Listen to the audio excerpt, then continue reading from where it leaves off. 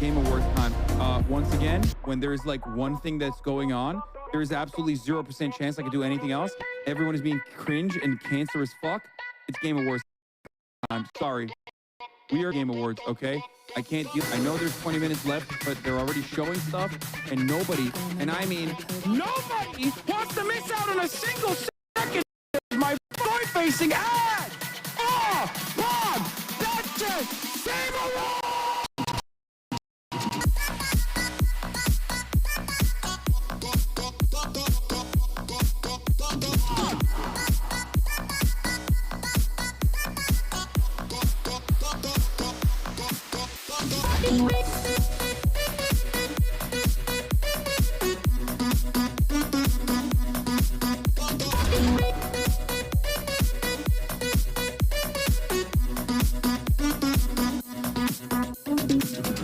I can't focus on this anymore because all you motherfuckers keep talking about the PlayStation event. You did fucking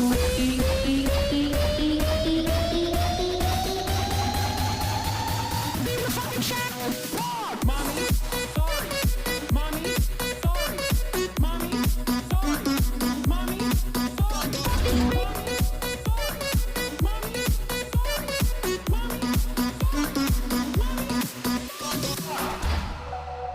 Phonics is literally just like hitting the levels of parasocial that previously people had never heard of before. What's going on, everybody? I hope everyone's having a fantastic evening, afternoon, pre-noon, no matter where you are in the world. I'm Hasan Piker, and this is HasanAbi Broadcast coming to you live from rainy Le Mans, France, ladies and gentlemen. That's right. It is rainy out here in Le Mans, 57 degrees, and pouring rain, as a matter of fact, in and out. Here in Le Mans, not Paris, France. That's right. And race day is happening both today and tomorrow, obviously. Le Mans. And I am going to be talking all about that in a second, because this is the part of the broadcast where I tell you about my personal news, about what's going on in the world of HasanAbi Piker, in between the time period where I press the start streaming button and press the stop streaming button, so help me God. It is 10:25 a.m. in Los Angeles time, but it is actually 7:25 here in France. Anyway, this is the part of the broadcast where I tell you about my personal news, about what's going on in the world of HasanAbi Piker, in between the time period where I press the stop streaming button and press the start streaming button, so help me God. That's exactly what I'm gonna do, because I had a very, very long day. What are you doing in France? I am here to broadcast GP Explorer, which is happening today and tomorrow, but especially the actual competition is happening tomorrow, and I'm going to get to it in a second. I'm going to tell you all about that in a moment. But last night I ended the broadcast. And what did I do? I went to sleep. Just kidding. I did not actually. Get off your phone and pay attention to us, please, Dad. What the fuck are you talking about? I'm literally live, and I'm paying attention to all of you. Okay, so ended the broadcast last night, and I thought I'd be able to go to sleep, but boy, was I wrong. I didn't go to sleep until 3:34 a.m. out here. Had to wake up at 10:30 a.m. So at least I got 6 hours. 6+ hours. And after that 6 hour-ish, 6-7 hour-ish sleep, after that, I had a busy day. Shot an episode of the Sweet and Sour podcast with Lily Pichu and Pokimane. Did that. Did you see Moist Critical call out Israel? Wait, oh my God, that's amazing. Well, we'll get to that in a second. Tides are changing. I literally the other day I said that's my normie meter. The Moist meter is my normie meter, so I guess it's over.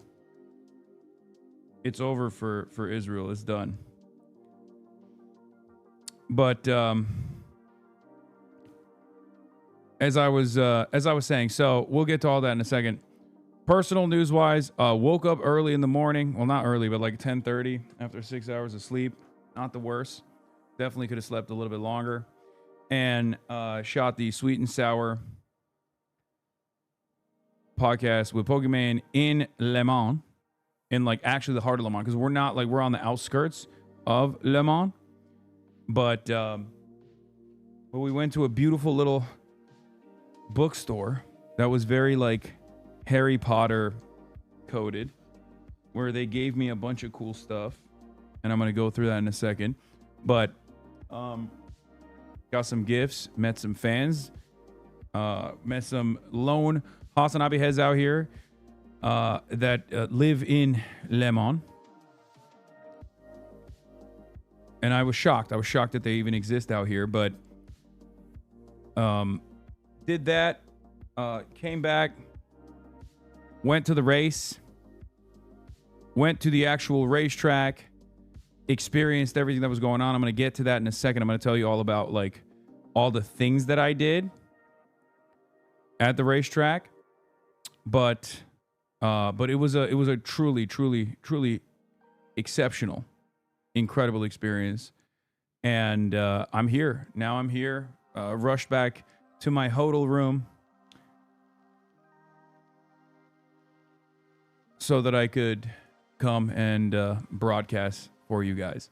Yes, I saw Ludwig spin out in real time. I was there. So, we are going to become le raciste tomorrow, but I became a raciste today. We'll talk about the Greta Thunberg stuff as well and a lot more. But basically, there's thousands of people taking to the streets all around the world for Israel right now. Obviously, we're going to be talking about that against Israel right now. We'll talk about the new Japanese prime minister. I know she's hard right in LDP and loves Thatcher. She's also loves Adolf Hitler and other things as well. Charlie Moist Critical has spoken out against Israel, it seems. So there's that. You guys time-stamped it. Big news. Oh boy, big news. Okay, and a lot more. Is that one of the Paladins jerseys? No, I forget who sent this to me, but it's there's an update about the flotilla attack in Tunisia too. Yeah, Israel admits, or CBS News out of the gates hit one last news bit about Israel before Barry White's takeover. So that's cool as well. And we'll cover all of that and more right now. Let me blast off real quick. But yeah.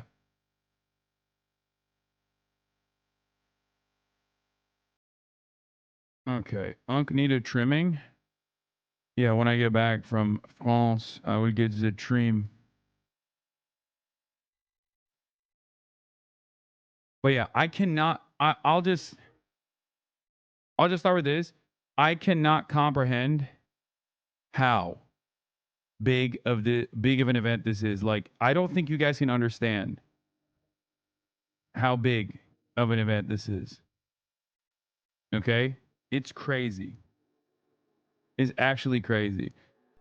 Anyway, Hamas accepts peace as IOF keeps bombing despite Trump's demands. Government shutdown. MAGA blamed.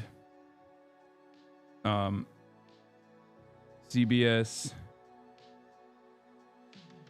reveals Israel bombed Tunisia. Bombed. Israel bombed flotilla in Tunisia.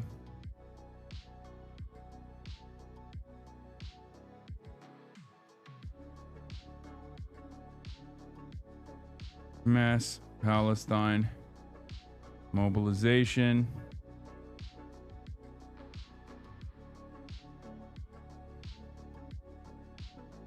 I can't believe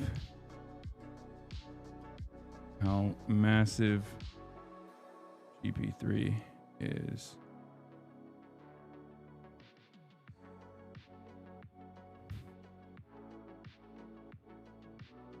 Get in now. There you go. That's good. Do we have a blast off meme or no? I swear my loyalty to you. Good.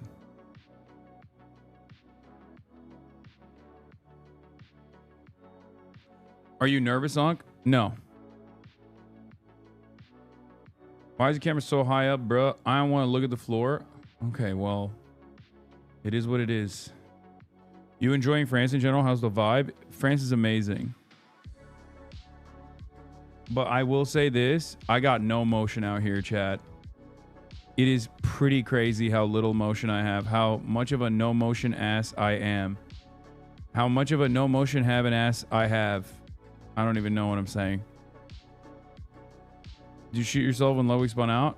A little bit. Just say wee wee. I'm gonna be honest. When we're out the streets, listen, bro. We don't go out. No. When we're in the streets of Paris, things are very different. Okay. When we're in the streets of Paris, things are very different. I have no riz and no motion at this massive event. No fans whatsoever. I've never been to such a crowded, packed, influencer-based event where I got 0 people bothering me. It was kind of awesome, but it was also somewhat humbling as well. It was awesome because I could just like walk around and it was sick. It was dope. But it was,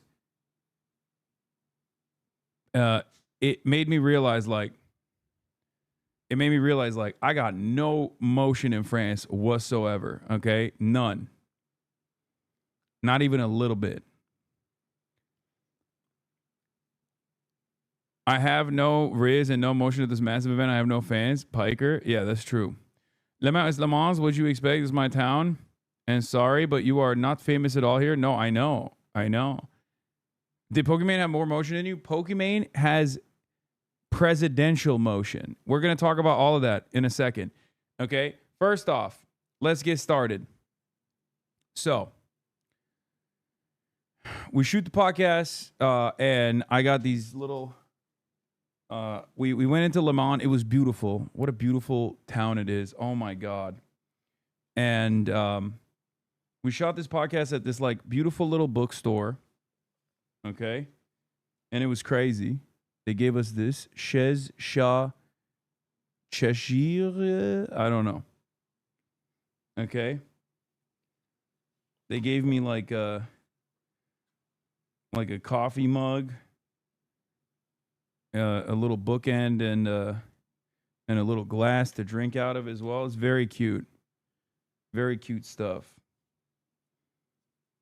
And also a little, I don't know, this thing to put your drink on. Okay? Some stickies. A card. A little sticker. A little card. Okay? Very cute. A coaster. Yeah. I forget what the thing is called. But then we went into an old bookstore where I went and got these 2 things, these 2 books. Well, one is a pamphlet more so. This is La Voix Fondamentale, which is a Che Guevara's speech. Okay. And I think it has like, and then this old Jules Guesde book. This is a French journalist, activist that was somewhat impactful in like early Marxist thought, or early socialist thought as well. I thought that was cool. This is from 1929. This book, and also.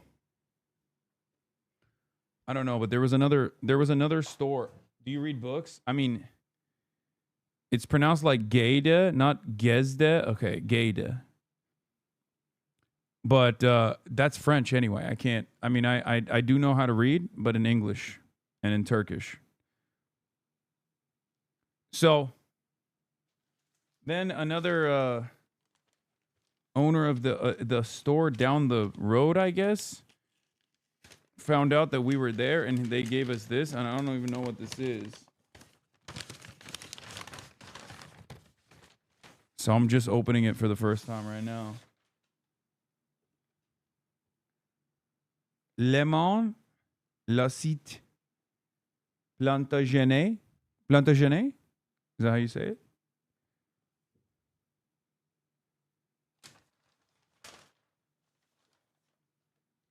And then this. Oh, this is dope. Nice little art. This entire town is designed around the Le Mans race. Like the Le Mans is all about the race. Like everywhere you go. And then postcards. Give me some postcards as well.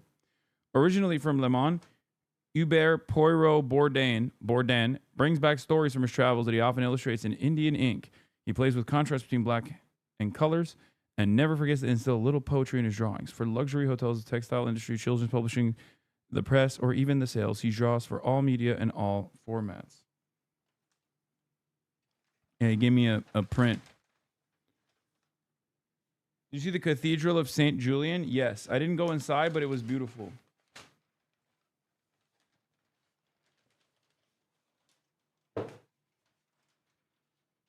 It's like Le Mans.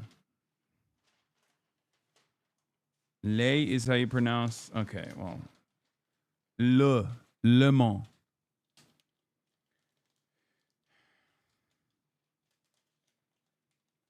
But where's Le Women's? Yeah, I agree. Yeah, there's a Le Mans, but where is Le Women? Le Mans. So, after that, we came back to the hotel for a second, and then immediately went to the racing area. And I've been filming a little bit too, so I can just like make some vlog content potentially. But I will say this, okay? This event is unlike anything that Americans are capable of doing, okay? Make no mistake. I don't think you guys understand. Like, I was thinking about this, and Pokey and I are in agreement on this too. But like, we've been to a lot of big events, right? We have friends that make big events. We have friends that do big events, right? It is incomprehensible. This is a legitimate, like this is like a legitimate, massive, real race, okay? Hundreds of thousands of people have come to Le Mans, specifically for this event. Do you understand how big that is? I'm saying hundreds. Like I think it's more than 100,000, if not 200,000 people. 200,000 people in physical, like in the physical space. There are, I'm going to repeat it again, 200,000 people that are there. Okay? 80K today, 200K total. And that's just the people that are at the event. And now this is not a Formula 1 race, guys. This is not like, you know, obviously that's an entirely different thing. But like Formula 1 is like you said, 400K. Average Formula 1 weekend is like 400K. Okay, but that's Formula 1. This is a Twitch streamer created event. That's just the physical tickets. Like that's just like what people are coming to watch. Okay? Like the Super Bowl is like 80 to 100K people. We're talking about double that for a Twitch streamer event. Okay? For a YouTuber, like an event that a YouTuber's throwing. That's what I'm trying to explain to you. Like the motion is like there's levels to this, and the French gap us. We knew that the Spanish gap us, but the French absolutely gap us as well. And even on the first day, and this is supposed to be just like the qualifiers or like, you know, this isn't the actual race, right? Squeezy was live streaming the whole day. I think he might still be live streaming as a matter of fact, because I think the event's not done yet. Oh, I think it literally just ended probably. But he had like 600K, 700K people watching the whole day. Okay? It's unlike anything you can imagine.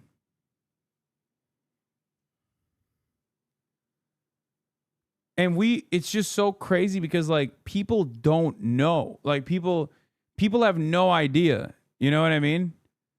Like Americans, we have no idea how many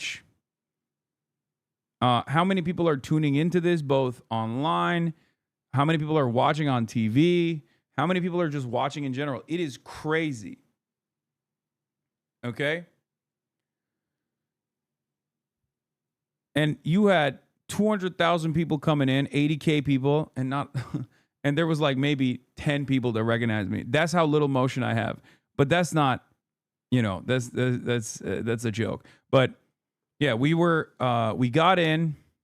I got to see Lucas for a second in between, like after he was done competing. You know, met his family, saw some friends, hung out with Nick and Slime. That's what you get for ignoring car guys. I agree.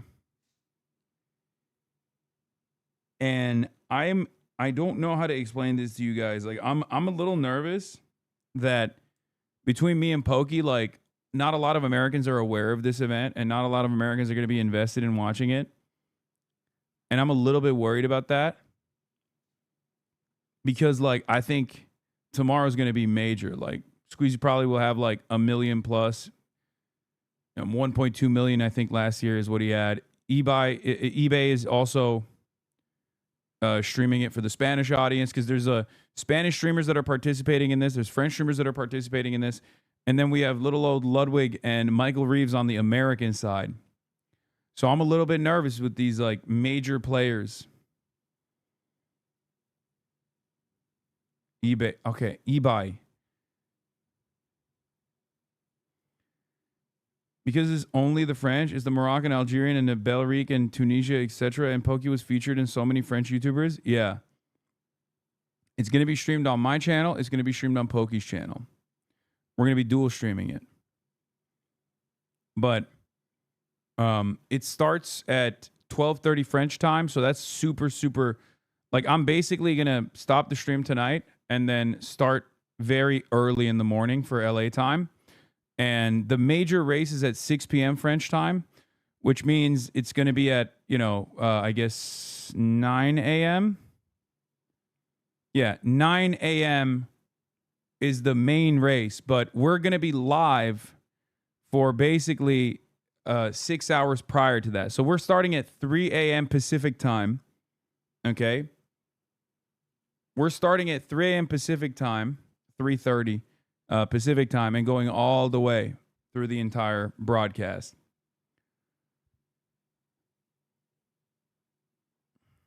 They didn't know us, little bro. The perks of being an NA and also a race fan. Yeah, has this been your first encounter with Pokey? The fuck? That's so funny. What? I really don't do a lot of collabs anymore, huh? That's so funny that I have like a 4-month subscriber that just didn't know that I've known Pokey for years. And I've been good friends with Pokemate for, what, like 8 years almost.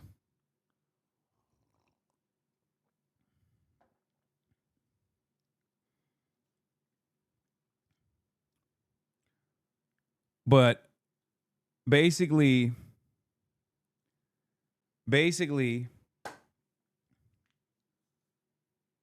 we'll see what happens. We're going to have, it's a professional setup. Like, you're going to see me in a way that you've never seen before. I'm sitting behind a desk. I'm at the race. The race is happening behind me in real time. We're going to have a bunch of rotating guests coming over. We have Etoile, my friend Chloe, who is a podcaster, TikToker as well.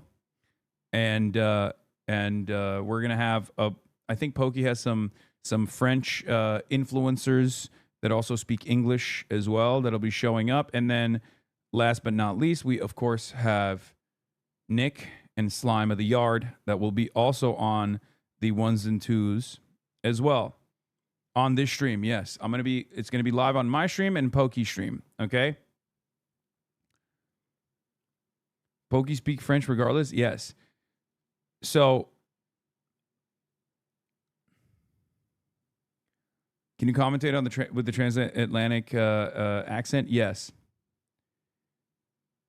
Did you meet Kameto? If yes, have you mentioned him, Le Grand Replacement? No, I have not, but I will be talking to him about that.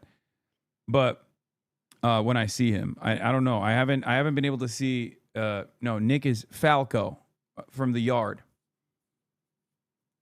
Okay, it's gonna be big. It's going to be big. It's going to be grand. It's going to be a Grand Prix. Thank you for the playlist, Amacius. But basically,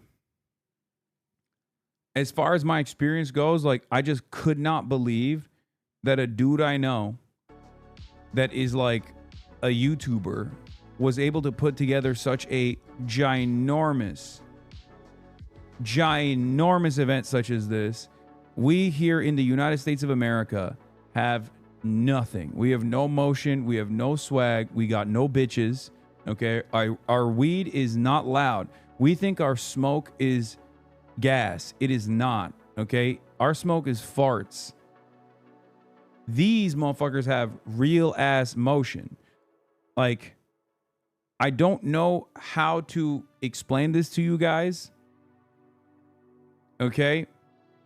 Like, I know the numbers. I see the numbers with like eBuy's events, right? I see the numbers with eBuy's events when he's like throwing them together and it looks so big and so grand and so spectacular. Being at one of those things is entirely different. Because even as like a physical event, it's a gigantic event. Okay? Even as a physical event is ginormous. But then on top of that, it's like a legit televised sporting event as well. As in like it's being broadcast on French television. There's like real celebrities that are attending, you know what I mean? It's like a whole thing. And on top of that, there's also tremendous amounts of people that are like tuning in all over the internet. He sold those tickets in less than 1 hour and it's 13 million euro total tickets. So the event cost to put together this event, it cost 10 million euros. Okay. Chat saying Cutie does not get it at all. No. We don't even have the capacity to do stuff like this. Like, Cutie's events are massive. But I'm talking like Kai Cenat, for example, right? Like, Kai Cenat is the most like consistently large event doing streamer, right? The event cost 10 million euros to put together, and it shows, okay? It shows. Do car guys make that much? No, these aren't car guys. These are some of France's top content creators, Twitch streamers, TikTokers, whatnot, going up against some of Spain's top content creators. They're going up against one another, obviously. They're competing against one another. And, you know, I mean, this is sponsored by Netflix. It's sponsored by Samsung. Like, this is a major incident. Like, it's a major incident. It's a major event. And it's incredible. It's incredibly well organized. It's like a legit event. And it was crazy seeing the fans like go insane mode. Easy explanation. France embraces big YouTubers as mainstream media. They meet the president. US YouTubers are kept in a corner away from legacy media. Yeah. For sure. I'm a French living in California, and you're one of my favorite streamers, and seeing you hanging out with my favorite French streamers is just so awesome. Hell yeah. Did you actually take photos for your dying Instagram account? I did. I took some photos. It's much more about the audience being very active IRL compared to US. Yeah, that too. So, like I said, I just could not comprehend the sheer scale of this thing when experiencing it, and the fandom. Like, they're so crazy. They went nutty mode. But there was a moment where like we were walking up to the platform, and in order to pass the platform, you go through this like VIP area, and there are fans waiting outside the VIP area to get like a look at some of their favorite content creators, some of their favorite celebrities, right?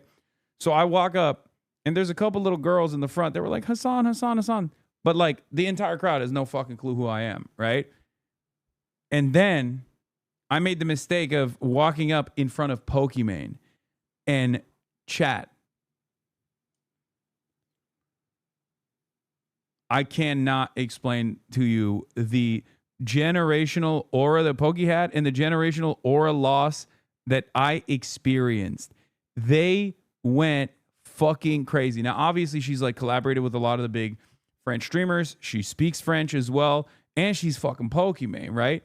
So like all of that combined, it was crazy. Okay? It was me, the Yard Boys, and March walking, not a single fucking peep. They see Pokey and they go crazy. They're like, ah! There's a video. It'll be on her vlog, most likely. I could not believe it. I could not believe it. It was so crazy. Also, I think that the American influencer scene is so spread out and can create pockets, not a solid group of American influencers. Plus, we have some dumbasses. It's true. Don't worry, big bro. One day you'll be famous. They thought you were the bodyguard. No, they thought I was some random dude, not even connected to Pokimane. They were so excited to see Pokimane that they would have been excited if they thought I was even her bodyguard. They would have been like, oh my God, that's Pokimane's bodyguard. That's why she likes France. All her haters are American 4chan loser incels, man. Thank God. Yeah. But basically, sometimes you have to be humbled. Oh, dude, I was humbled. Okay. I was humbled. The crowd was not eating my Islamagoshism. Okay. Let me tell you. But it was a really fun experience. And it was really awesome to see how much people go crazy for their favorite content creators out here. Next year, they will bother you. Trust, they will love you. They don't know who I am, and they're not going to know who I am at all. But because I'm not doing the French broadcast, I'm not even connected to the French side of the French broadcast at all, except for the fact that I'm friends with Squeezy.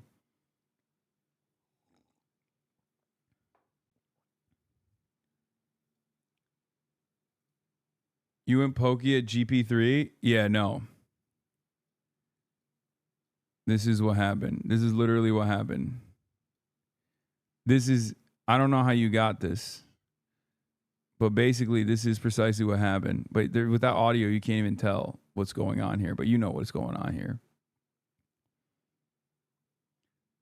Being incognito is better than being known, Unc. Move in silence. No. How did you meet Squeezy? Many years ago at this point.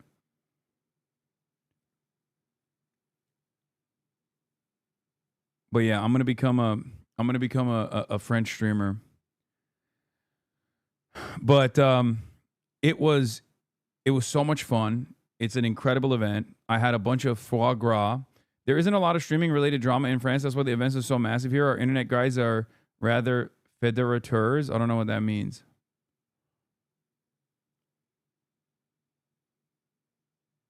You should make friends with the French leftist streamers you met at the protest. They also organize events. Squeezy's last message in here was open the door. Bro, I'm at the door. Hasan, open the door, man.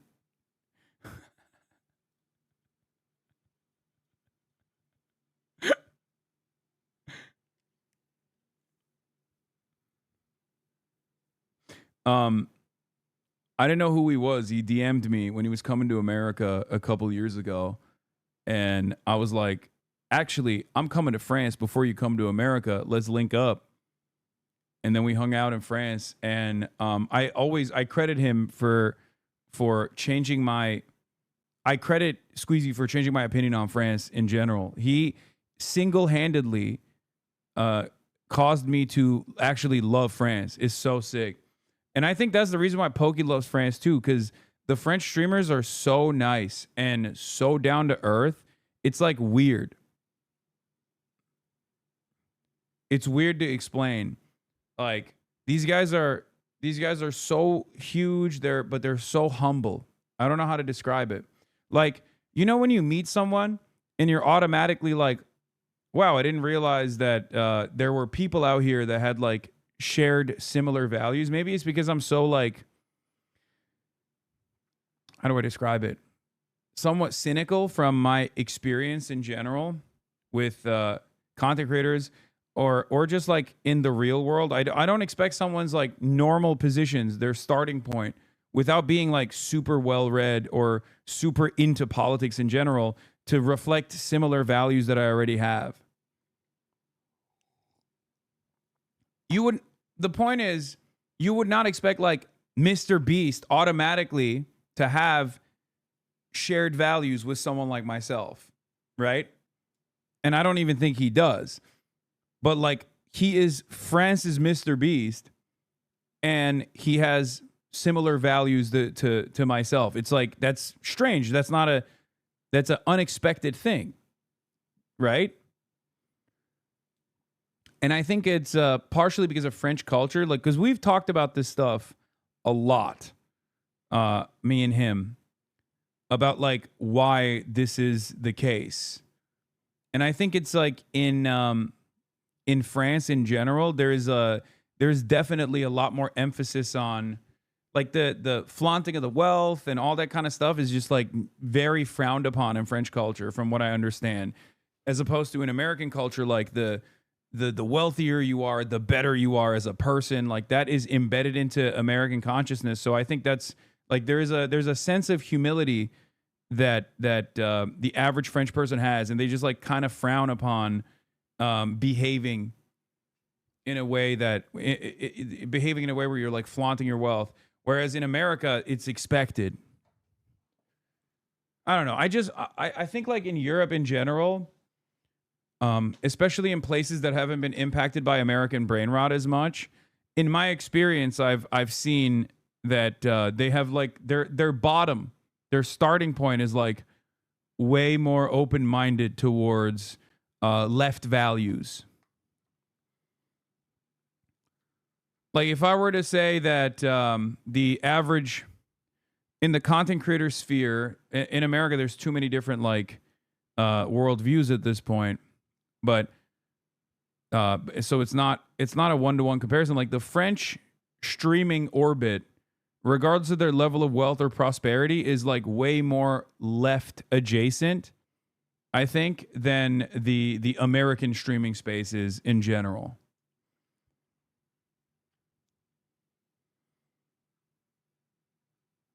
Does that make sense?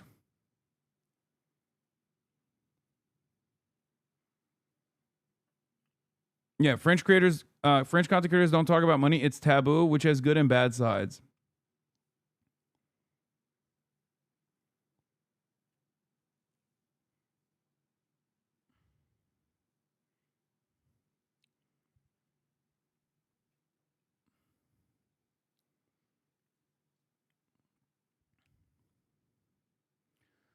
That's true, but in France, the humility is getting less and less with every generation. Yeah, American pro-capitalist brain rot will eventually destroy every culture, I think.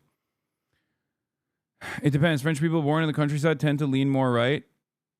Well, regardless. I think that is reflected in even like being able to put together events like this and stuff too. But yeah. Aside from my opinions on French streaming culture and French culture in general, we obviously still have a lot of news to cover. We have so much to go through. It seems that a couple weeks ago, I said, once Moist Critical talks about Israel, it's over.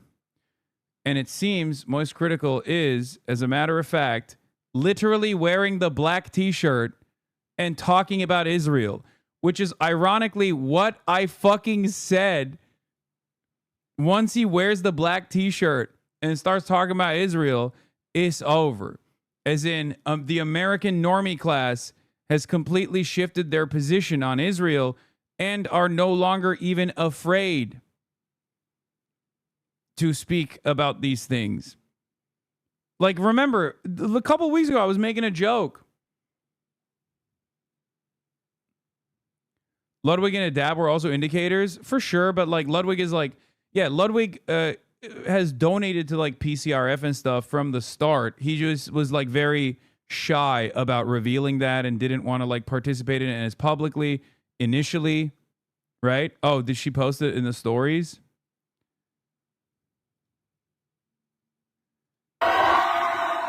Yeah, I'm on the corner here somewhere, okay? You can't even see me in this. But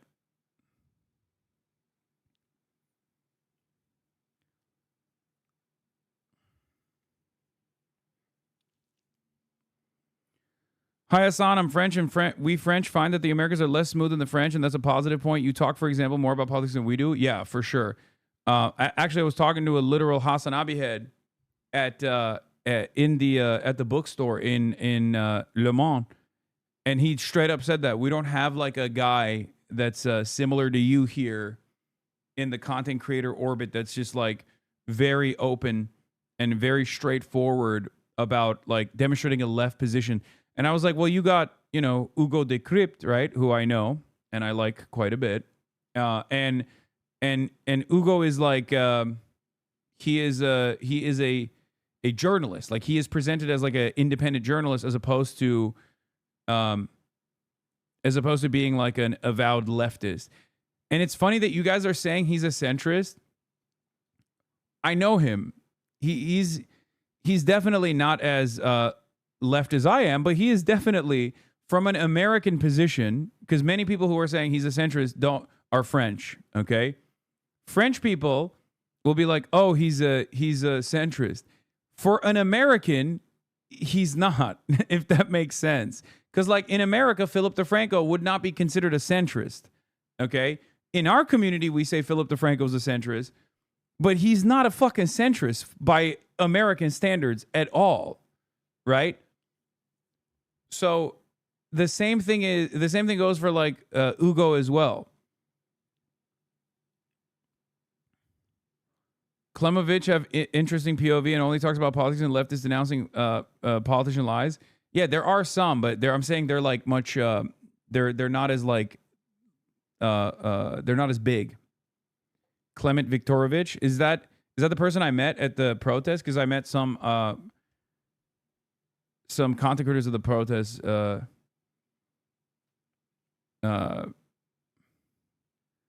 Klemovich is the GOAT. Yeah, also for the record, a lot of people don't fuck with the LFI. Like they think the LFI is too radical.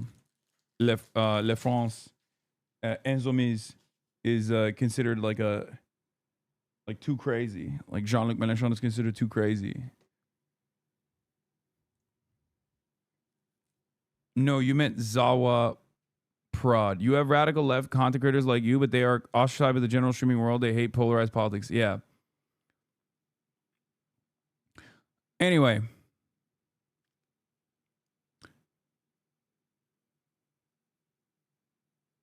You meant Zawa Prod and Eskar Gog. Roz and Cassandra.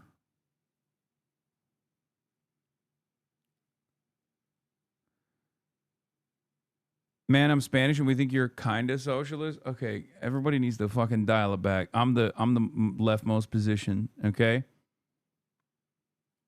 I'm the biggest leftist. I'm the most leftist. Shut the fuck up. I'm max left, baby. Anyway, what was I saying? What was I fucking talking about? How did I get here? If Gavin likes you, you ain't leftist. It's true. Oh, but as far as Moist Critical goes, guys, it's time. There's a real fucked up situation going on. Let's take a look at what he had to say. It's so despicable, and yet it's stopped being surprising now. P. Diddy just got sentenced to 50 months in prison.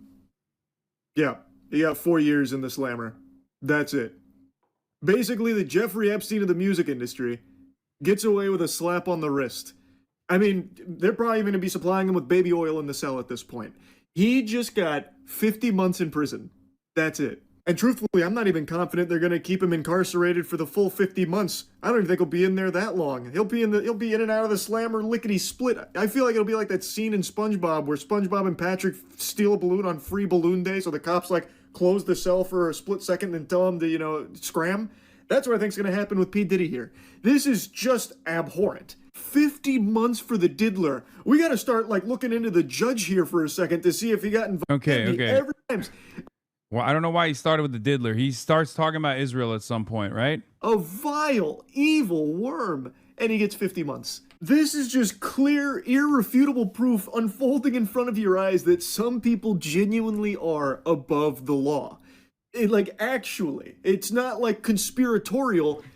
It is just the facts of it. It's crazy. Your Honor, did you stop to consider for a moment that my client has an unbelievable amount of money?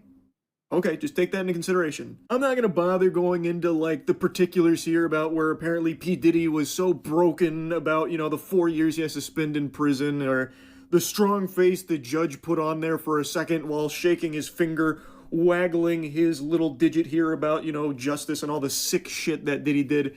I will say that's standard for that's standard for sexual assault related incidents though. The criminal justice system is actually pretty crazy with its lenient sentencing when it comes down to rapists and stuff. Like, it's not. This is obviously a triple Monty because, like, Diddy is also a very famous person and also very wealthy. On top of that, but like, even in average everyday Joe incidents, even if you can get a fucking investigation done, because there's a shit ton of backlogged rape kits that have just gone untested for years. Okay. Even if you can get an investigation, you go through the court process. Again, very hard to convict.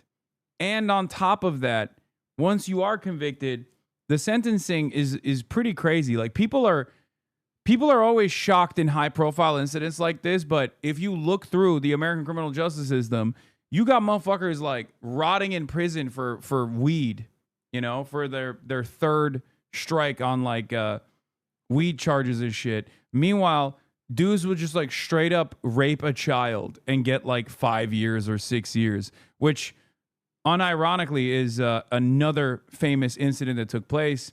Trump's, one of Trump's like pastors got 6 months in prison for doing that. I'm pretty sure. I don't know I forget the exact details, but like, that's the only area, famous or not famous, that's the only area where there is like tremendous leniency for some weird reason. Okay. Everything else, every other issue, the American criminal justice system is vicious. Okay. The American criminal justice system is unimaginably vicious. Not sure about you, but when the ex-megachurch pastor and Trump's spiritual advisor Robert Morris gets only 6 months in prison for sexually abusing a 12-year-old girl, while homeless Willie Simpson gets life in prison without the eligibility for parole for stealing $9, it's so fucking unfair. And the reason why this person, I suspect, if this is not an example, if this is a real example, I suspect it's because it's their third strike.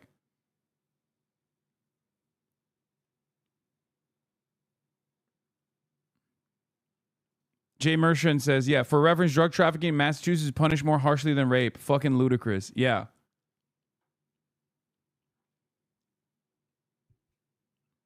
This is another universal problem, by the way. It's also really shitty in the UK as well. In most places, and listen, I'm not Mr. We need more harsh sentencing at any point, right? I'm Mr. Criminal Justice Reform. I am in favor of rehabilitation over incarceration. But it's impossible not to realize, or it's impossible not to fucking notice. What is this? The Hasan Piker effect? What the fuck is this? Why did you send this to me?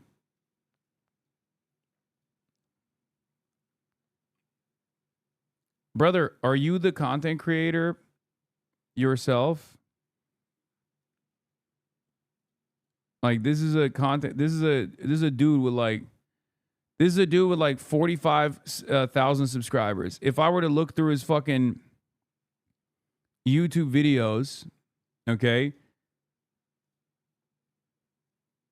it's mostly getting like 12K, 10K, 15K. And then he writes a video on me, 134K.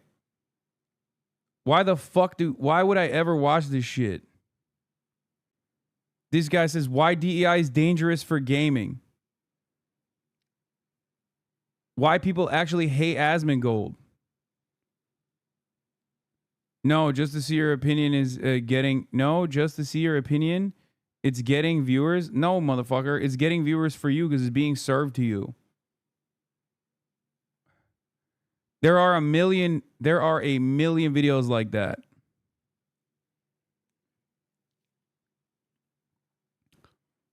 It's just slop, brother. That dude is probably like I assume he's like a centrist or something. In any case,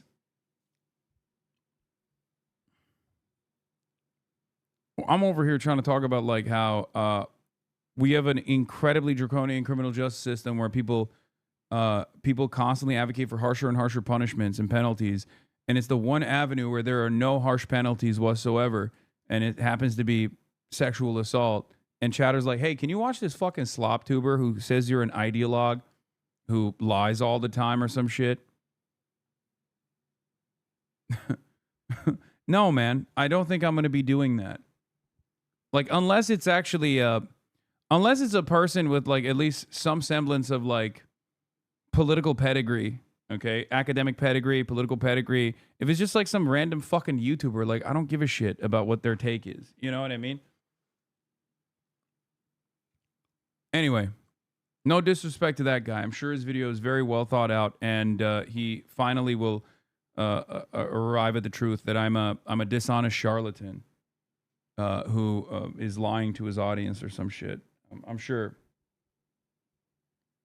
it has all the motion on the planet. Anyway,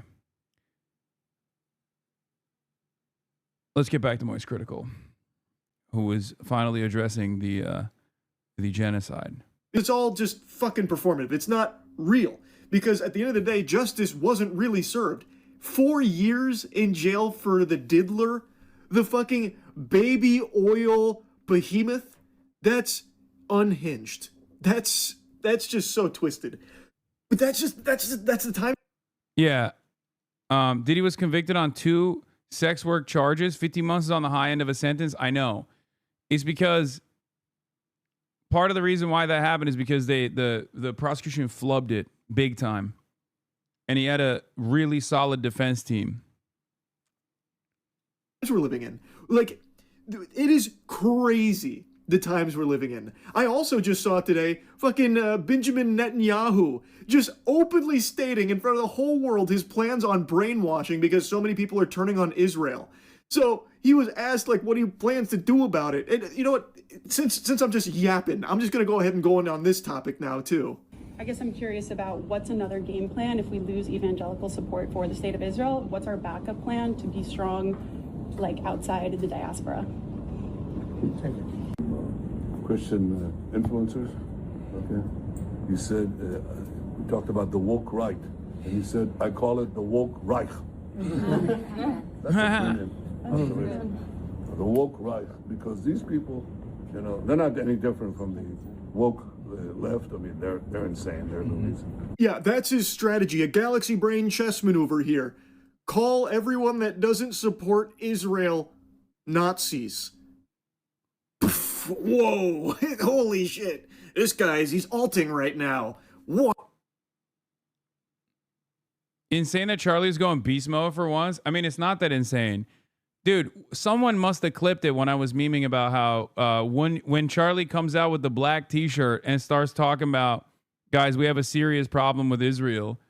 That's when you know the normal position is we've arrived at the normie position. This is hardly beast mode though. Dude, I'm going to keep it very real with you. There is no world where someone like Charlie would ever in a million fucking years say anything about Israel. You guys are straight up living in a totally alternative reality. If you think a person that people call a fence sitter professionally, okay, would ever, like, I'm not, and his own personal positions on Israel are irrelevant. I'm saying, like, as far as coming out and saying anything about Israel because of how fucking terrified most people have been to say anything about Israel at all. Anything for Israel. Anything to say about Israel at all. Because for many people, for content creators, for people with jobs, they are terrified of saying anything about Israel that's negative because automatically you are public enemy number one. You're losing your job. You're gonna be tarred and feathered. You're gonna be called the anti-Semitic Nazi for the rest of your fucking life. Okay. This means it's no longer the case. This means that normies have also recognized that there isn't a tremendous amount of social pressure that can be applied if you come out and you're like, what the fuck are we doing here? This is completely unacceptable. He is proving exactly what I've been saying for months, that Israel's censorship regime especially is very frustrating for regular Americans who might not personally give a shit about what's going on there. Not to say that Charlie doesn't, right? But there are plenty of Americans. I'm using Moist Critical here as a beacon. I'm using him as what's the word I'm thinking of? I'm using him as a way to tell you where like societal attitude is at. Okay? Yeah, a canary in the coal mine, a litmus test, an indicator, okay? Most people either don't know anything about Palestine or Israel and never really cared, or they had a positive opinion on Israel until October 7, right? And most people saw what Israel did after October 7 and at times tuned in and thought, wow, that's really fucked up. Oh, well, life goes on. I'm talking about like normal people, not you guys. This community is obviously unique. We are uniquely tuned in to what the fuck Israel's been up to every single day. Okay? For the average person, for your coworkers, they are not as tuned in. But this doesn't mean that they're oblivious. They are aware of what Israel's doing. Some people know what Israel's doing and think, well, you know, they're brown guys. Oh, well, it's really sad. Maybe they should stop. But they're just, you know, brown children being slaughtered. Okay? And they just move on with their lives. But if there's one thing that pisses off Americans, if there's one thing that pisses off your fucking coworkers, it's the fact that they see that, they don't like it, they're fearful to say anything about it, and they see others saying something about it that reflects their values on the issue, and they get fucking censored, or they get deplatformed, or they get yelled at endlessly by some of the most arrogant genocidaires you have ever encountered, and they don't like that. They especially don't like this. So even if there's an American out there who doesn't give a fuck, who doesn't like what Israel is doing, but doesn't care enough to go out and protest, and is not fully aware of all of the awfulness, all of the bloodshed that Israel has committed, they especially don't like being fucking censored. They don't like the fact that there are unlimited tax dollars going there, and they don't like the arrogance and entitlement demonstrated by this supposed client state, and they don't like that they are being censored for exhibiting any sort of discontent. Okay? We shall call this the Kimmel effect. That's a good attitude about it. That's a good take. Exactly. Americans might not be totally tuned into all the awful shit that Trump is doing right now at the domestic level. But when he came out and was like, Jimmy Kimmel, for this like tepid statement about Charlie Kirk, deserves to be barred from speaking on television, and the FCC should like revoke the television license, all of a sudden everyone goes, what the fuck do you mean? Get the fuck out of here. Okay?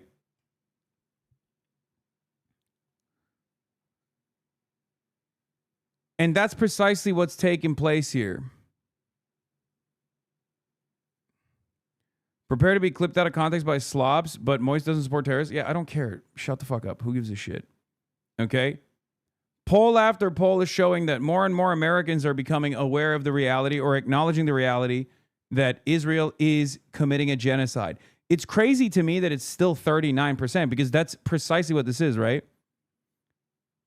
Wait, that's American. Wait, no, hold on. That's Jews. That's American Jews, brother. No, the percentage of Americans that say Israel's committing a genocide against Palestinians in Gaza is far higher than that. This is American Jews. Most American Jews say Israel's committed war crimes against Palestinians. About 4 in 10 say Israel's committed genocide. That's insane. That's huge.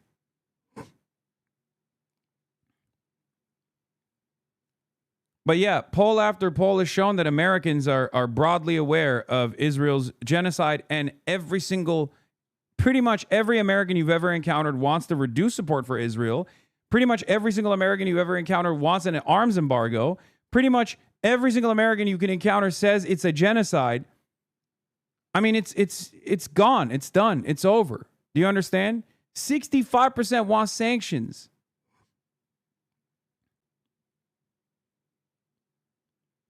Oh, this is the Democrats. Okay, I was going to say, this is like, the percentages seem far too high for all Americans. But regardless, overwhelming numbers also recognize that Israel is committing a genocide. Majority of Americans also want to push for sanctions on Israel. Okay, not just Democrats. Because when you look at independents, their numbers are a little bit lower than the Democrats, and then Republicans are pro-Israel, but it doesn't matter, right? Because Republicans alone don't make up for Israel support. Like, with the exception of evangelical Zionists and Jewish Zionists, which also are no longer as pro-Israel as they used to be, okay? With the exception of evangelicals and Jews, most of the United States of America are no longer pro-Israel, okay? And that happened over 2 years. You have to measure that against how pro-Israel Americans used to be. It is so over. And it's only going to get worse from here on out for Israel as far as like approval ratings goes. Oh, did you find the clip? Here, I said. Would literally fucking lose her job. This is like Moist Critical, okay? You know how I say Moist Critical is my normie meter or my centrism meter?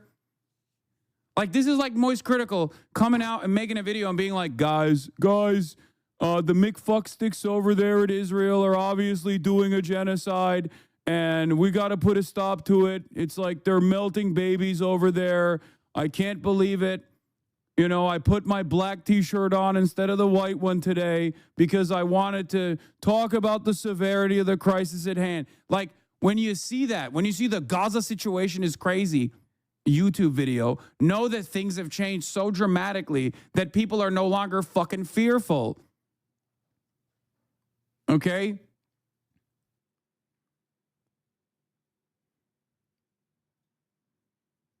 Wow. So basically, if you're not like eating out of this guy's gooch and supporting Israel on everything, you're a Nazi. To secure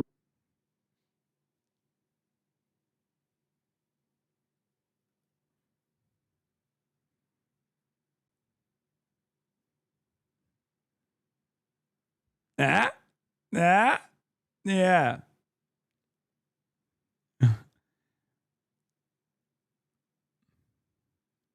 Down to the fucking black t-shirt, bro. Come on. My point is not, it's a non-starter. The normie American position is not only anti-Israel, but Americans are no longer afraid of even coming out as being anti-Israel. Because like in the past, many Americans would shy away from saying the truth. Many Americans would shy away from saying the truth because they were worried. Because nobody wants to be fucking yelled at and be called a fucking anti-Semite, okay? Especially because, like, when you get called an anti-Semite, especially by, like, these advocacy groups that do have a tremendous, or did have a tremendous amount of institutional motion, you're fucked. Your career is over, okay? This goes even beyond like people's distaste for speaking on political issues.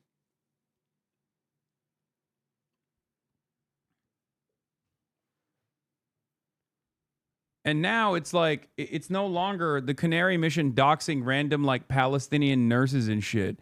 Because they can't dox every single person. You know what I mean? So they don't have that same environment of censorious fear. And it doesn't hit anymore. Yeah. This shit doesn't work anymore, man. Balanced budget 35. The cultural boycott of Israel almost certainly is thinly veiled anti-Semitism. Cultural boycott immediately implies a boycott of Jewish culture, which is inherently intertwined with Israel. It just doesn't. I have Jewish friends. They are scared of being attacked. You can criticize Israel, but criticizing culture, you begin immediately steering into anti-Semitism. Cultural boycott doesn't mean boycotting Israel. First of all, cultural boycott on Israel does not mean boycotting Jewish culture. The fuck do you mean boycotting Jewish culture? Are we going to stop eating bagels? No one is fucking suggesting that, okay? Half of American culture has been created by American Jews. No one is fucking advocating for cultural boycotts on Jews. A cultural boycott on Israel means academic boycotts on Israel, sports boycotts on Israel, not allowing Israeli teams participating in global events. Also, what kind of fucking cultural output does Israel have? Are you kidding me? Oh no, I can't wait. We're not going to be able to listen to fucking the worst techno you've ever heard in your entire life. Get the fuck out of here.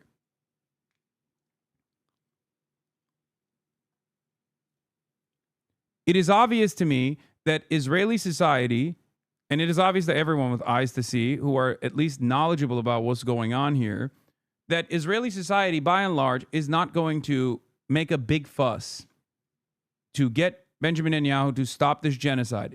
They're on board. They're on board with it. So you have to get Israeli society to recognize that this is no longer a genocide that they can continue doing without any sort of repercussions. This is exactly what happened in apartheid South Africa as well. White Afrikaners did not take a position against the apartheid because they finally recognized the humanity of black people. They took a position against the apartheid because they realized that the rest of the world had designated South Africa as a pariah state. They no longer could participate in global affairs with the same ease that they were able to. Israel has never seen this kind of repercussion. This is what the advocacy is all about. This is why BDS is so important. Boycott, divestments, and sanctions on the state of Israel is so important.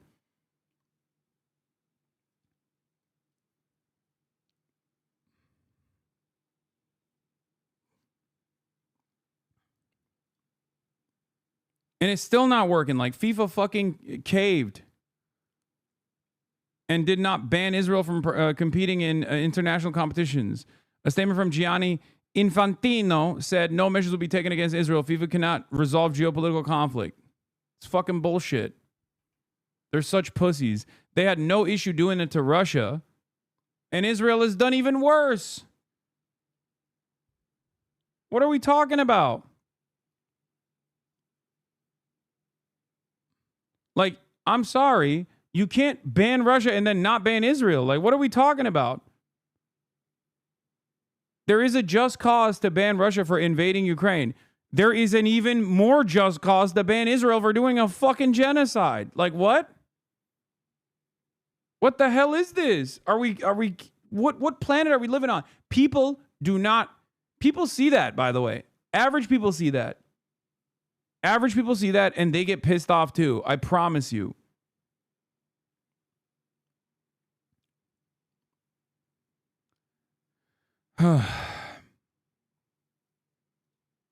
Anyway, let's get back to the moist meter here, though. That part of the base of our support in the United States, that is being challenged. The Ukraine thing is just as bad. Come on, don't say Gaza is worse. They're both bad. I'm sorry, dude. Are you out of your fucking mind? No, of course a genocide is worse, dude. What the fuck is this question? At least Ukraine has the backing of the entire Western world with, like, arms. Okay? No one in here is justifying Russia's invasion of Ukraine, dummy. What the fuck? Come on, dude.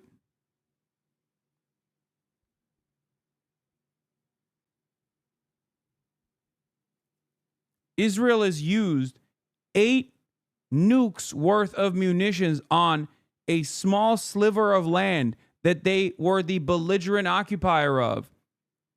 90% of the casualties are civilians.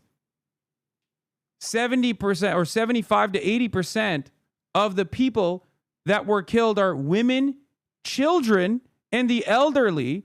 And you're over here talking about, like, oh, don't compare the two. Like, what the fuck do you mean? Yeah, it's not even a comparison. One is a genocide. Both are unacceptable. Both are incredibly violent.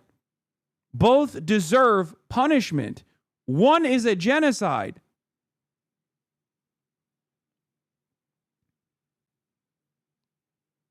That's crazy.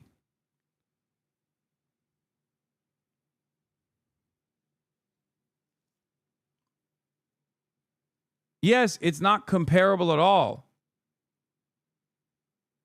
But not in the way that you think.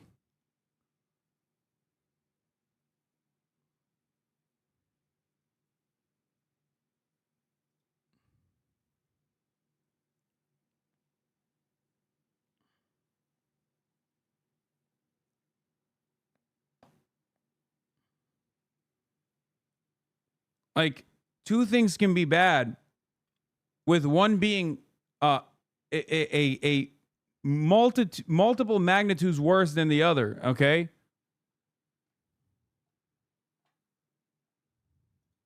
Systematically. A lot of this is done with Like, can money. you imagine? Here, I'll give you another example, okay? Can you imagine a world where you can't fucking be like, hey man, Russia is pretty fucked up for this goddamn war that they're committing, and then people come up and they're like, you're being Russophobic, you can't have a job anymore, you're fired. Like, Russia invades Ukraine, okay, and you can't be like, yo, that's really fucked up. Russia invades Ukraine, and you can't even say, hey, don't do that, that's really fucked up. Can you fucking imagine a world where people were like, wow, you're being Slavophobic or Russophobic, you're fired. Have fun being unemployed. You're going to be homeless now. Money of NGOs, vast. Money of governments, vaster. Okay? We have to fight back. How do we fight back? Our influencers. Just in case you forgot, Israel literally pays influencers to suck their wiener and just be like these loyal little lapdogs to always just lap up whatever Netanyahu's gooch is sweating out. Like, it's unbelievable. And he's just being like super open about it. Like, he is just saying that in front of people's faces. Guys, people saying that's exactly what it's like in Russia are missing the point. Yes, it's also the same in Israel. You can't say it's a fucking genocide in Israel. It is illegal, okay? They will arrest you. And they do arrest people for saying that in Israel. Okay? Not in America. I'm talking about the Western world, okay? Like, Palestine Action was prescribed as a terrorist organization, and you can go to prison for 14 years in the UK for holding up a placard that says, I support Palestine Action, okay? Can you imagine a similar incident where in the UK you say, I support Ukraine, Slava Ukraine, and you go to prison for 14 fucking years? It is the most patently, flagrantly absurd injustice.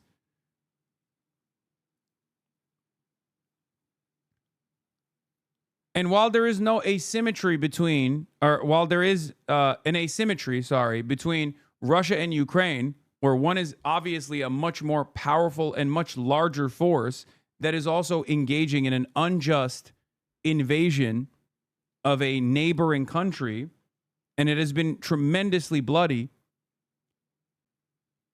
Israel is literally doing a genocide to a belligerent, to a population, to a captive population that it is the belligerent occupier of. After almost 80 years of apartheid. What the fuck? Hasan, you are a terrorist, an actual threat to human life, disgusting, disgraceful, pathetic. Sorry. Moist Critical is also on his fuck Israel tip, so good luck to you, chatter. Good luck to that chatter. There's going to be, at this point, there's going to be like 8 people who fucking support Israel.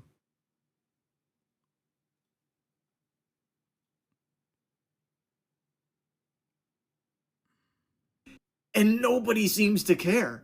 And secondly, we're going to have to use the tools of battle. And the most important ones are on social media.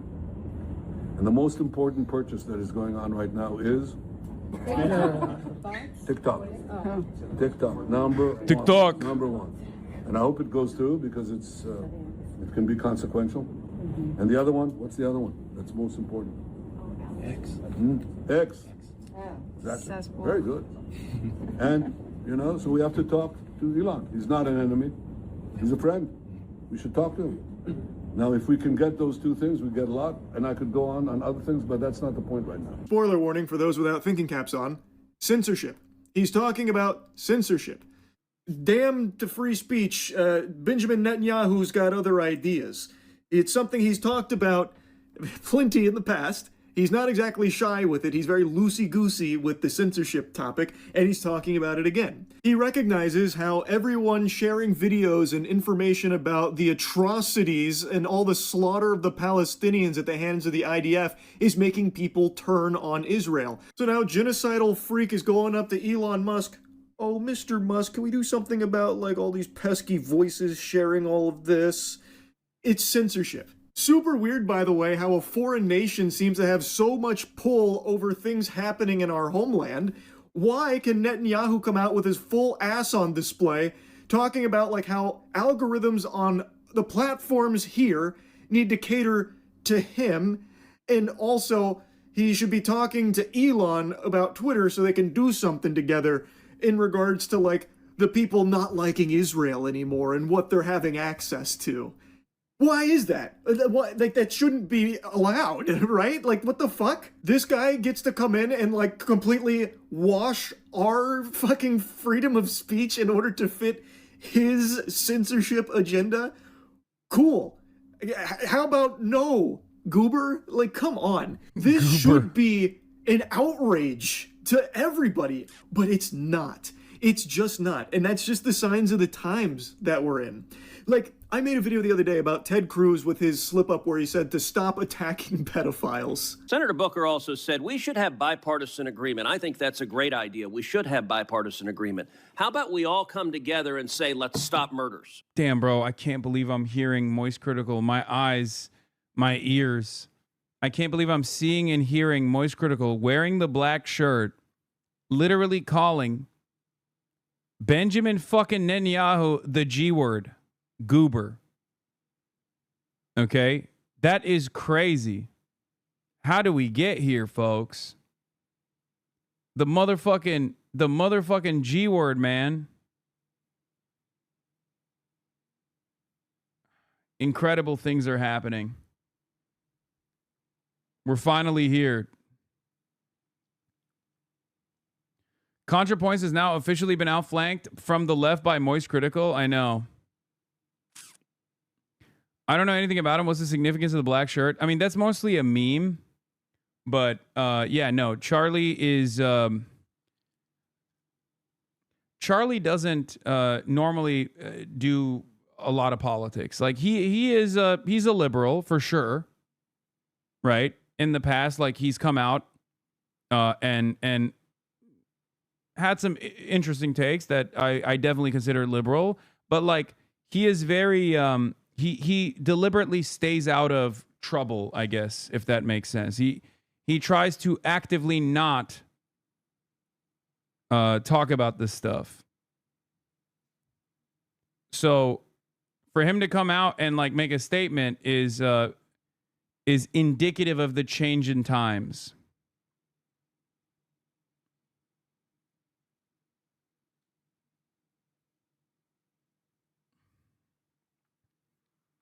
It means that there aren't like tremendous repercussions for this sort of thing.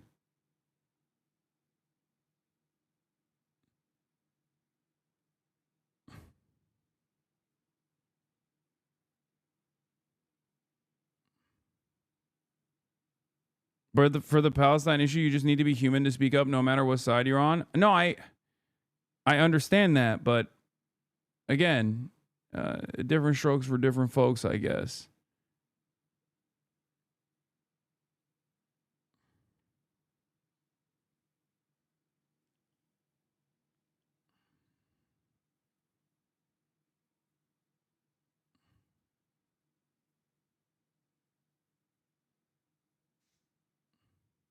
How do you think he'd feel knowing you call him a normie meter? I don't know.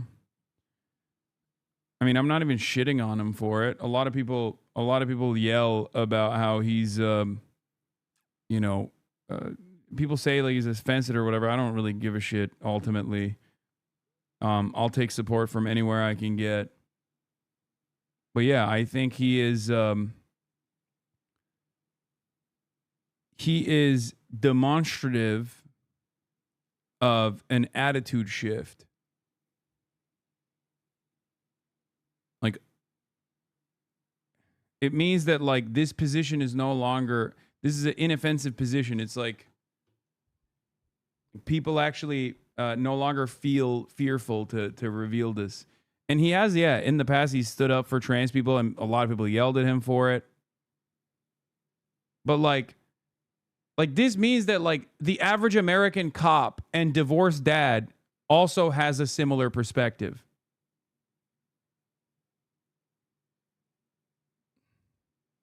Do you understand? Like, there's cops that watch Moist Critical. There's divorced dads that watch Moist Critical. Your coworkers watch Moist Critical, okay, in our age group.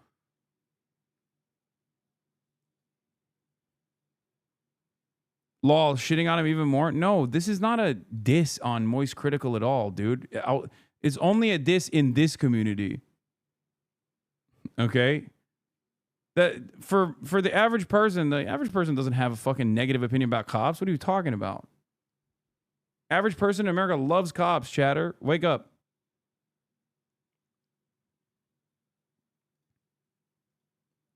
How about we all come together and say, let's stop rape?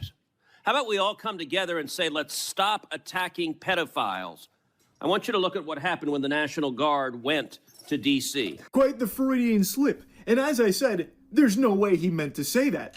But he never corrects it or anything. No one points it out. And what he's talking about didn't pertain to pedophiles at all. His crime statistics were robbery, homicide, and rape. 2 out of 3 of those he covered previously. The last one, robbery, that doesn't relate to stopping attacking pedophiles. Like, those two don't connect. You can't put the square piece into the circle hole on that one.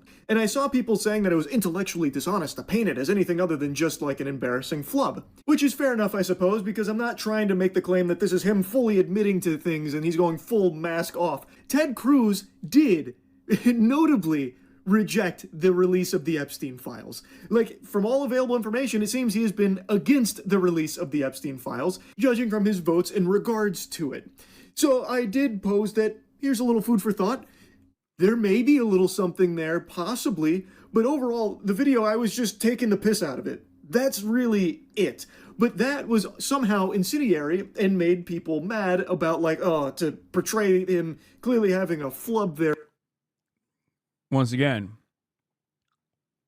that is indicative of his audience's attitude, right? That he still has people that would, even when he's like gently making fun of Ted Cruz for a very obvious gaffe, while tying it back to the Epstein stuff, like, there are people in his audience that get mad at that.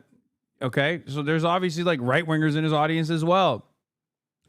Not his entire audience, but that is, once again, where Charlie is at and what he represents for someone like myself. With his words is absurd. And I just don't understand how we've reached this point where you can't even, like, point out the absurdity of something so fucking preposterous like a politician saying, stop attacking pedophiles. It's crazy to me. But I saw people putting words in his mouth saying what he meant to say, stop defending pedophiles.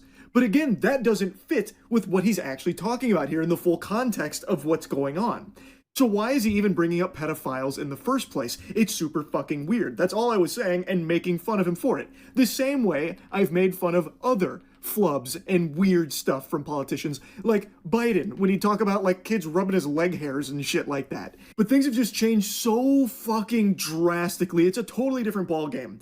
But I'm gonna harp on Ted Cruz for a moment, because I just don't understand the glaze. I don't know how he has fucking hog riders. I do not get the pedophiles that will defend him tooth and nail, when he himself has said that the reason he got into Congress 13 years ago is to defend the interests of Israel. I came into Congress 13 13 years ago with the stated intention of being the leading defender of Israel in the United States Senate. And I've worked every day to do that. So you are an American politician whose sole purpose for being here is to defend the interests of a foreign nation here, domestically. I just don't know how that's not treasonous. I'm just going to say it. I don't get how that is not just like full-blown treason.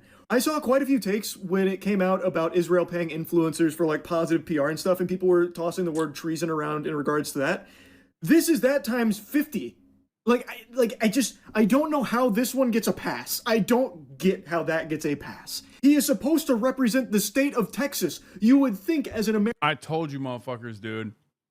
I told you. Wait till Charlie hears about BDS laws, dude. Any self-respecting American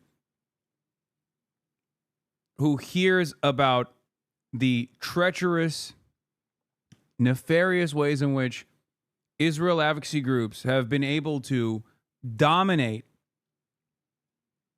American political discourse in this fashion, they're never going to look at that the same way ever again. 38 states where you have to fucking sign a loyalty pledge to the state of Israel to retain a job.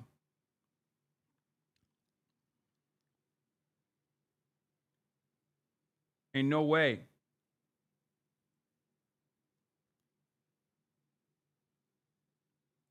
Ain't no fucking way. Politician, you would be prioritizing the interests of the nation that you're representing. But instead, he is openly saying that he got into this for the sole reason of supporting a foreign nation here. Now, again, I'm not the most politically savvy guy on the planet. I'm a fucking Neanderthal. I get that. I am a Cro-Magnon man when it comes to this. But I just don't understand. I cannot wrap my head around how people will support that. I don't get it. It doesn't. By the way, I knew this was going to inevitably happen, which is why I cannot believe how much the Democrats have failed on this issue and how much they haven't led on this issue. If you couldn't see the fucking writing on the wall, first and foremost, you should have obviously been against it due to the immoral nature. Like, you should, if you're a human being, you should be anti-genocide. Okay? But the fact that you wouldn't even argue against Israel, you wouldn't argue against decoupling from Israel, knowing that this was going to be a major world-defining, incredibly consequential political issue at the domestic level. God damn, dude. Retire. Fucking retire if you can't see that. If I can see that, and I'm a dumb fuck Twitch streamer, you should be able to see that too. You shouldn't even need the tide shift to take place to actually, change your position on it, regardless if you're a politician.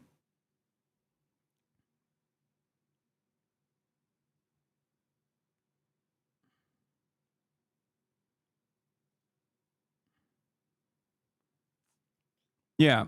Leaked email reveals communication between company leading the TikTok purchase and former Israeli Prime Minister Ehud Barak. We believe that we have to embed the love and respect for Israel in the American culture, wrote the then Oracle CEO Safra Katz in 2015. Okay. And Will Menaker has a take on it. He says, no matter how much money they spend on this or how many media platforms they buy out for this express purpose, I can state with total confidence that no one in this country under the age of 50 will ever love or respect Israel again, and nothing is changing that. It's over. This is why I keep saying, toothpaste out of the tube. This is why I keep repeating over and over again that today is the day that Israel will be the most popular it ever will be for the rest of time.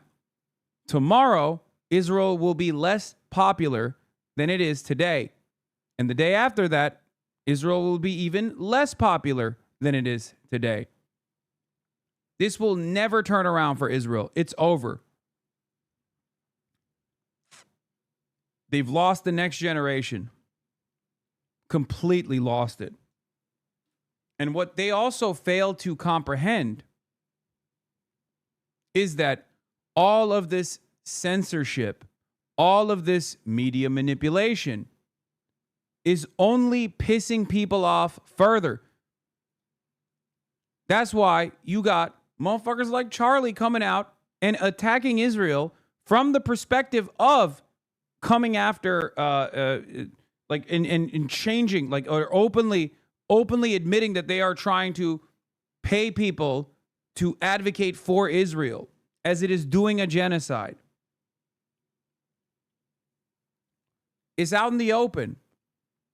That's why I don't get too fucking mad at people when they actually take the leap, when they actually do recognize, when they take that first step and they recognize, like, Israel is the wrong party here and not the wronged party here. All it takes is time from that point on.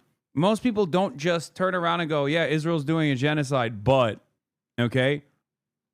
They might say that today, but they're not going to say that tomorrow, chat. This is why you always have to be as kind as you possibly can to people who have demonstrated that genuine change of heart, or people who were silent before who are speaking out now. Okay? Do you understand? I always like to look at my own personal... Are you reading a script? The fuck? No, man. What? I'm reading chat while also spitting hot fire. These are things I've said so many times over that it's just like, it's not even a thing. I don't even think while I'm repeating these words at this point. But understand something, okay? I know you want to feel like you were there all along and you want some recognition for it. This is a selfish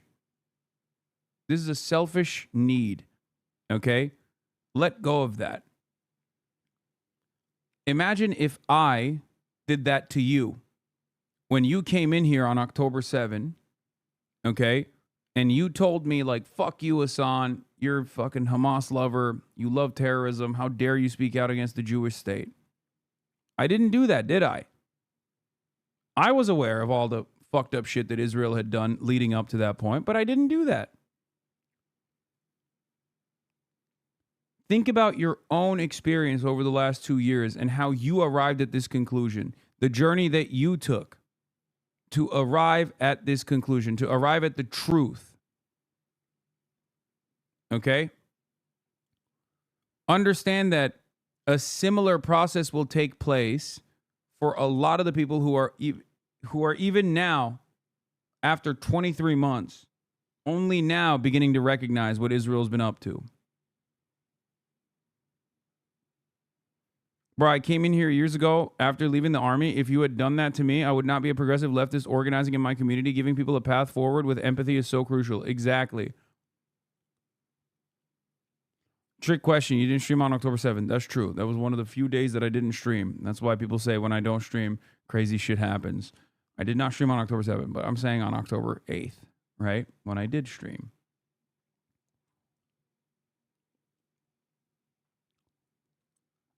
I'm telling you, it is impossible. Once people are made aware, once they take that leap, once they actually go against what they have been preconditioned into believing, that Israel is this moral party, Israel is this Western aligned nation, and its enemies are barbaric monsters. Once they take that leap to recognize the truth for the first time, when they go, maybe Israel is not the moral nation I thought it was, there's no going back after that. Okay? After that, you just have to sit back and wait. All it takes is time. And the same even goes, same goes for liberal Zionists. People that start off as liberal Zionists who are like, yeah, you know, I don't really like the West Bank settlements. And yeah, I don't know. I mean, why can't Jews have their own nation state? Like, come on. Like, it starts off that way. But the moment that they start recognizing that Israel is committing a genocide, the moment that they start thinking like this is unjustifiable, it's a tipping point for them. From that point on, they're not gonna turn back and be like, yeah, they did a genocide, but like they're still awesome. You know what I mean? Or yeah, they're doing war crimes every day, but they're still fucking dope. I've never met a person like that. I've only met people who cynically present themselves as like stalwart allies of the Palestinian cause while simultaneously abiding by a liberal Zionist fixed position that they won't bend on, and only maybe in an effort to launder their reputation after so many people's perspectives have shifted so dramatically after 2 years of genocide, do they try to launder their reputation after trying to actively deplatform people. But like, you know what that is, okay? You know what's going on there. That's not like a sincere thing. That's just someone trying to maintain some semblance of authority.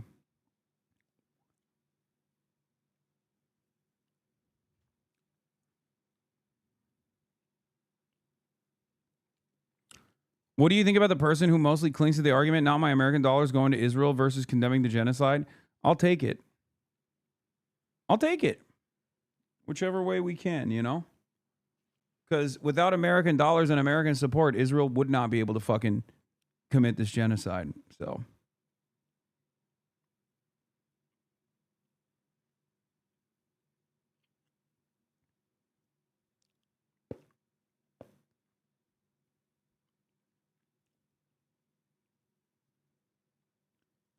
yeah, okay, so they're a genocidal, fascist, ethnic supremacist ideology built on 79 years of ethnic cleansing, apartheid, and occupation, but have you heard their side trans?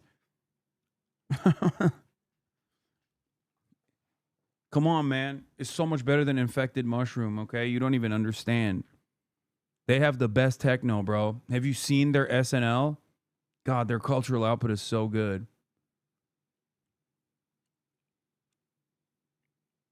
I still have some people from former circles trying to say people shouldn't talk about Israel doing war crimes because they don't understand the complexities. I genuinely think it's their way of coping with the fact that they have family over there. It also shows why Israel wants so many people to move there. Yeah, of course.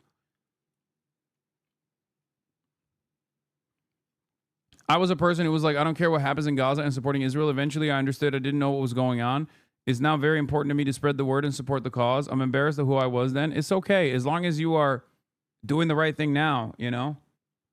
Don't spend too much time on who you used to be. Now, having said that, it is good and healthy to examine how you were so oblivious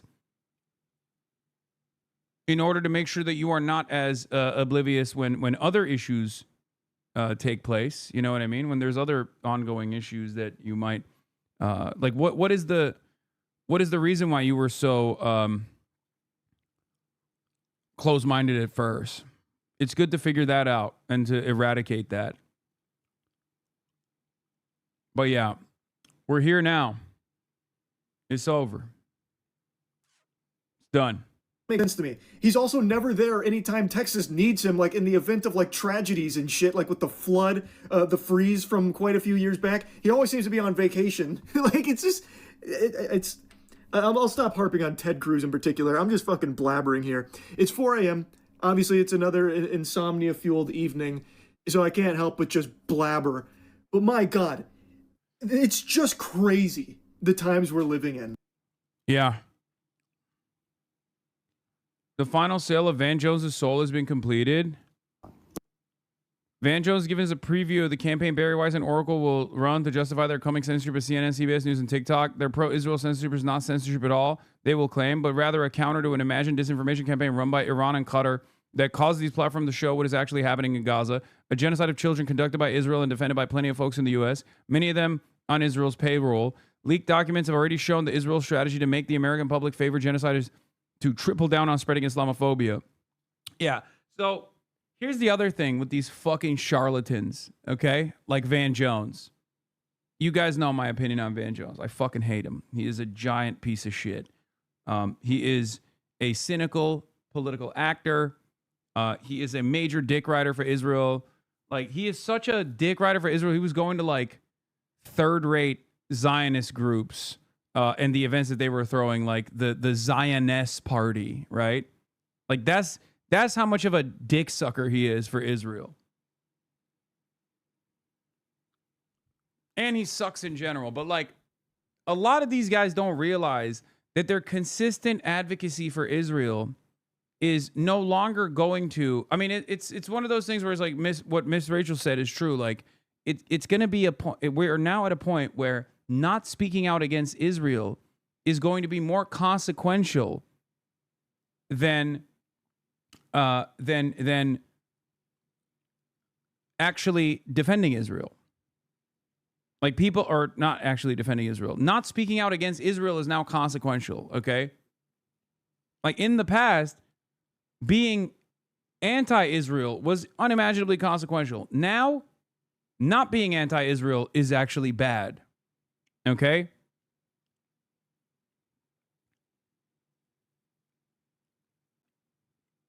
Like, people will literally come after you if you remain silent. And it's especially bad for someone like Van Jones, who is still outwardly defending Israel.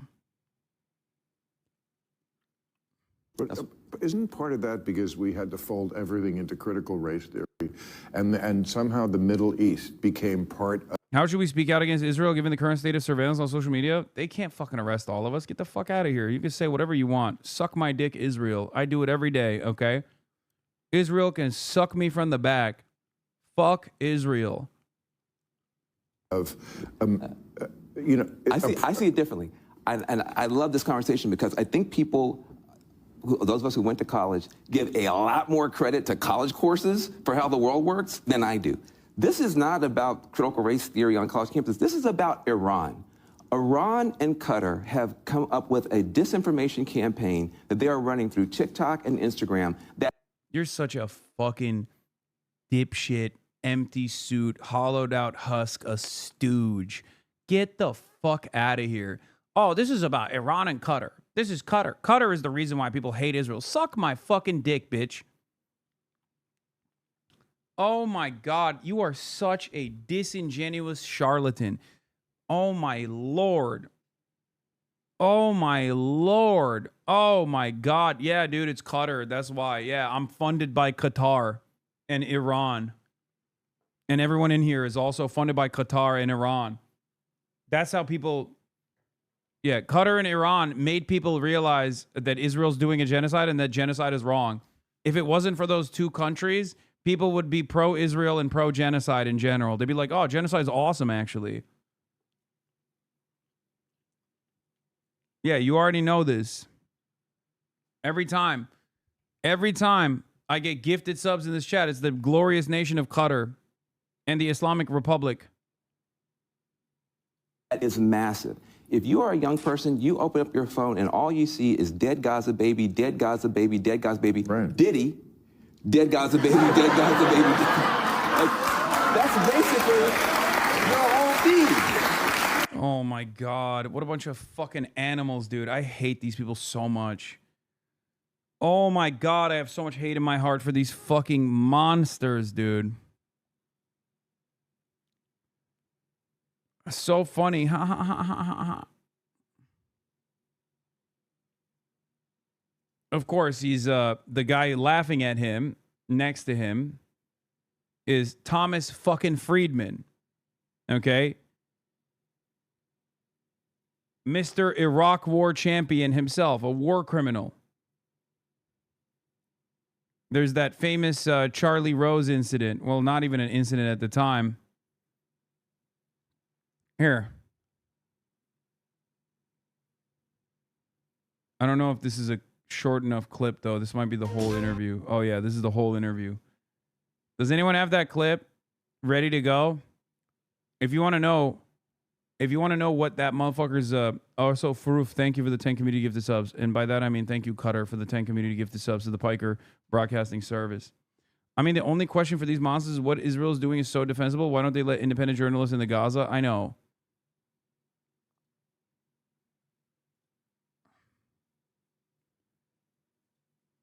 God, I hate these fucking assholes so much. They're such barbarians, and they get no punishment for this kind of like they got no repercussions at all for actively defending the Iraq War over and over again. It's just so disgusting to me.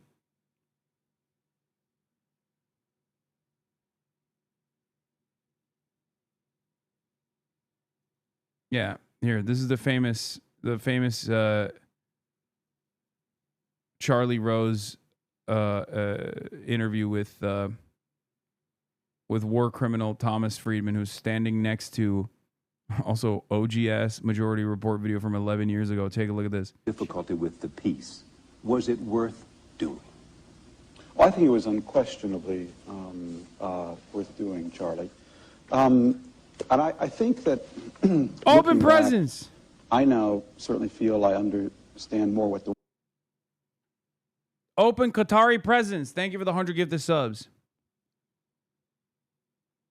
war was about. And it's interesting to talk about it here in Silicon Valley, because I think looking back at the 1990s, I can identify that there were actually three bubbles of the 1990s. There was the NASDAQ bubble. There was the corporate governance bubble. And lastly, there was what I would call the terrorism bubble. And the first two were based on creative accounting. The last was based on moral creative accounting. The terrorism bubble that basically built up over the 1990s said, flying airplanes into the World Trade Center, that's okay. Wrapping yourself with dynamite and blowing up Israelis in a pizza parlor, that's okay.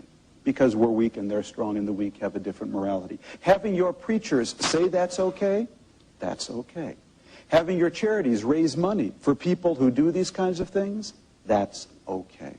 And having your press call people who do these kind of things martyrs, that's okay.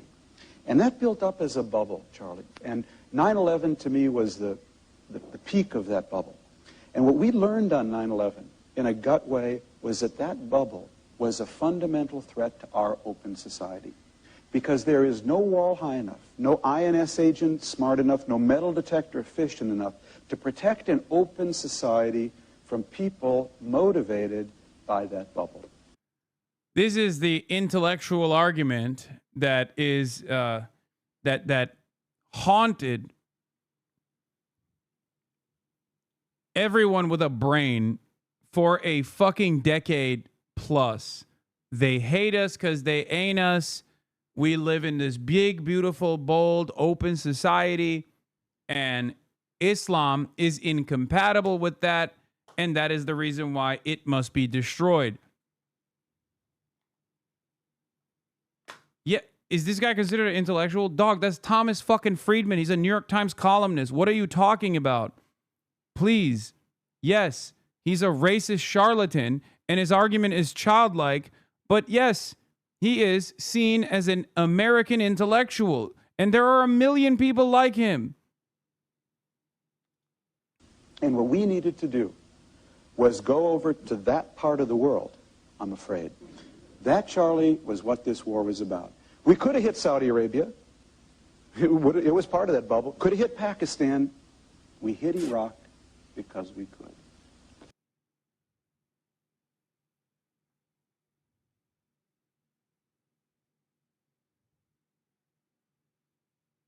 $1 million dead Iraqis, bro. This is how he championed it. We had to kill a bunch of children in Iraq to show the world, to show the Muslim world that you can't get away with terror. As though they were responsible for this. We had to do 1 million 9/11s to a totally unrelated Muslim country.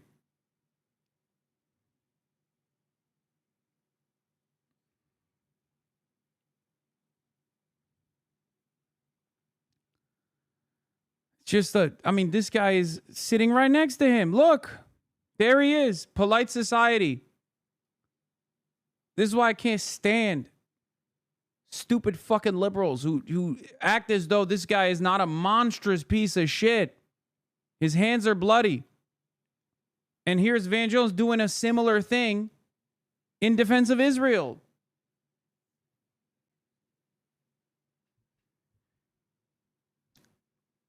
Get out of here.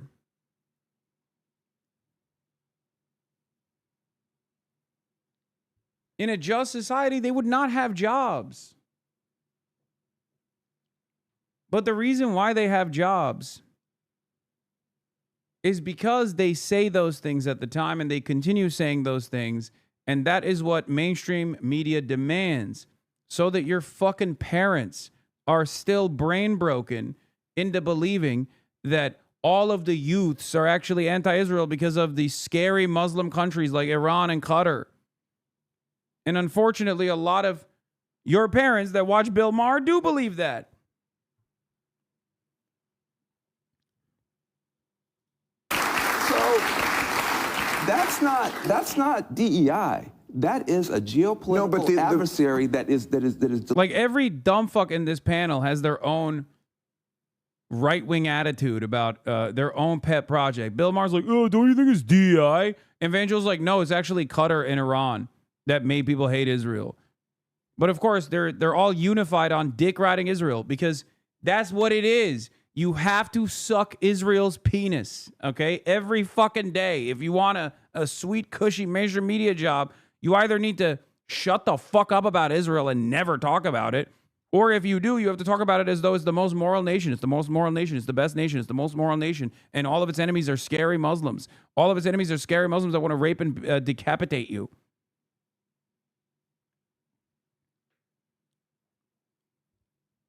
The division, the contrast between how regular folks feel about Israel versus how the media portrays this issue is so significant, so severe that these guys cannot even recognize that there is a crisis of credibility in mainstream media, and this is the final death blow.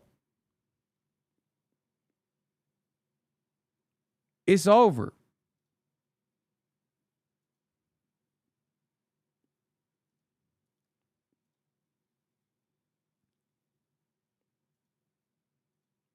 It's done. It's over. Good luck. Netanyahu just announced that TikTok purchases using social media as a weapon of war and pushing pro-Israel propaganda for fuck's sake. Yeah, except Van Jones is a part of that propaganda, for the record.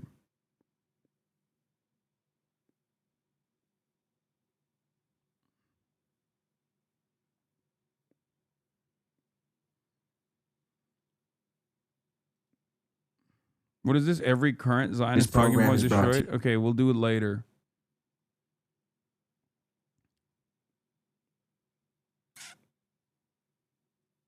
Trump on Netanyahu says he has no choice.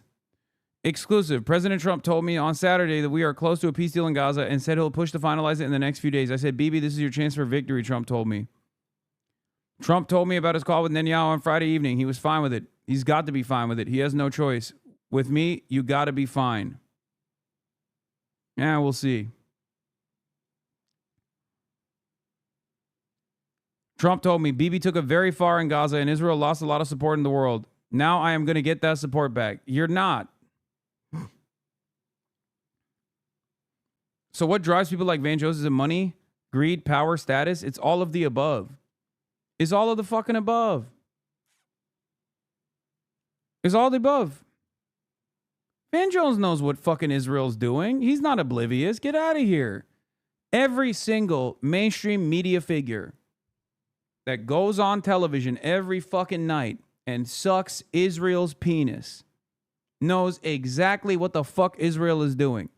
They just don't care because they're racist monsters, first and foremost. Because how can you look at the charred flesh of babies every fucking day? And I know they see it. They're in the news business. Of course they see it. If you see it, they see it. How could you look at those children that Israel slaughters every fucking day and then turn around and say Israel's the most moral country on the planet, or they may be doing some complex military, some complex military tactics that sometimes end up harming civilians? Yeah, well, you know, it is what it is. Like, when you look at all of that, when you look at a genocide and you fucking say that, it's very obvious that you just, first and foremost, do not care about the humanity of those who are being slaughtered, okay? And secondly, you want money. You want money. You have endless greed. You have no soul. You are a soulless monster. This is, of course, very different than, your average coworker who unfortunately does hear from the likes of Van Jones and also doesn't fully grasp the severity of the crisis. Okay? But Van Jones is different.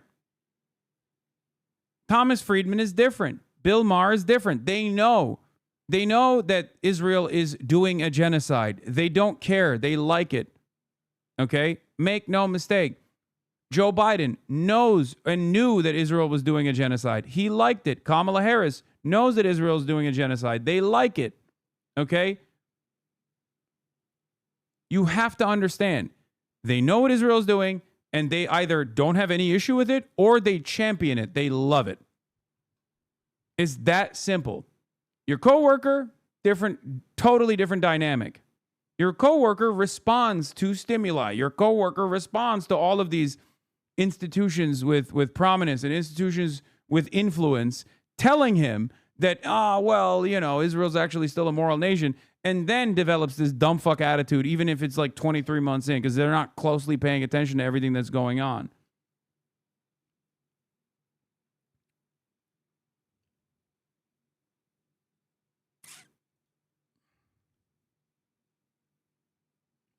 Actually, what were they thinking? Oh, yeah, this was a fucking awesome moment from the New York Times' last ever major endorsement that they did as a newspaper. Who could forget the double endorsement?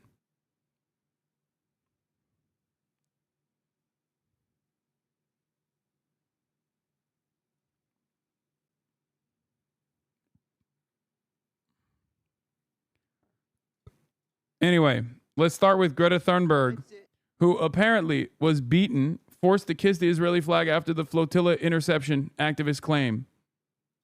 Siyasetçisi hepsi bize böyle böcek muamelesi yapmaya. This guy's Turkish, by the way. He says all of those politicians, all of them tried to treat us like insects. Muamelesi yapmaya kalktılar ama herkese böyle davranıyorlar. And they treat everyone like this. Çok ağır işkence yaptılar. But they tortured Greta the most. Evet, Greta'ya zulmettiler. Küçücük çocuk da Greta. Onu süründürdüler, İsrail bayrağını öptürdüler. Yani Naziler ne yaptıysa aynısını yaptılar. He says they made her crawl on the floor and kiss the Israeli flag. That's what this activist is claiming.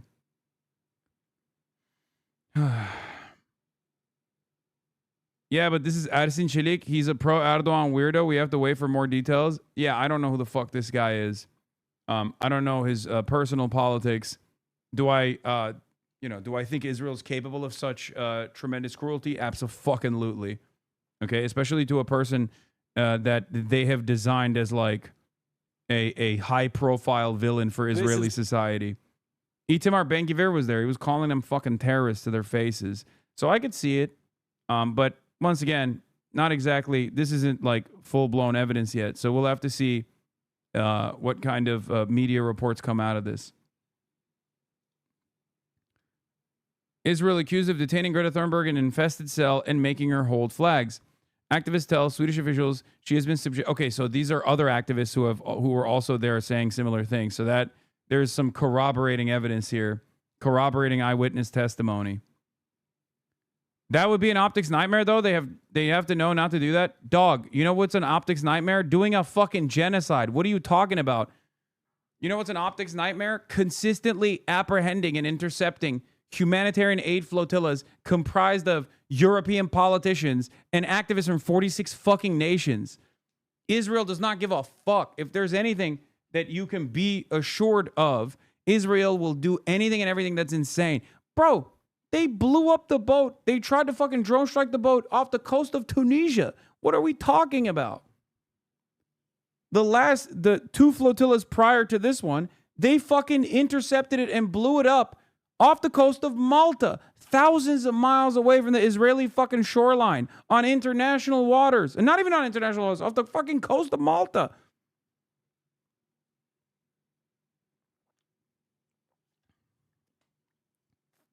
It's simple. This is why accountability matters, okay?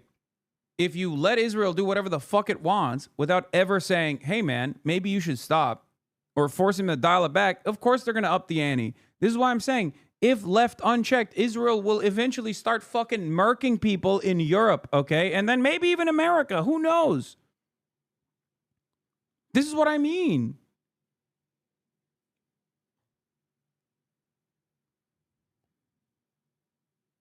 I know. I'm just going off propaganda video with Greta specifically where they had her on a jet to counter the claim that she was kidnapped. Yeah, I don't know. I don't know the exact details. I'm just saying that, like, this is not...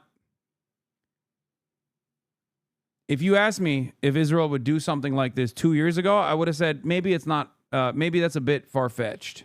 What are you drinking? Water. Le Nouveau. Boxed water.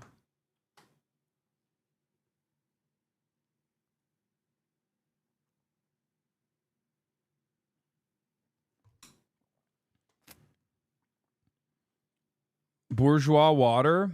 Is it? I don't know. Un minéral naturel de montagne.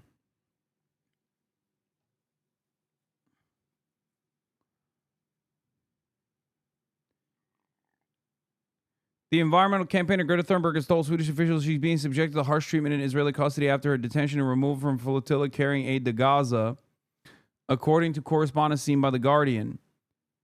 According to correspondence, Israeli forces also reported by another detainee to have taken photographs while Thunberg was allegedly forced to hold flags. The identity of the flags are unknown. In an email sent by the Swedish Foreign Ministry to people close to Thunberg and seen by The Guardian, an official who has visited the activist in prison says she claimed she was detained in a cell infested with bed bugs with too little food and water. Okay, but if an official visited the activist in prison and she didn't tell him that they made her kiss the Israeli flag, I don't know.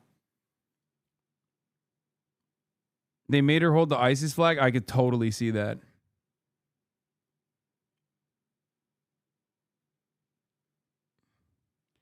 The embassy has been able to meet with Greta, reads the email. She informed of dehydration. She has received insufficient amounts of both water and food. She also stated that she developed rashes which suspect were caused by bed bugs. She spoke of harsh treatment and she said she had been sitting for long periods on hard surfaces. Another detainee reportedly told another embassy that they had seen her being forced to hold flags while pictures were being taken. She wondered whether images of her had been distributed. The allegation was corroborated by at least two other members of the flotilla who had been detained by Israeli forces and released on Saturday. They dragged little Greta Thunberg by her hair before our eyes. This is Addison Chilik, a participant in the Samud flotilla. Lorenzo D'Agostino, a journalist and another flotilla participant, said after returning to Istanbul that Thunberg was wrapped in the Israeli flag and paraded like a trophy, a scene described with disbelief and anger by those who witnessed it.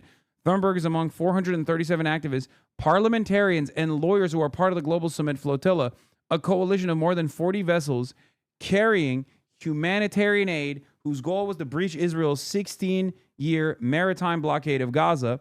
Between Thursday and Friday, Israeli forces intercepted all the boats and arrested every crew member on board. Most of them are being held at Ketziot, also known as Ansar 3, a high-security prison in the Negev desert, used primarily to detain Palestinian security prisoners, many of whom Israel accused of involvement in militant or terrorist activities. In the past, activists detained by Israel were not criminally prosecuted, and instead their presence was treated as an immigration matter. According to lawyers from the NGO Adala, the rights of the crew members have been systematically violated, reporting that activists were denied water, sanitation, medication, and immediate access to legal representatives in a clear breach of their fundamental rights to due process, impartial trial, and legal representation. This is why I respect the Samud flotilla so much. Like, they are straight up putting their bodies on the line. Like, they're saying, fuck it. Like, you know, no matter what Israel does, like, we want to show their depravity to the rest of the world by putting ourselves on the line of fire in the direct crosshairs.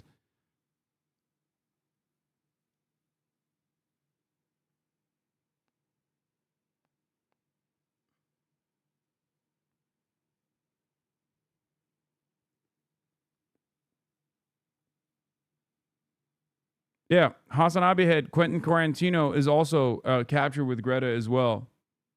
American citizen, by the way, who is Jewish.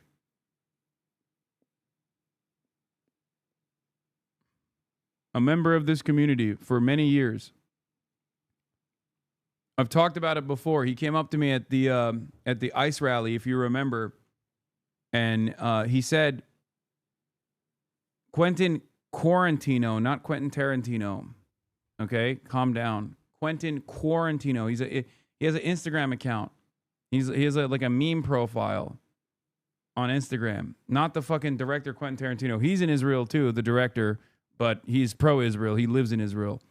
So Quentin Quarantino initially, and he talked about this, I think, on the stream as well, if you remember. He came up to me at the ICE protest. He was like, "Hey man, like, I'm Jewish, and initially, I was one of those people who thought you were like, I was a fan of yours for years, and after October 7th, I thought you were like, you know, being far too harsh on Israel. I thought that you were being anti-Semitic, and I learned over the course of the past couple of years that that's not the case at all. Like I changed my mind on this.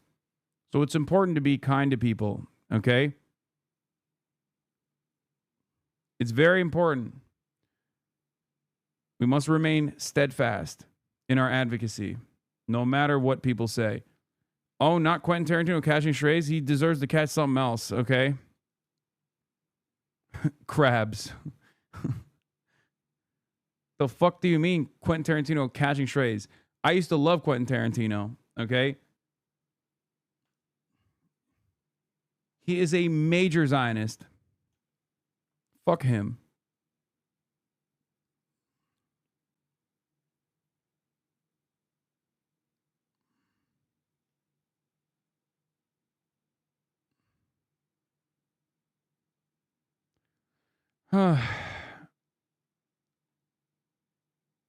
Okay, but wouldn't optics matter more now that the tides are turning against Israel?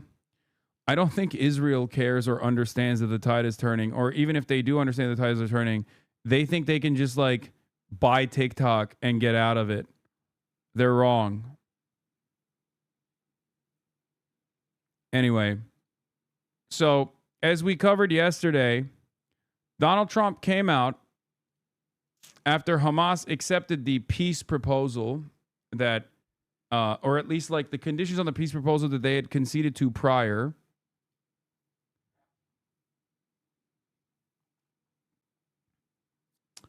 And came out and accepted it. At least, like I said, the parts that they had conceded to in the peace proposal prior. And Donald Trump liked it. To my shock, to my surprise, Donald Trump liked that they were accepting of it. Okay? And as I tweeted, Donald Trump revealed this statement after. He said, based on the Hamas statement just issued by Hamas, I believe they are ready for a lasting peace. Israel must immediately stop bombing of Gaza so that we can get the hostages out safely and quickly. Right now, it's far too dangerous to do that. We are already in discussions on details to be worked out. This is not about Gaza alone. This is about long-sought peace in the Middle East. Israel, of course, did not stop bombing Gaza. What is this? Adios. Oh, yeah, the Charlie Kirk tracker, Trump tracker says adios. Exactly. I told you it was gonna go away. And they went so heavy-handed with it, too. Anyway, then Donald Trump went and said, I appreciate that Israel's temporarily stopped the bombing in order to give the hostage release a day later, 18 hours later.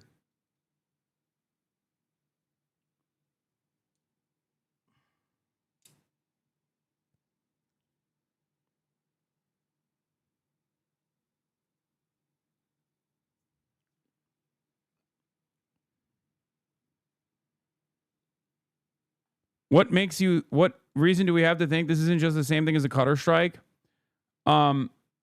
Trump's response so far. And I don't know.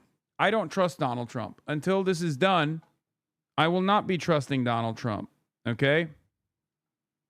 Wait, hold on.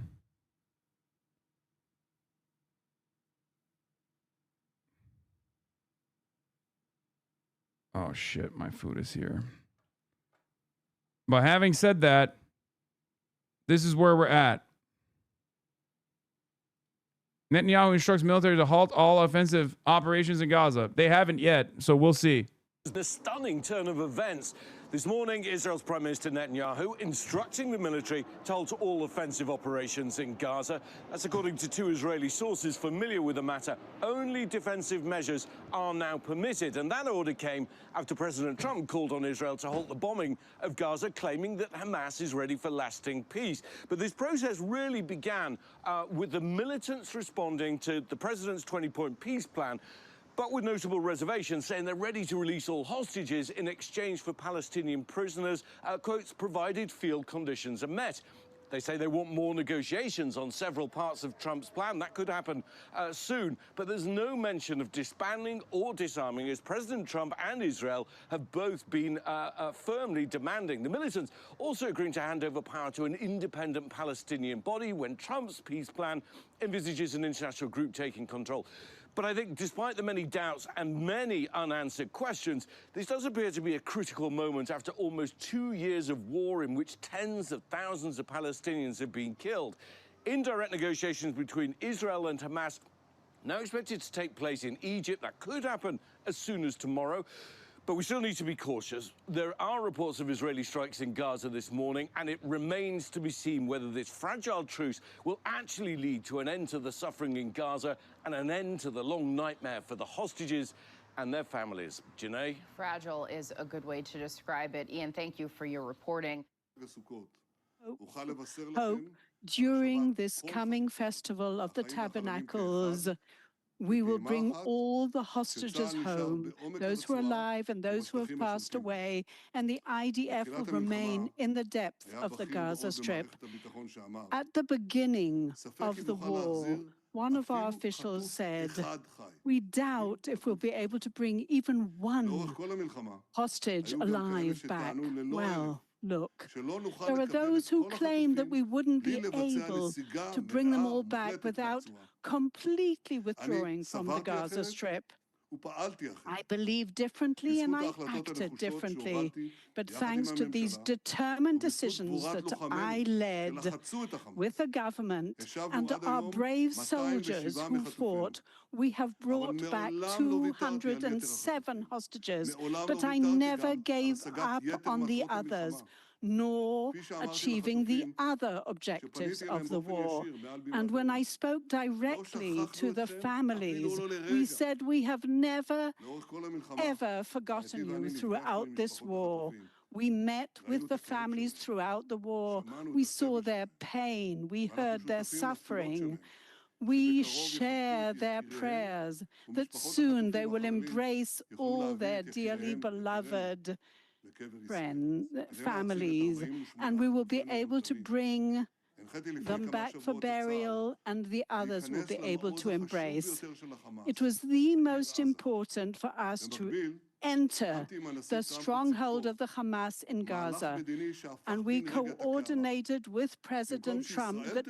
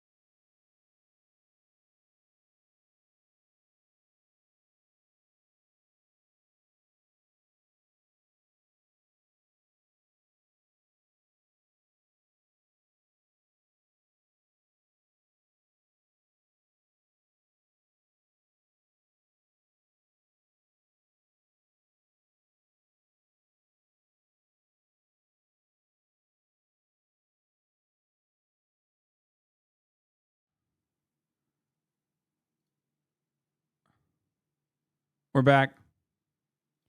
It happened. The same thing happened as it did yesterday. I don't know why, but I got kicked off. Luckily, I was like, no, I didn't unplug anything. I don't know why. This is just the second time it happened. This happened yesterday as well, randomly. It's not the hotel Wi-Fi. No. It's something different. It might be like a firewall or something. Hold on, I gotta pee. All our hostages. God damn it. And the IDF will deploy themselves in a way that they will be able to control all those areas that the Hamas are in control of. People said, oh, Hamas were willing a year ago or more to release them all without us withdrawing fully from the Gaza Strip. Well, that was a lie. What brought this change in their stand was only the military pressure and the political pressure that we wielded upon them. But thanks to the bravery of our soldiers and everyone's work here, we managed to withstand all the pressure that was wielded upon us. Had we not done that, we would have left Gaza without barely any achievement. We wouldn't have been able to take over the Philadelphia axis. We would have, yes, managed to actually bring to the end of death and everyone else. But above all, we would not have actually removed and eradicated that nuclear threat against the state of Israel. It was a historic achievement that will be written down in the annals of history. My dear friend, President Trump, I must thank you, who helped us by sending the B-2 airplane. This is... I'm gonna head out. This is interesting.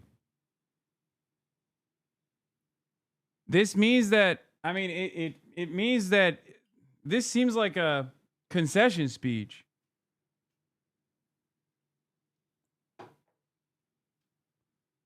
I mean, he said it comes across like a victory speech, but that is, yeah, he's trying to deliver a victory speech, as in there is a finality with this. Do you understand?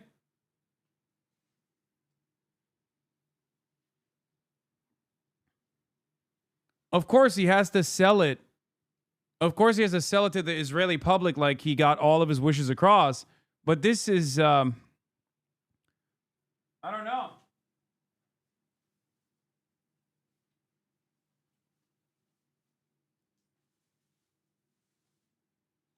This is very, very different than prior instances where he was told it's over, or where he was told, like, oh, ceasefire time. In the past, when he was told it's ceasefire time, he was like, fuck no, it's not. This right here is him basically trying to tell the Israeli public, like, guys, we got all of our wishes across.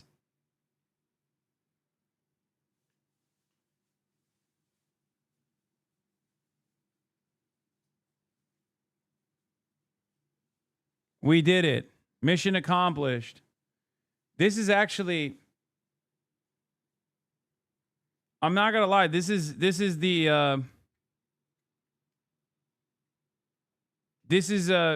unique. Amit Segal says, this is strange. What bothers me most about the speech is that Netanyahu's absolute certainty that the deal is going to happen. He said the most astonishing thing. To all those who say it's too good to be true is true. Netanyahu is essentially not even leaving any room for something to go wrong in Cairo. Netanyahu is essentially not even, or what's happening here. We know the partner. We know the dynamics of negotiation.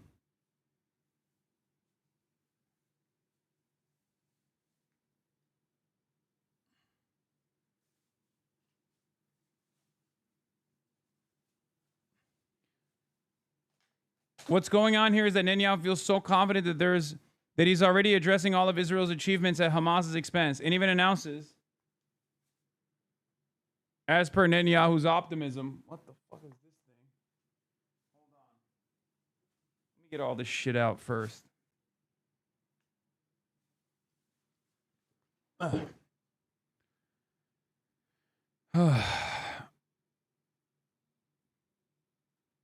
What's going on here that Netanyahu feels so confident. He's also addressing all of his achievements at Hamas' expense, even announces because per Netanyahu's optimism, by the end of Sukkot, all hostages will be released. That after Hamas releases all the hostages, it will also be disarmed either through military or diplomatic means. Something here seems very strange to me, and I'm not sure it's right for the Israeli prime minister to get up and say this is guaranteed even before getting into details of how to implement it.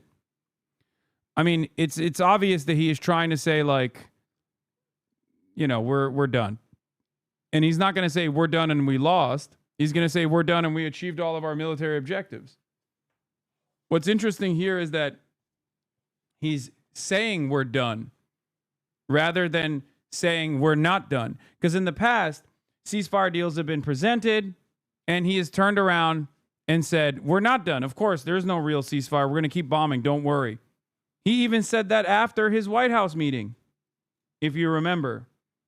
He said that. But he's not saying that right now.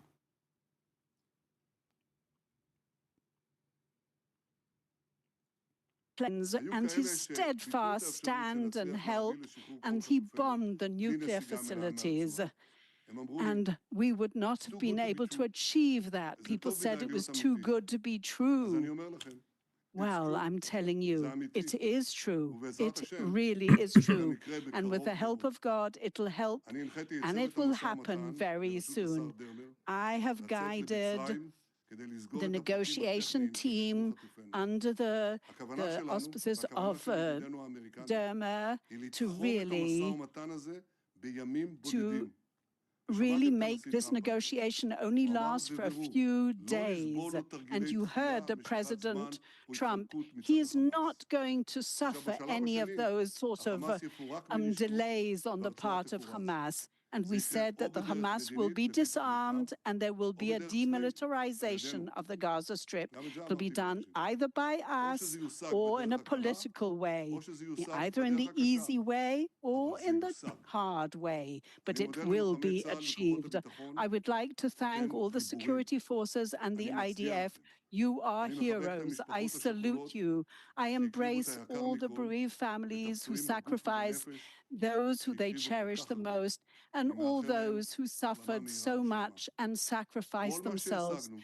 And all are wounded. I wish you health. But it is thanks to all of you, and you also, the citizens of the State of Israel, who have been so resilient and stood steadfastly in such tough days, while we were destroying our enemies from Yemen, if we're talking about in the Hezbollah and the Hamas, from one victory to the other. Together we are changing the face of the Middle East, and we will continue working in such a way till the eternity of the State of Israel. It says in the Bible that, yes, if we continue thus, then we will be strong and steadfast.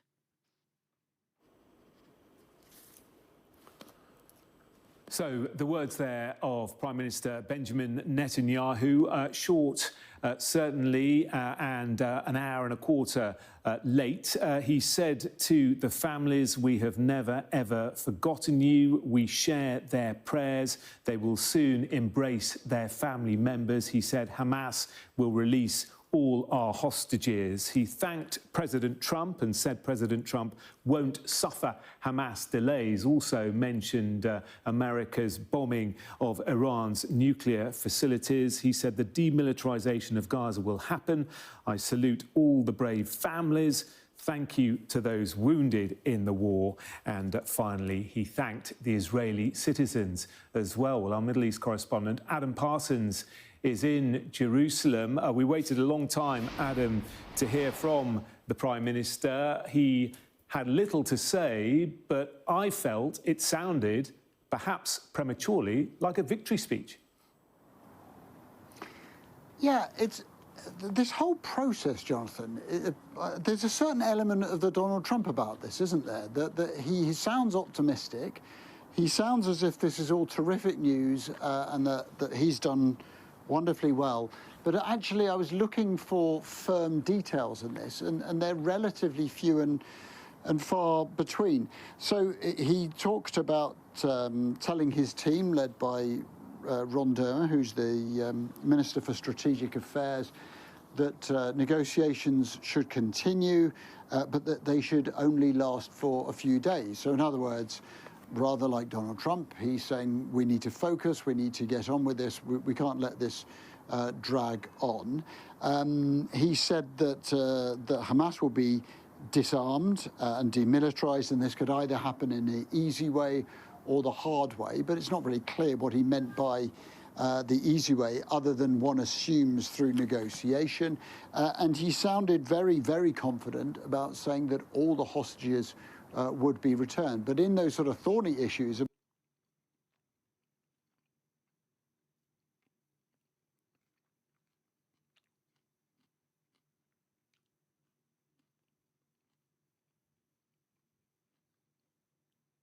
I got it, Chatter. You're funny, okay? Funny bit, dude. About what concessions he was going to make and how he was possibly going to satisfy the angry members of his cabinet. Of that, there was no detail at all. So, yes, I agree with you. The way he framed it was as a very victorious, upbeat speech, one in which he thanked his population, in which he talked rather solemnly about the requirement to bring back hostages and to give burials to those who were coming back dead. But in details at the moment, they are few, other than the fact that quite clearly negotiations, intense negotiations, are going to take place in the coming days. So the big question, Adam, I guess, is how much further forward are we? There's no deadline as such, is there? No, and to be blunt, I don't really think there ever was a deadline. I know Donald Trump says there was, but I was never able to find out what breaching that deadline would even mean, because when he said, well, I've given Hamas this deadline, it was like, well, if they miss it, what's going to happen? What, Israel's going to attack? Well, they already are. So it wasn't clear what that deadline ever meant. There's a Sukkot holiday coming up. Very clearly, the anniversary of the October the 7th attacks is approaching. I suspect everybody would like to come up with a deal that coincides. My friend invited me to go to the Birthright Israel trip program. What are your thoughts on the program itself? Are you insane?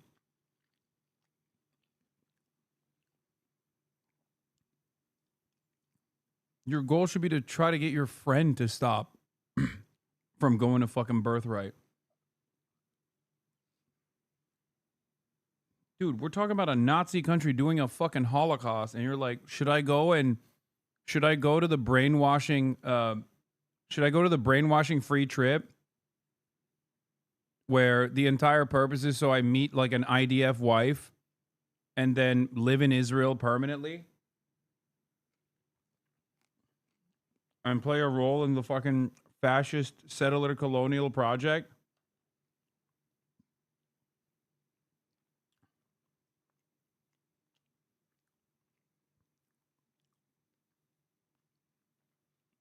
Tell your friend the moral stain will live on forever.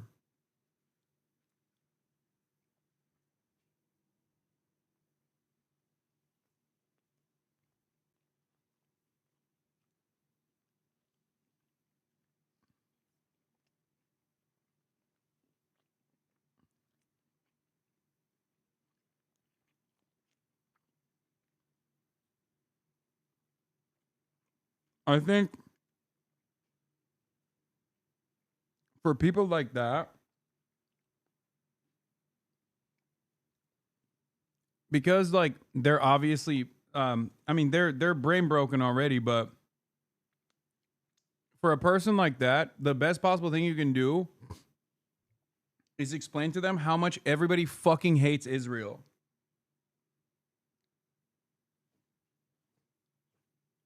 And that being associated with Israel like that, especially because it's like very clearly designed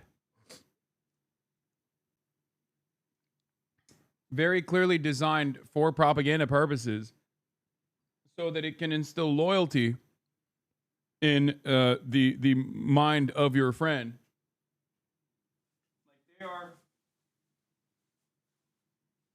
volunteering to be fucking brainwashed and be forever associated with a country that is despised by the rest of the fucking planet.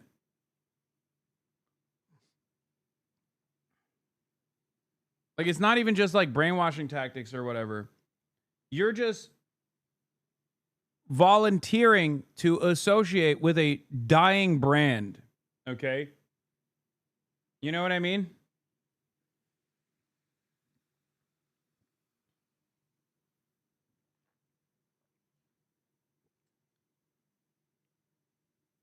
Like, there was never a good point to go to Birthright. There was never a good moment to go on Birthright. But there is definitely the worst moment to go on Birthright. And today is the worst moment to go on Birthright. You know what I mean?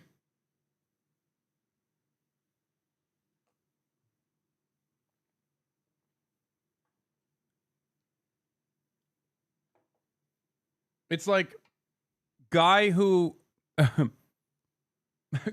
joined the call to arms from Nazi Germany in like 1942. Because Nazi Germany, just like Israel, did a return, did a demand for return for all Germanic peoples.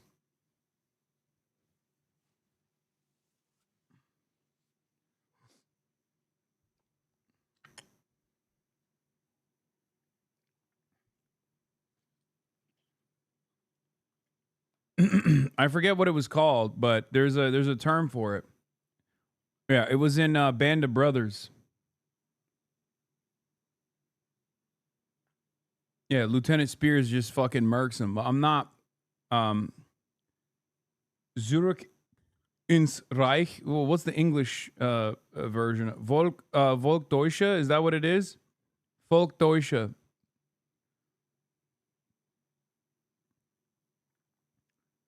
And plenty of, there were definitely Americans of German descent that took on this call and returned to the fatherland, right? And they got fucking murked.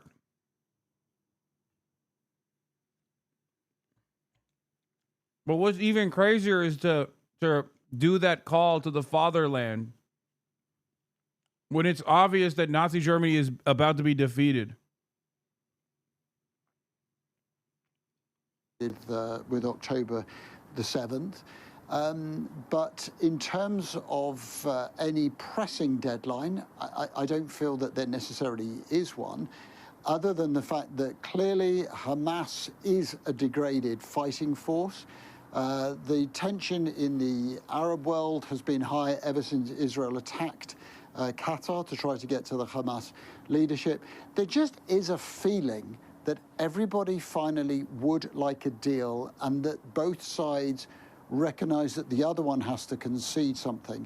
All that is left is for those two sides, Hamas and Israel, to realize that they too are going to have to concede something, that we're going to have to end up with a deal where both, if not all three sides, including America, feels it isn't perfect, but it is somehow politically palatable.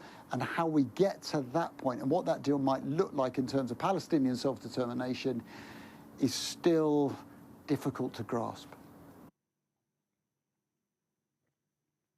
Hamas says it is ready to begin negotiations immediately to finalize all outstanding issues under President Trump's Gaza peace plan. Yesterday, the U.S. designated terrorist group said it would release all of the remaining October 7th hostages, but Hamas did not address other elements. Dude, why are there so many fucking weirdos in here, man?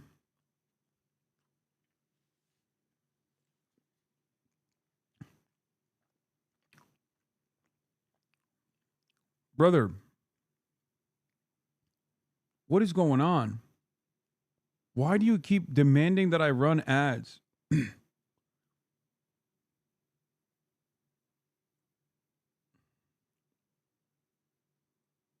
Why are there so many fucking...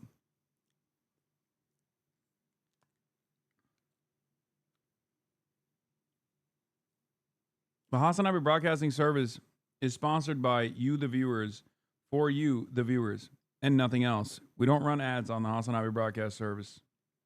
Okay? It's Dan Clancy on an alt.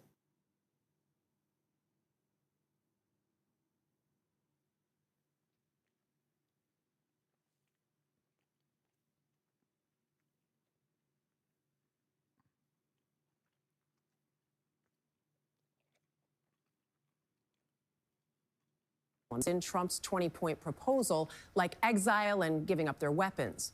The president spoke from the Oval Office yesterday to thank the countries that helped put the deal together. He said they're very close to achieving peace in the Middle East. Earlier, he had warned that Hamas had until Sunday evening to agree to the deal or face, quote, all hell. Deborah Pata is in East Jerusalem with the very latest. Deborah, good morning.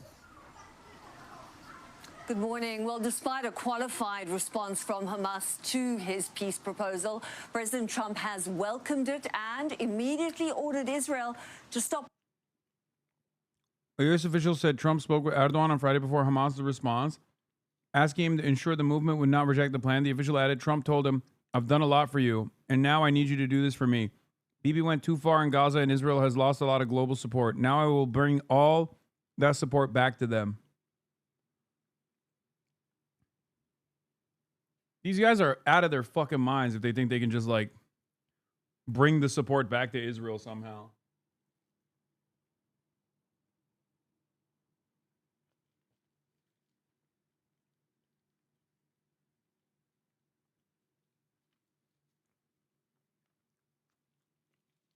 Gaza overnight, saying Hamas is ready for a lasting peace.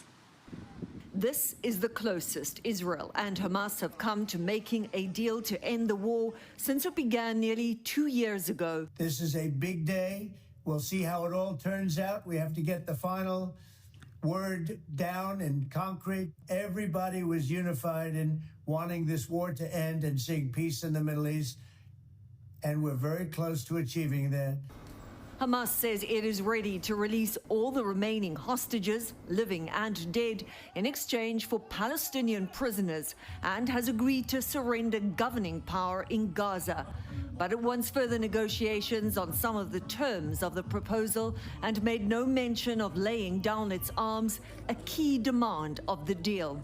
Israelis are daring to hope once more. I hope this will bring peace for Palestinians, for Israelis, and no more war, and the hostages back home. I really hope that this war will end and we'll start living again.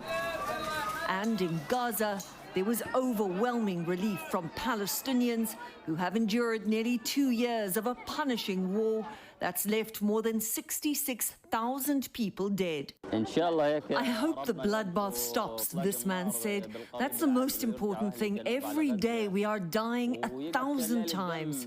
We're exhausted after 2 years, another man said. There's nothing left. We've suffered so much and paid a terrible price. There were a few reported incidents of Israeli fire overnight, but for the first time in a very long time, the guns were silent in most parts of Gaza. Now, there are still some murky areas that need thrashing out in the proposed deal, but both Israel and Hamas have indicated they are ready to talk, and negotiations around the logistics of releasing hostages in exchange for Palestinian prisoners could begin as early as tomorrow. Michelle? Deborah, thank you. After nearly 2 years to the day of grinding war, there is at least a reason to celebrate. When news spread that Hamas had conditionally accepted the Trump plan, people took to the streets. The hope is that the bloodshed will soon be over. Overnight, explosions were seen across the Strip, but the Israeli military has reportedly moved to a defensive posture after Donald Trump. This shit is so disingenuous, too. Oh, they're disingenuously blowing it up.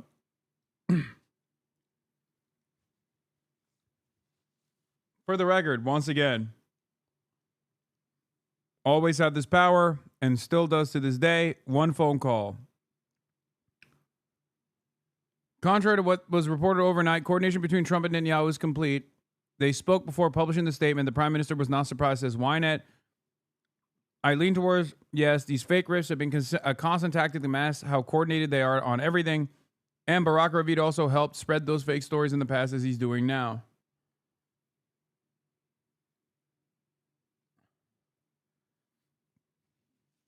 I'm still worried. I am still worried because, yes, Donald Trump does have the capacity to stop Israel with a phone call. And yet Donald Trump has only used that phone call to further scheme with Israel over and over again. But the only difference here is that Benjamin Netanyahu isn't speaking like he's going to continue the bombing campaign, but instead started talking about victory. And that has a finality to it. Okay?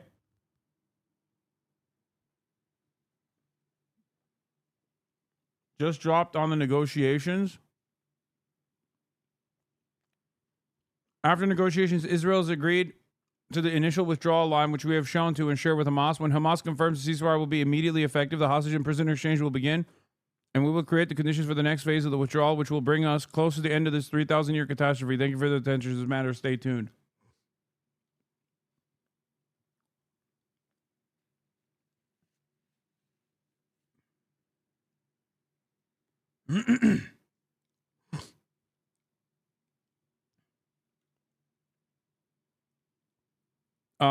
What is the worst case here? 3,000 years, by the way. Oh, God, these guys are so fucking stupid.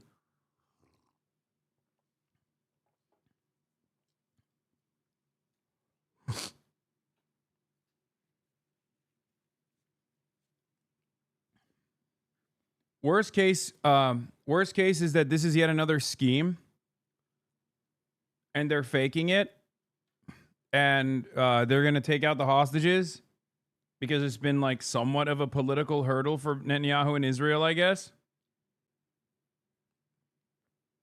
And then they're going to immediately keep bombing and implement the Rafah concentration camp, ethnic cleansing campaign.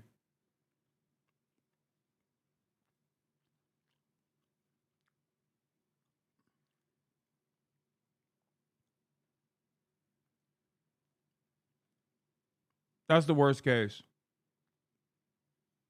I'm not saying that is going to happen. You asked me what the worst case scenario is. That's the worst case.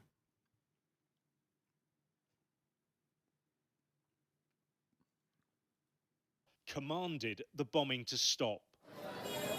In this busy market, there was cautious optimism that a ceasefire at least would take hold. We want this war to end and for Hamas to agree to end it. It's over. We're exhausted. It's time for peace. Our greatest hope is to return to our homes, our work, and our normal lives. We pray that God brings us goodness and allows people to live once again the natural, peaceful lives we once had. And in Israel, families of those being held captive were also hopeful their loved ones would soon be coming home. There have been protests here over the government's approach since the war began. This is clearly a significant moment. The diplomacy that started here in the Oval Office at the beginning of the week with the announcement that a deal was in reach is gathering momentum. And less than an hour after Hamas had tacitly accepted, Donald Trump had released a video talking up his deal and stressing that all sides would be treated fairly. This is a big day. We'll see how it all turns out. We have to get the final word down in concrete. Very importantly, I look forward to having the hostages come home to their parents. The reaction on the Israeli side has been cautious. The Prime Minister Benjamin Netanyahu's office saying that Israel is preparing for the immediate implementation of the first stage of the plan. There is, though, still much that could go wrong. Hamas's acceptance is conditional and subject to further negotiations. Any release of the hostages and a stopping of the violence is likely days away. The expectation now is that new indirect talks will take place imminently in Egypt.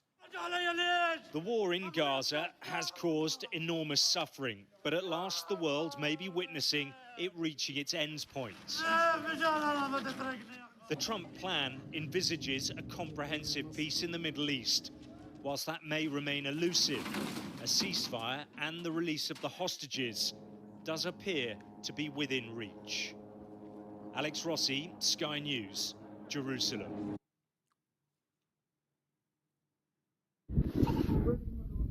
In a world of misery, welcome to a land of plenty. Fresh food, fancy villas, luxury cars. All this bling and excess is being flaunted on social media by an Israeli-backed militia based in southern Gaza. So where does all this money come from? Meet Yasser Abu Shabab, a Palestinian fugitive who heads the Popular Forces, an armed group in Gaza that are... Bro, media's playing catch up months after the fact. Is crazy.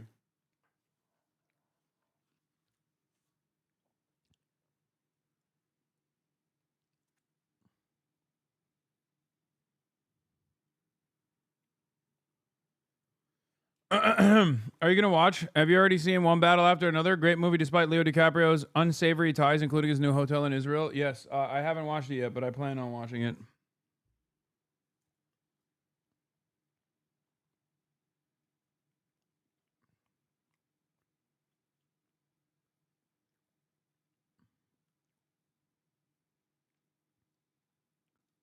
What is this? Kirsty Noam says ICE was attacked by a coordinated assault in Chicago and wants to send troops. Oh, God. All right, we'll get to that in a little bit, but...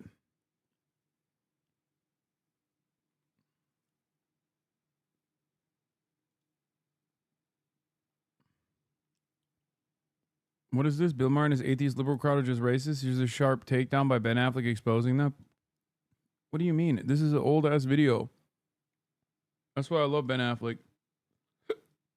Anyway.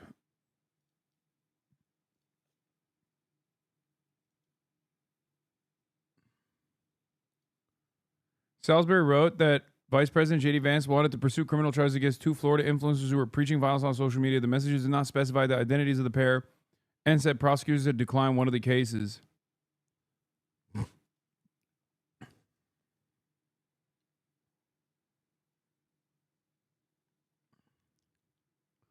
Hasan, right now, no, I don't think it's fucking appropriate for J.D. Vance to prosecute Destiny for speech, okay? What are you guys, stupid? If they want to prosecute him for, like, CSAM, that's fine. That's totally appropriate, okay? Having CSAM on his computer, I'm there with you every day, okay? Trying to fucking prosecute him because you don't like what he's saying is insane. I'm not stupid enough, like fucking Destiny and Dan Saltman were, to advocate for such a thing.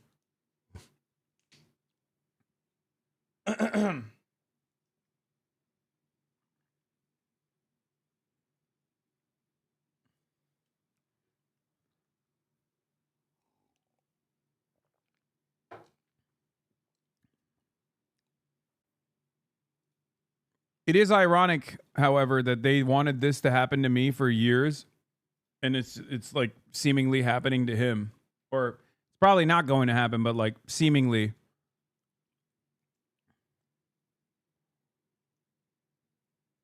It almost happened to him.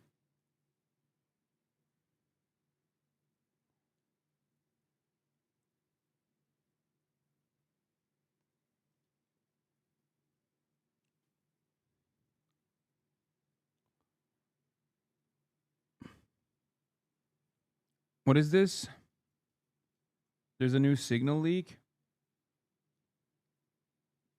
Anyway, listen, let's finish this Abu Shabab story first. Houses Hamas. Experts say This may be part of that. Might have doctored evidence he gave to the court. Destiny is panicking after seemingly losing all of his income and being outed publicly for sexting a minor in the middle of a legal battle he appears to be losing. What are you talking about? This is like... Wait, oh, is this new? Destiny's now having a meltdown in DG chat because spoiled white girl, Pixie Love, committed the crime of hiring an expert's forensic guy to verify that Bonarelli had been tampering with and falsifying evidence submitted to the court. Wait, what the fuck is this?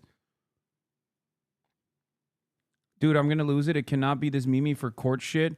Plaintiff has preceded 3,000 documents or produced 3,000 documents. This piece of shit sent me every single Discord message in a separate text file.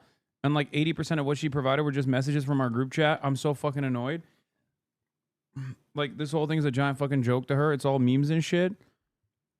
A sauce. They paid some stupid fuck experts forensics guy to say my logs are tampered with, and they're comparing them to Solo's logs, who we can't depose, who isn't part of the case. How can I even fucking speak for any of this shit? I'm actually so fucking it's actually so fucking R-worded. That's that 50K is going a long way compared to whatever you spent. She's not using that 50K. Her parents are loaded and are covering this 100%. It's so annoying that I've spent so many days and weeks of my time compiling stuff. She hasn't turned over anything and just frolicking around like nothing is even happening, and they're just playing games the whole fucking time. Destiny, what is Jane Doe's incentive for dragging this case out with this bullshit memes this long? Is it just to burn your reputation? Dude, these guys are... I mean, his cult is so fucking stupid. Like, they just don't understand, like, that there is a wronged party here, and of course the wronged party is going to understandably follow through. According to Pixie's new legal filing, it has been definitively determined that Destiny was sending pornographic material to a minor and was in possession of CSAM of that same minor. Lock him up. I mean, yeah, that's... What is this? In Pixie's opposition to Destiny's motion to dismiss, her legal team reveals that Rose, the then underage child Destiny was exchanging CSAM with, has been issued a subpoena and is sent to be deposed. After finally ascertaining Rose's legal identity, plaintiff has obtained evidence that Rose's date of birth is October 30th, 2004. Thus, when Bonnell was exchanging pornographic content with Rose between March of 2022 and until October 30th, 2022, Rose was a minor. See Exhibit B here too, redacted official certification of the Department of Motor Vehicles driving record.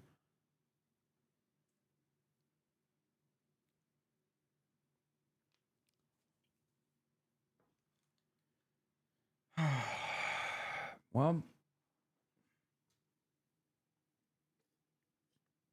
yeah, the fact that he's like complaining about this when this is an active court case where obviously the party that was victimized is going to do everything they can to put together a coherent case that, you know, like, what do you mean Destiny Jane Doe's incentive for dragging this case?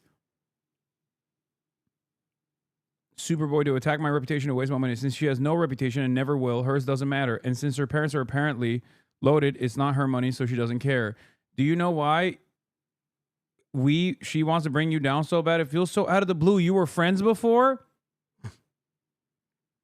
Bro, what is happening in this fucking community? Are they that oblivious to what's going on? Are they talking about Pixie here? Who's suing him for what? I don't know this clown's news. Dude, I don't even know where to begin, okay? Jesus Christ. Destiny procured child sexual abuse material from a minor. 100%. This is like now officially in the court documents, okay? And in the process of procuring child sexual abuse material from a minor, I don't know why he did this, but sent that minor a bunch of videos of him having, sometimes consensually recorded sex acts with other people, and sometimes unconsensually recorded sex acts with other people. He had compiled like this entire library of content that he sent to a minor that he was trying to fuck. Okay? And then somehow that minor or an associate or someone leaked all of those videos. And then people basically were like, what the fuck? These are people that you consider orbiters, like people that were members of his community, girls that were content creators within his orbit of influence, girls that were dating other content creators who were also orbiters of his. And they were obviously very frustrated with the reality when they found out that he was just sending their sex tapes to random people that he was trying to fuck. So one of the victims actually sought damages and sued him for releasing the revenge porn of them having sex. This is that court case. And then there were other victims that I think also joined in on the court case as well.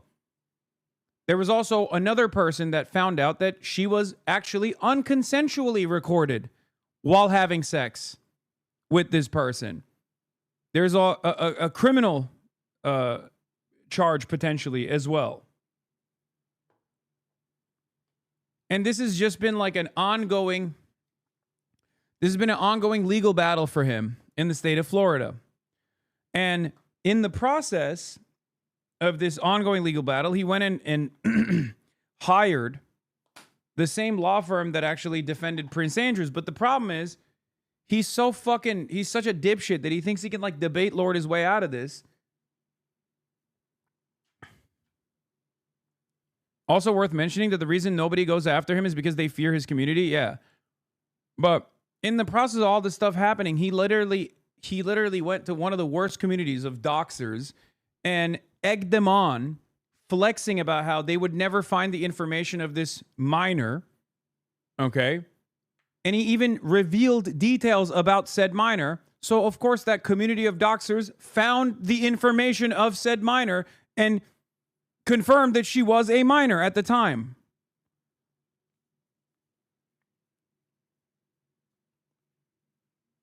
Like, if you have an ongoing legal battle, it's probably better for you to shut the fuck up. You know what I mean? Especially because only a month ago or 2 months ago, not shutting the fuck up caused people to go and find the identity of this person and confirm that she was a minor when you were getting CSAM from them.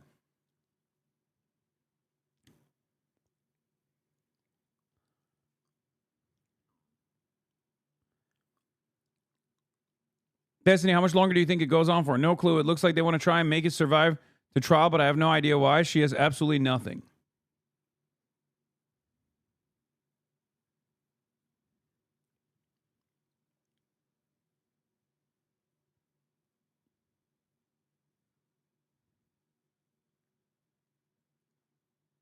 Do you think he's going to pull out the ethical CP debate in court? I don't fucking know. But somewhere along the way,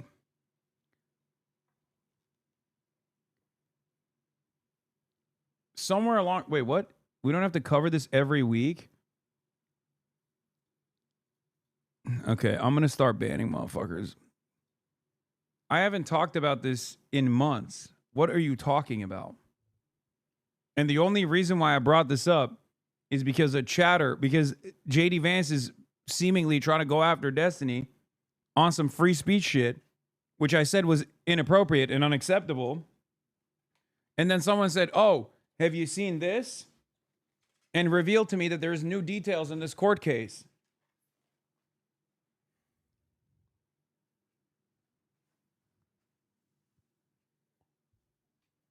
I hate when motherfuckers go, you talk about this every week. I don't. I hate when dumb fucks say shit like that.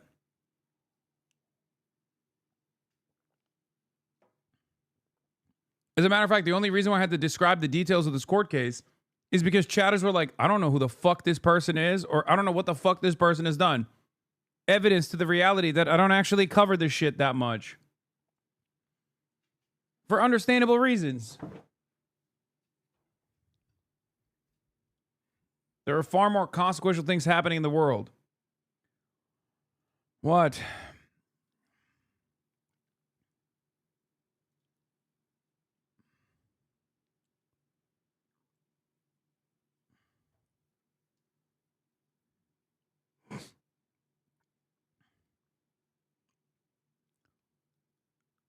Anyway.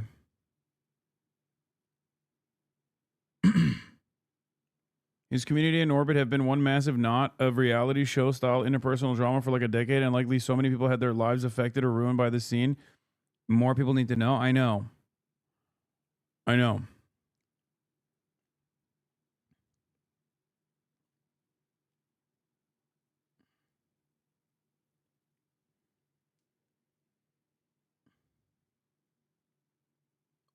But yeah, it seems like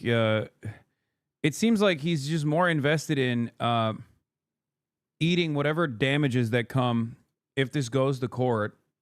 Or, I mean, it is in court already, but it seems like he's just invested in eating whatever damages happen, knowing full well that it's going to happen, but in the process, like retaining some, retaining whichever percentage of the cult that he can maintain.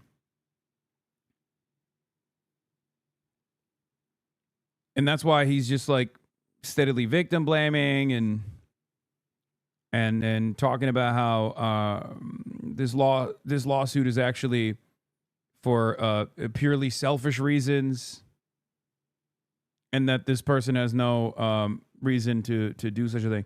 Like the smart thing to do in this situation would be to just shut the fuck up, let your lawyers do the talking. But he's obviously not doing that because he thinks, well, whichever way the court case goes, it doesn't really matter. Yeah, sure, I eat a lot of damages, but like I would need to retain a sizable chunk of my audience that's like hemorrhaged.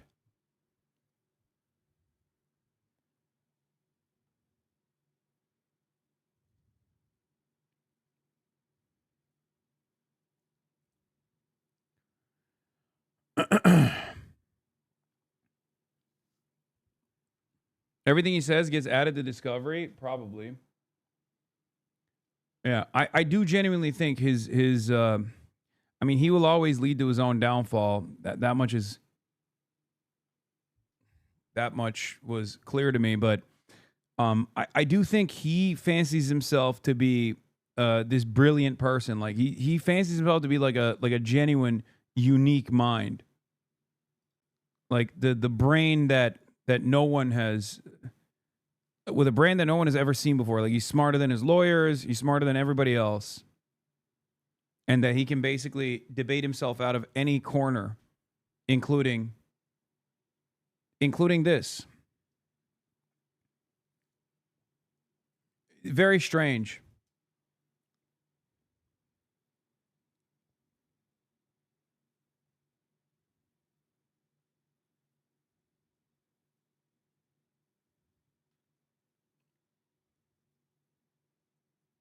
Special boy syndrome. He tried to take the LSAT on stream and crashed out, Lamau. Oh yeah, I remember that because he was trying to dunk on a lawyer friend of mine, actually.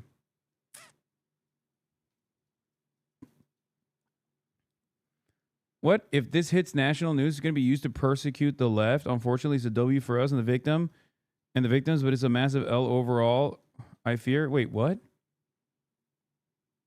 No. What are you talking about? What? A W for the... Wait, I'm confused. Are you talking about... There's two separate incidents here. If you're talking about Pixie's case against Destiny, that's entirely separate. If you're talking about J.D. Vance trying to prosecute Destiny for speech, then those are two separate incidents. One is completely inappropriate and also unconstitutional. The other is within the confines of the law and has nothing to do with the left at all. It's just a victim being able to successfully sue someone who distributed pornographic material of them. The fuck? The fuck does that have to do with the left?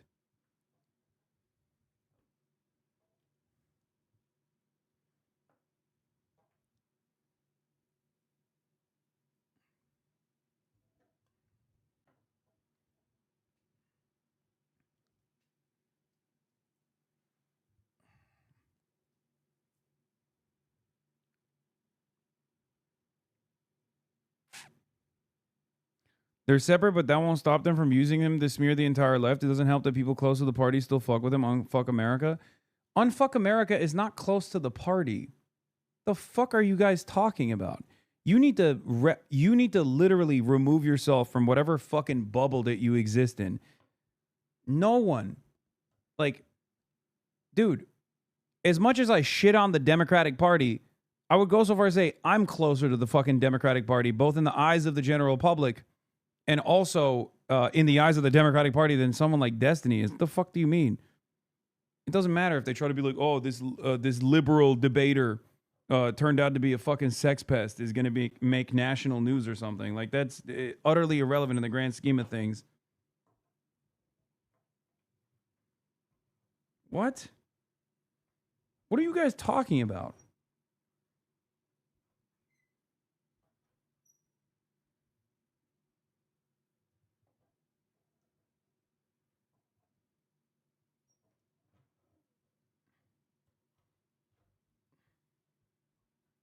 What is happening with my fucking mic arm?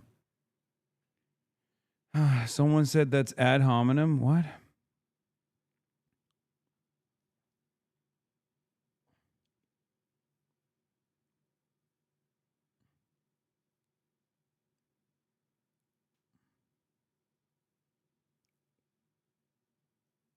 Yeah, I think you guys have developed this like outsized like you, for one reason or another, maybe you were former Destiny fans, maybe you're still currently Destiny fans, but you have believed in this like totally false notion that he just like represents a wing of the Democrat Party or something. He does not.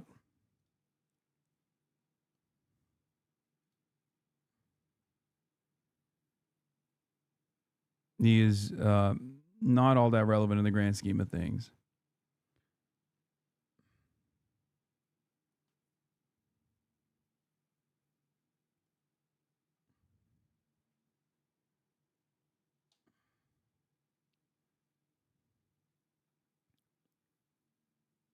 No, and Unfuck America is like a totally random group that most likely did a lot of reputational damage to whatever ambitious goals that they had by associating early on with someone like Destiny.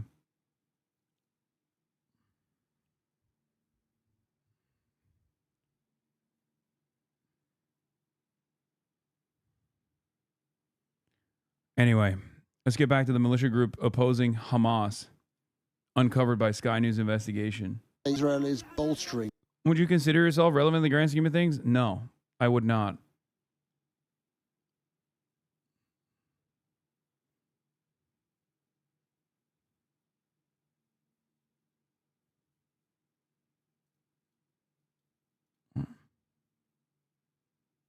Okay, we're moving on.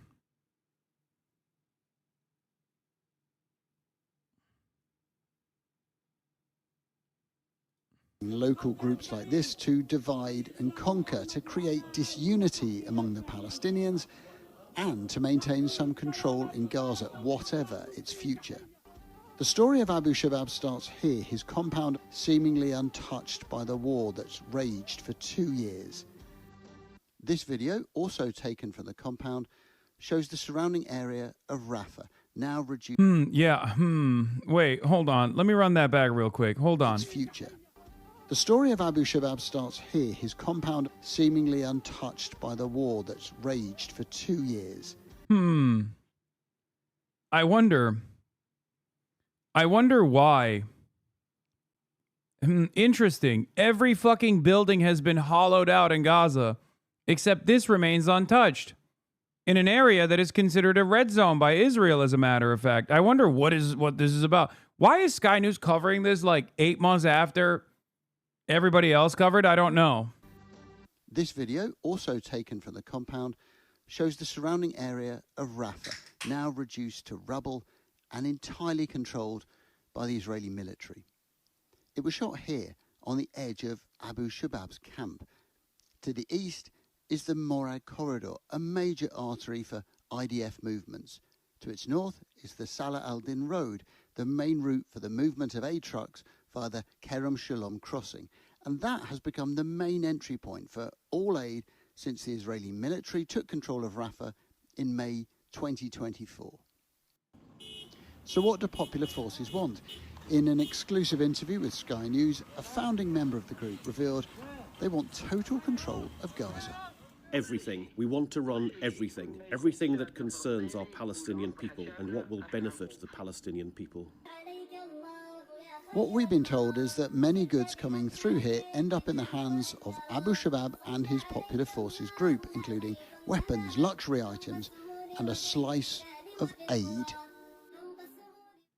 These boxes filmed at Abu Shabab's camp. It's crazy because, like, they literally are doing what Israel has accused Hamas of doing, except they're doing it with Israel's permission. Okay? That's what's so fucking crazy about it. Hamas 2.0 created by Israel? No, this is not Hamas 2.0. Are you kidding me? This is ISIS. No, it's not Hamas 2.0, chatters. The fuck are you talking about? These guys work with Israel, okay, directly. Wake up. Hamas is comprised of the Palestinian population, and regardless of their tactics or regardless of their targets, it's very obvious that their overall ambition revolves not around complete domination of the Palestinian population, but instead emancipatory goals, an end to the occupation. That is precisely the reason why they were able to bring together the entirety of the Palestinian resistance movement and has kept it together throughout the entire genocide.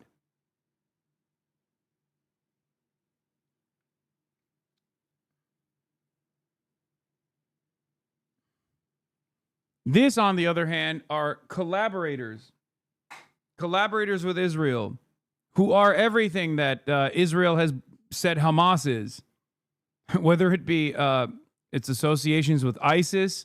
Israel's claim Hamas is ISIS. These guys literally are ISIS affiliates, ISIS associates.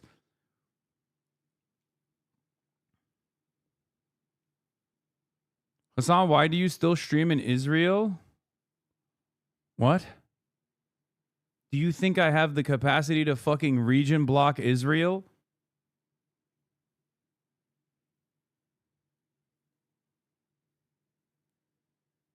Also, is that an argument that you're trying to make towards the Lord thing? Is that what you're saying?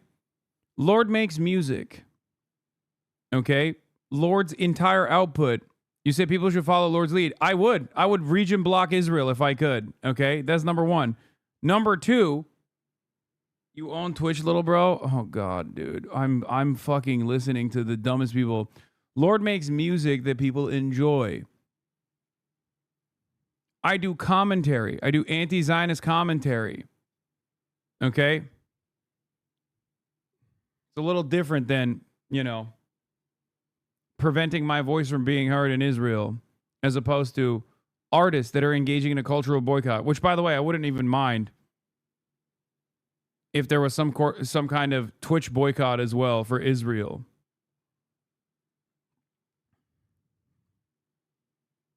Even if, obviously, it'd be better served if everyone in Israel was listening to what I had to say as it pertains to the genocide.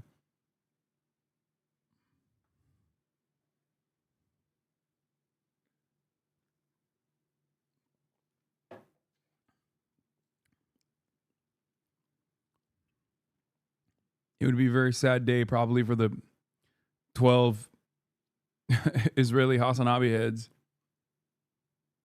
You are constantly contradicting yourself. You are the king of contradictions yourself. Contradicting yourself.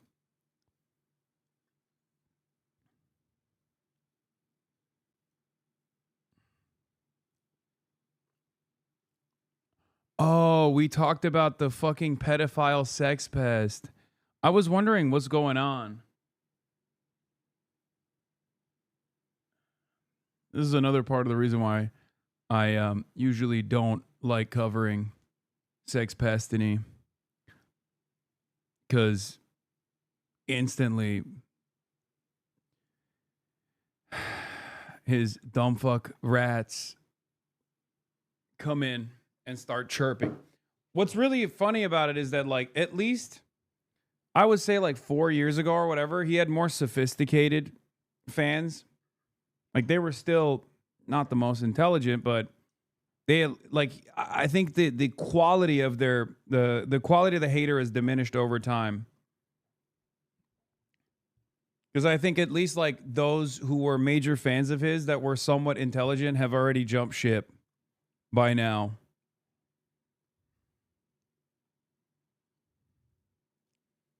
Now I can't even tell if this is like an Ethan Klein fan or a Rape Tone fan.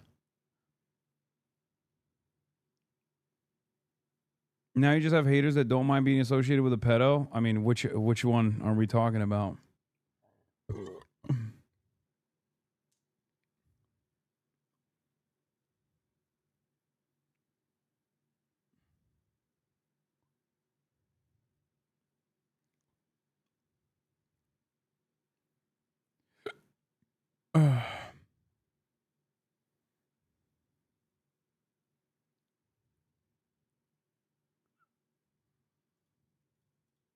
With the logo of the Gaza Humanitarian Foundation, a venture set up by Israel and America to distribute aid to Gazans. In a statement, GHF said, GHF is proud to serve communities throughout Gaza via our community distribution program. We believe It's not just Lord, it's 1,000 plus artists with many big names. No, that's awesome. 1,000 plus artists and label boycotters. Oh shit, Mark Ray Billet.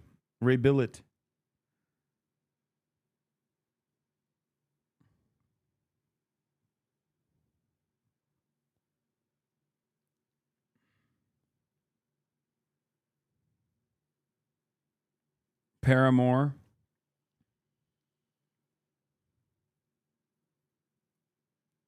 Okay, I'm never going to finish this fucking video. Gazan deserves to be fed with dignity, including those in areas controlled by the popular forces. This is Sami, an Israeli soldier who serves at the Kerem Shalom crossing. He spoke on condition of anonymity. The thing is that we're against Hamas and they're against Hamas. Israel started giving him things to help him. It was cars, vehicles, weapons, food, money. A senior leader of the popular forces claimed in our interview that for any of these supplies to enter Gaza, a request had to be made to the Palestinian Authority and various other Arab states, and then passed on to a coordinating body that liaises directly with Israel. We asked for responses to those claims but received no reply, and Sky could not independently verify them. The IDF commander we spoke to told us the popular forces members now number up to 3,000 men across Gaza. That's not true. We approached popular forces for comment but received no reply, and Sky News was not able to independently verify these claims. The IDF commander we spoke to told us the popular forces members now number up to 3,000 men across Gaza. Sky News was not able to independently verify this. What the fuck? Why are they? One of the reasons that Israel has been using these proxies, which I have not mentioned, is to mask its legal responsibility and to be able to say it was not us that was doing the crime, but al-Shabaab. The IDF told us it would not comment on our claims. Blasts, bombs and bullets have turned Gaza into a chaotic land of fear and uncertainty. Abu Shabab and the popular forces think they are the people to restore order here, with Israel's help. Adam Parsons, Sky News, Jerusalem. Estem assistint a un genocidi en viu i en directe on milers de nens i nenes ja han mort. Oh, flood the streets. Pep Guardiola gives a call for people to join a Palestine protest.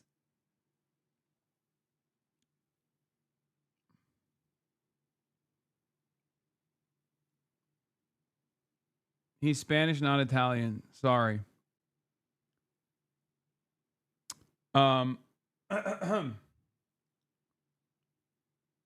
Is that Stanley Tucci? No. Yeah, he's a football coach.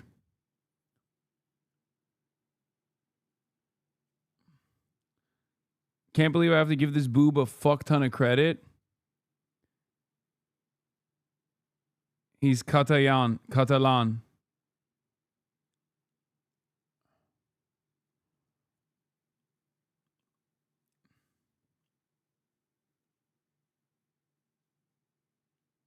He's Catalonian. That's why he has a weird name.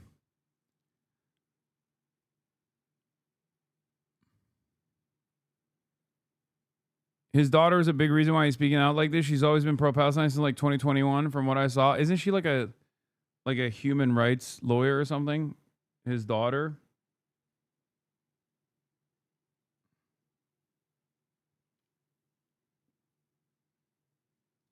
I d'altres poden encara morir. La franja de Gaza està devastada i riades de gent camina sense rumb, sense aliments, aigua potable ni medicines. Només la societat civil organitzada pot salvar vides i pressionar els governs perquè actuïn d'una vegada. El 4 d'octubre, a les 12 hores. Yeah, this is literally... someone said, would he get deported if he did this in America? Yes. If he didn't have citizenship and he was like coaching a team in America, yes, he would. And he would even get criminally prosecuted probably for trying to cause a riot if he were to do this. If he did do a mass call to action in America in a similar fashion. A Jardinets de Gràcia inundarem els carrers per exigir la fi del genocidi.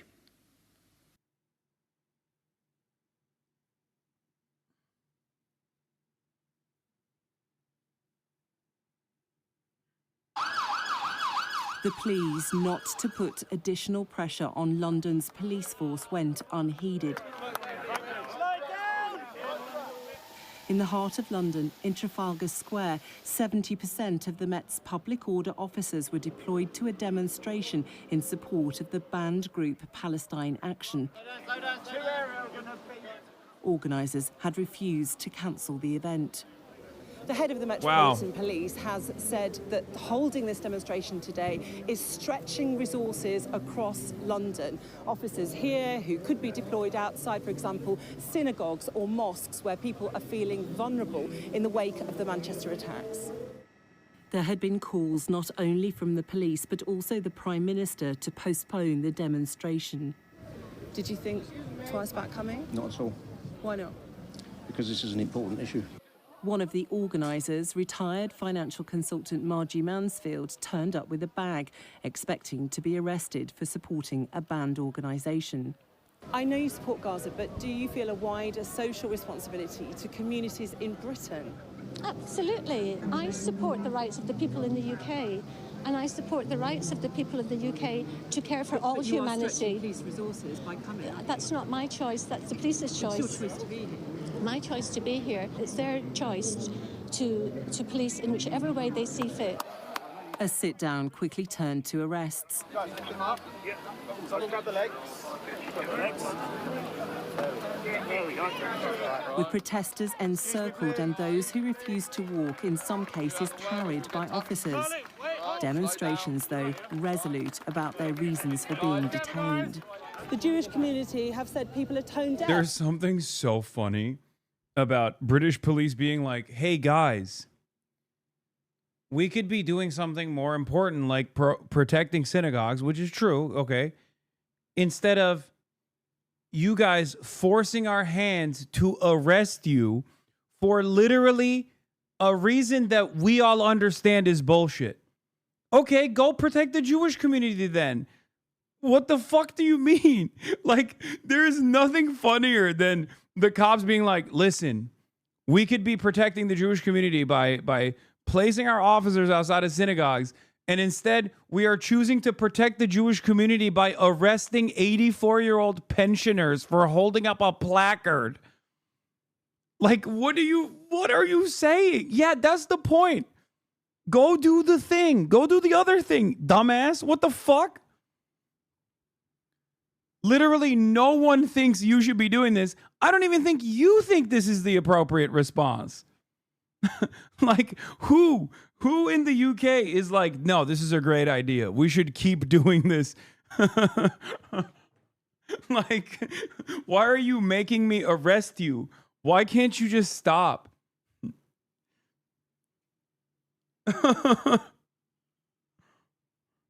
Fucking awesome.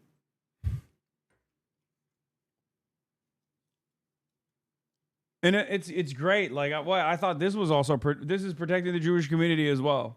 Okay, this is just as important as putting cops outside of synagogues. This is how we protect the Jewish community, by arresting Jews. By the way, like in some of these instances, the people that are arresting are Jews themselves too.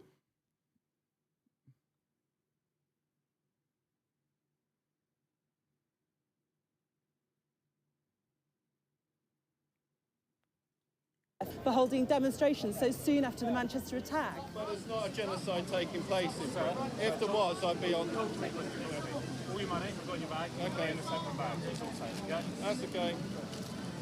Sorry, I'll have to continue being arrested. As police stepped up their presence around... Dude, that's crazy.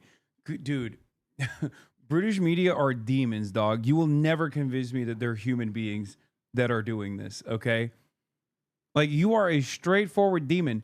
You got an old-ass motherfucker getting arrested on the ground, okay? And your question is, don't you think this is an inappropriate time to be protesting genocide?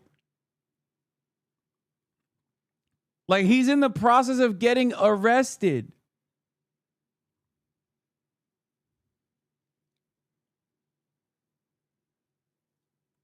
Have said people are tone deaf for holding demonstrations so soon after the Manchester attack. But there's not a genocide taking place in there. If there was, I'd be on. All your money, I've got in your bag. Okay. In a separate bag. It's all safe, yeah? That's okay. Sorry, I'll have to continue being arrested. As police stepped up their presence around synagogues, the policing minister defended the mass arrests in central London. The Prime Minister had urged people to just take a moment this weekend to remember those people who've lost their lives in the terror attack. And some people, I think, have paid attention to what's been said, others haven't. It's been a challenging day for London's police force, with supporters of the banned group Palestine Action pledging to continue their protests. Lisa Holland, Sky News, Central London.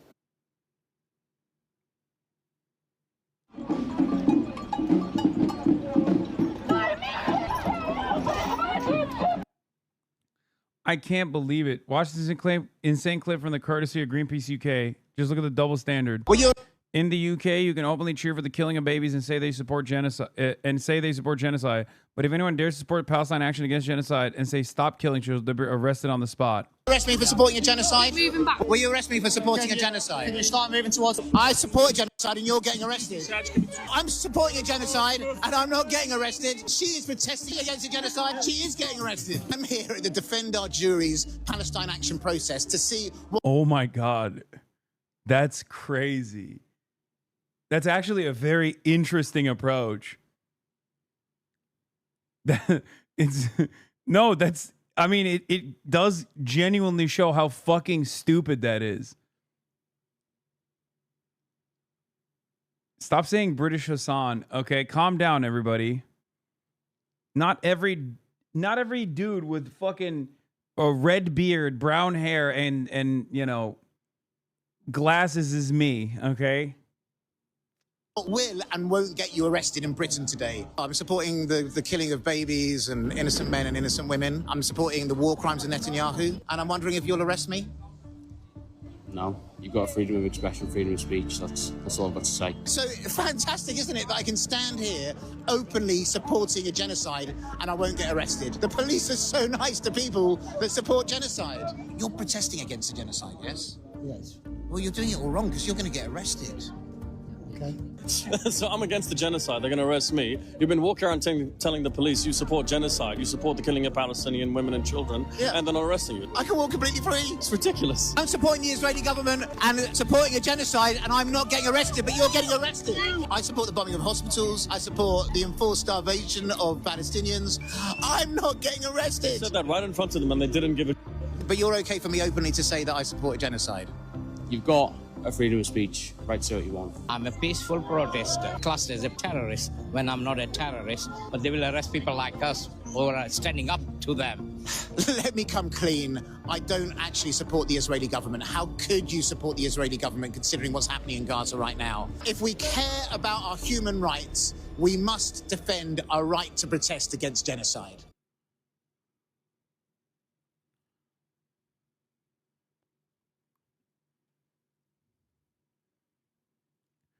That's crazy. But it's true.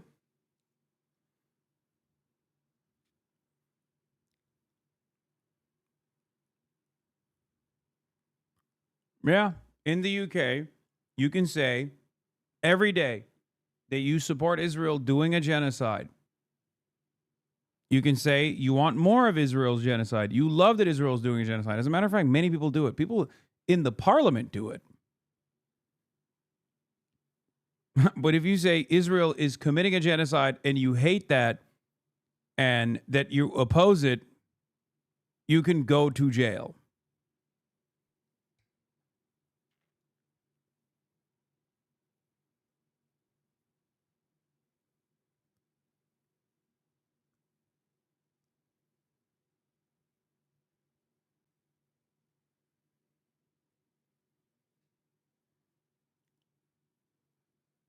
What a strange world we live in, man. I wonder why that's the case. Well, obviously, the reason why that's the case is because the British government is continuing Israel's genocide.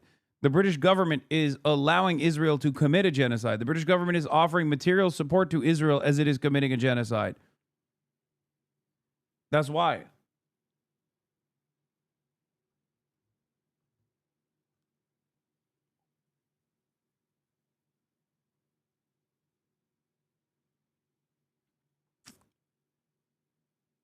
Yeah, this is a sitting congressperson, Representative Hank Johnson, who apparently says some insane shit. Hamas said it had agreed to release all the Israeli hostages, alive or dead, under the terms of President Trump's proposed Gaza peace plan. Representative Hank Johnson says, I am gratified that Hamas has agreed to release the hostages. Hamas is responsible for the ongoing genocide being undertaken by the state of Israel. What? Wait, I'm sorry. You recognize that Israel is doing a genocide, but you also still think it's Hamas's fault that Israel's doing a genocide? Okay, this, Jay Mershon, sometimes you fucking spam links and it gets annoying, but you were right to send this one. You were right to say this is a new thing that you haven't encountered yet. Because I've encountered people who say Israel's not committing a genocide. I've encountered people who say Israel's committing a genocide, but that's actually good, right? Like, you know, because they deserve it. I have, however, never encountered a person that has said Israel is committing a genocide and it's bad, but it's a genocide because of Hamas. I've only heard other versions of this, like Israel's doing war crimes and a genocide, but it's a good thing because Palestinians deserve it because of Hamas. This guy is saying Israel's committing a genocide and it's bad, but it's because of Hamas that Israel is committing a genocide. I have never heard that before.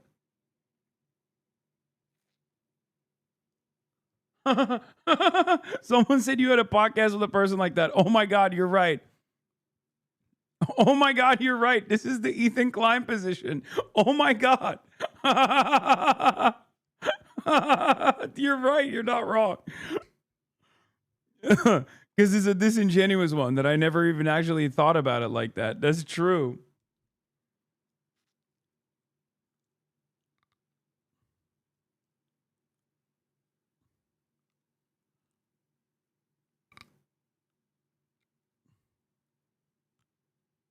low key, not wrong.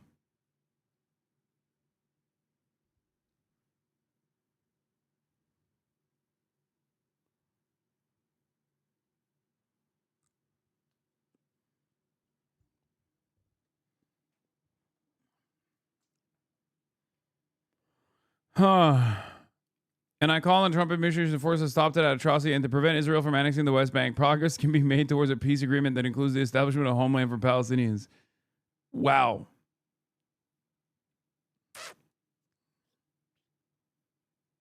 Brilliant fucking take. I've never heard the stop hitting yourself. Brilliant take. Stop hitting yourself, but this time it's about genocide.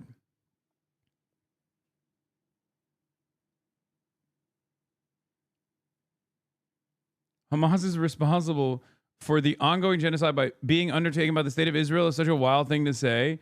Clintonian triangulation is strange because it's such an unusual triangulation. The normal play is to ignore that it's a genocide and give platitudes about the need for aid or whatever. This acknowledges the state of Israel is carrying out the genocide, but then hedges by saying Hamas forced them to do it.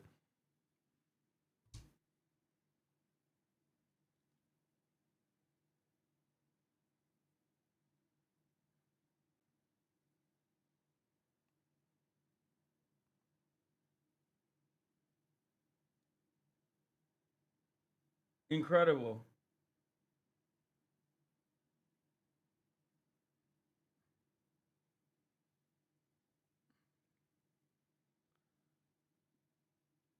It's incredible because it just doesn't make sense. Because it's such an insane thing to say. Which is why, like, when Ethan made this exact same claim, we just didn't factor that he was being sincere about the recognition of Israel doing a genocide. Because you can't recognize a state or an entity doing a fucking genocide and then simultaneously say it's the victim's fault. Like, that doesn't make sense at all. Unless you think Israel's doing a genocide and it's a good thing. You know what I mean?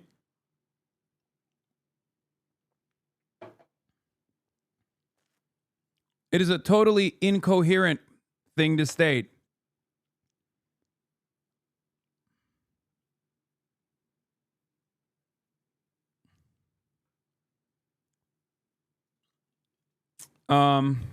Okay.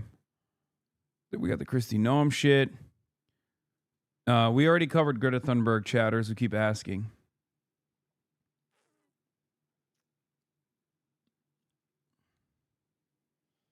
It's also Asman position. They deserve it because it's baked into their laws. I mean, his position is irrelevant. Most insane headline you will ever read. Republican candidate in Virginia caught in Tumblr Nazi porn scandal. Why is that the most insane headline I'll ever read? What? Oh my God. Another. This is it that insane? I mean, this literally happened in North Carolina. And what was even crazier was that the dude was black.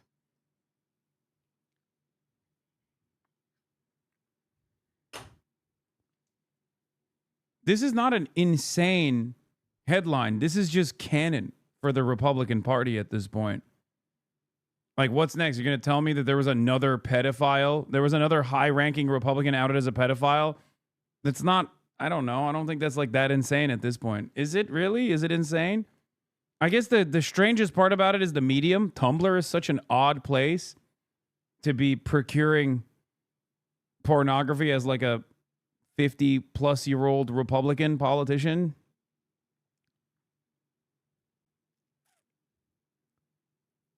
Yeah, I think this guy, if he bravely stays in the race, he could even win. Who knows?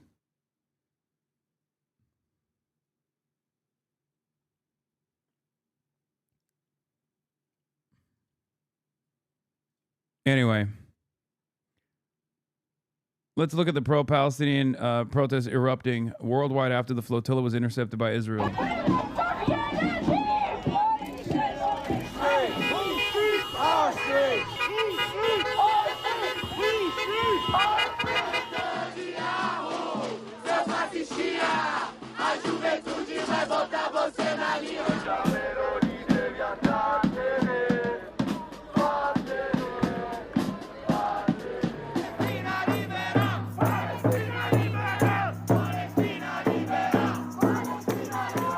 going to protest against the... I will say the interesting thing about the Italian protests have been the ages represented in the Italian protests. Like, you look at the Palestine protests in France, like, it's mostly young people, but the Italian one is everybody.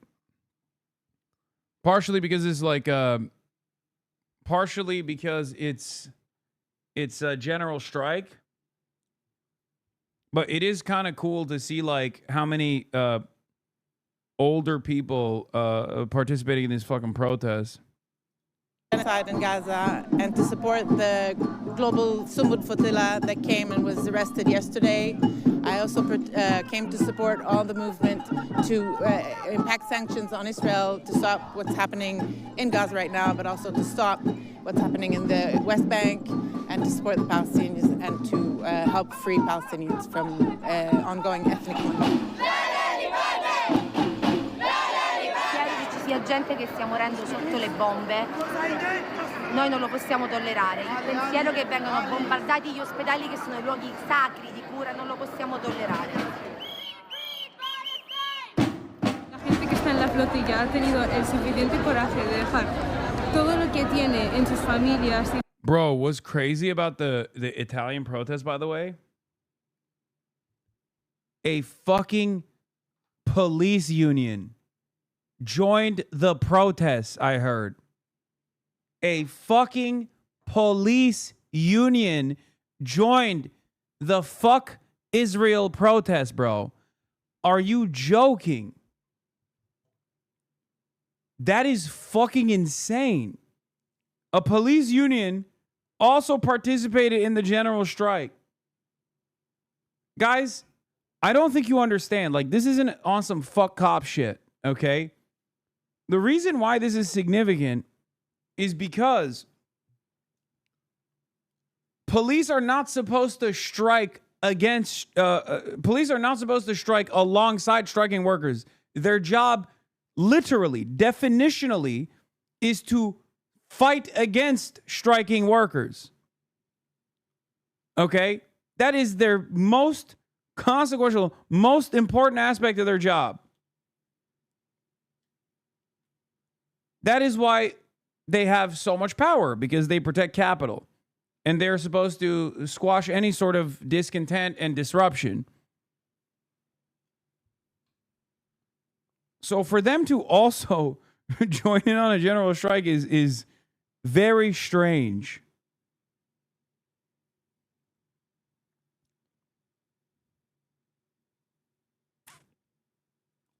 Vive para ir a ayudar a esa gente. Nosotros como población y gente que podemos dar nuestra voz, tendríamos que darles ese apoyo, tener el coraje de al menos salir a las calles a decirles que... I know my shirt says rooted in Arabic. I know.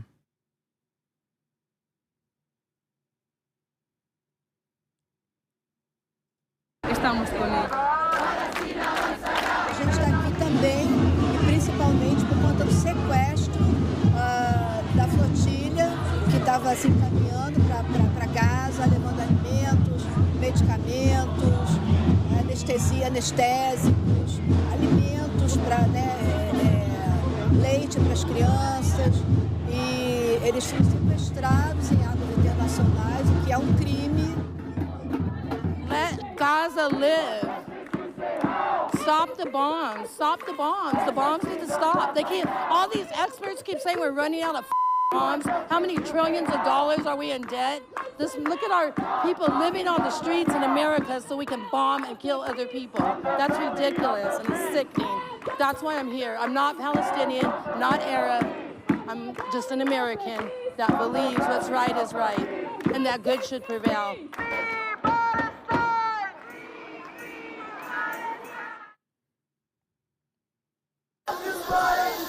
Garda pepper sprayed pro-Palestine protesters today when they try to block off the port to prevent Israeli goods from entering Ireland. Ugh. Yeah.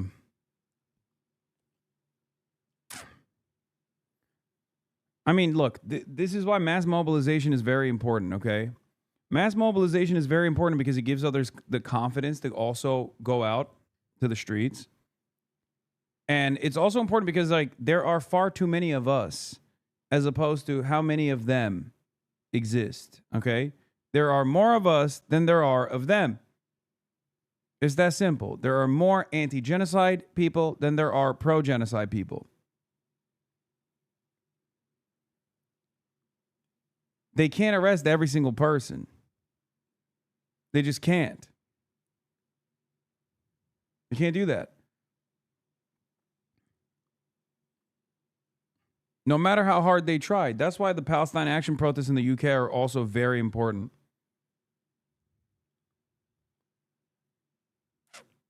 AIPAC candidate turning out the crowds in Michigan too. Wait, what? AIPAC candidate? Dem establishment and AIPAC's preferred candidate for Michigan Senate speaking before two people. Oh my God. This is Dr. Abdul Sayed. Dr. Abdul Sayed's major op. The one person standing is a tracker. Yikes, please tell me that was 30 minutes before the showtime. Well, I'll tell you this. She's on stage and it's not a sound check.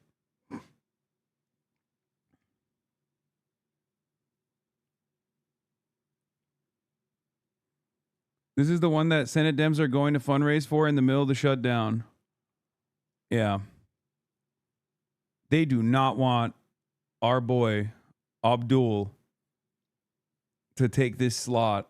Okay?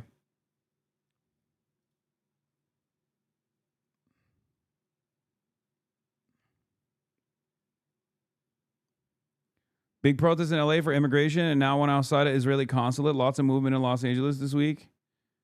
Damn. I leave LA for 1 second and y'all decide to mobilize.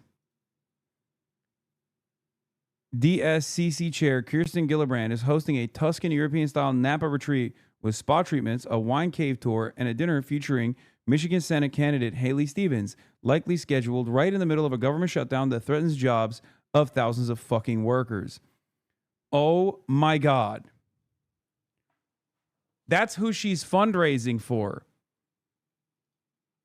Haley fucking Stevens. Haley Stevens.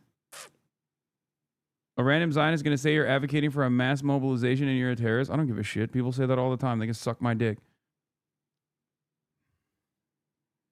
Democrats are so busted, bro. They do not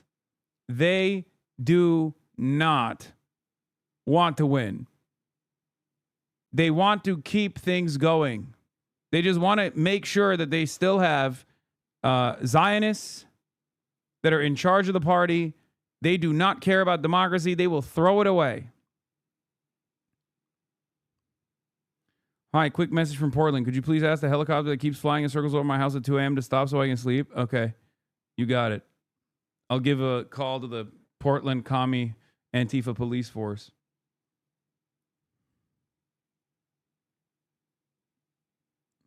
I just, like, who is this for, man? I mean, Israel. It's for Israel. That's who this is for. This is just for Israel. What time are you starting stream tomorrow? Tomorrow's stream is going to start very early for LA time. It is going to start, tomorrow's stream for GP3 is going to start at, I think, 3 a.m. LA time. Or it may be, wait, 3 a.m. LA time? Yeah, I'm pretty sure 3 a.m. LA time. And it's going to go on from 3 a.m. LA time until a little bit after 7 p.m. LA time. So it's going to be from 3 a.m. PST all the way to, yeah, we're going to start with the qualifiers, which are starting at 12:30 French time. Yeah. 12:30 French time is when the qualifiers start. And the last race ends, like the race ends and the podium thing starts at 7 p.m. So if you're on the East Coast, you're lucked out. You wake up early, 6 a.m., you can watch. The American team is Ludwig and Michael Reeves.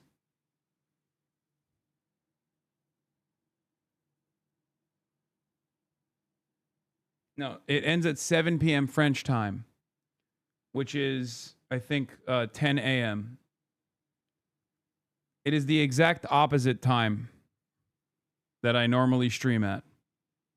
Like, straight up, the exact opposite times. It's the times that I don't stream is the time that I will be streaming at. Where do we watch? On this broadcast.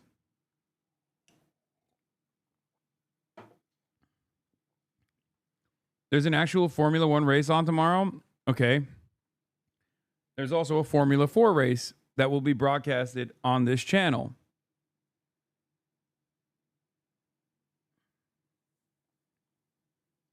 This Formula 4 race will have some content creators that you know and some content creators that you will get to know. Some French content creators, some Spanish content creators, and also Ludwig and Michael Reeves. The Spanish-speaking broadcast will be hosted on eBay's channel. The French-speaking broadcast will be hosted on Squeezy's channel. And the English-speaking broadcast will be hosted on my channel and Pokemon's channel.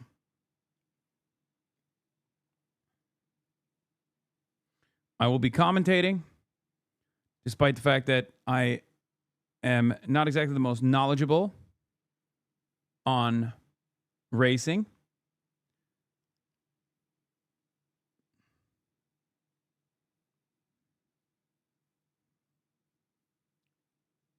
Alongside Pokemon, we'll have other guests on as well. The Yard's very own Slime and Nick will be on as roaming guest hosts. And we will have some surprise guests on the broadcast as well, including French content creators like Etoile and numerous others.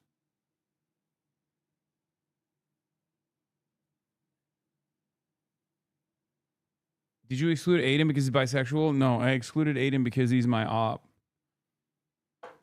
As he has turned to political commentary himself, he has become my enemy. And also because he's bisexual, and therefore obviously also my enemy for that reason. Because I am a foe to the LGBTQ community.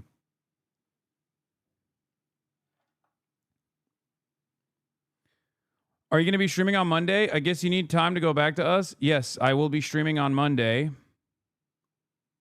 However, that is, of course, if I don't get fucking arrested.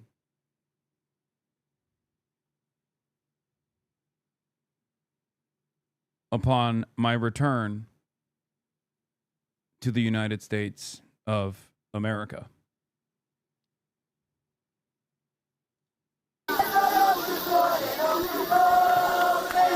They answered the call of the unions, gathering at Rome's central station.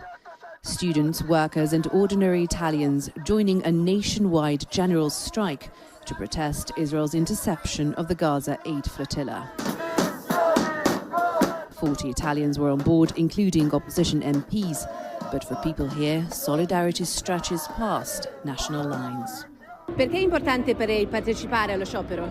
I am here to denounce the shameless genocide in Gaza, which didn't start just 2 years ago, but 70 years ago.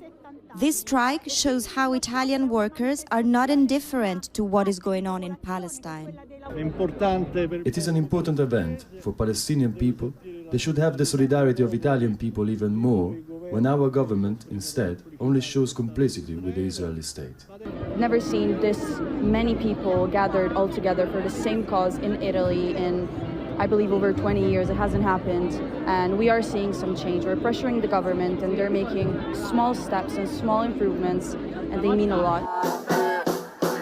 The strike affected transport, education, and healthcare, with only essential services running. The youngest participants taking a day off school.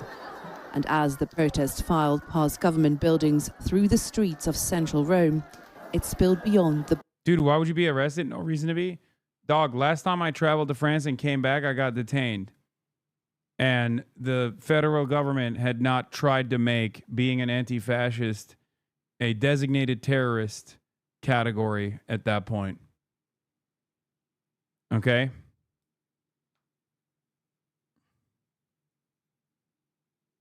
Things have gotten literally worse since then. But yes, I am talking to lawyers for help.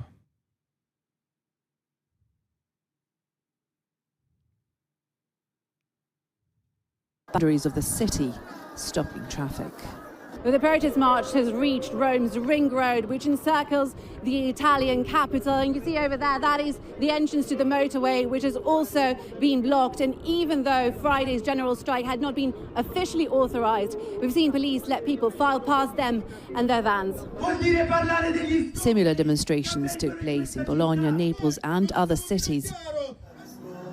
The anger aimed not only at Israel, but also at Giorgia Meloni's right-wing government, which protesters accuse of being complicit in Israel's war in Gaza, a war that people here say they will not stop.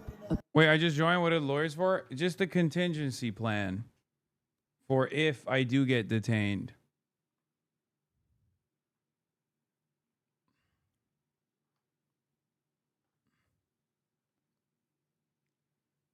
But this time for even longer than I did last time.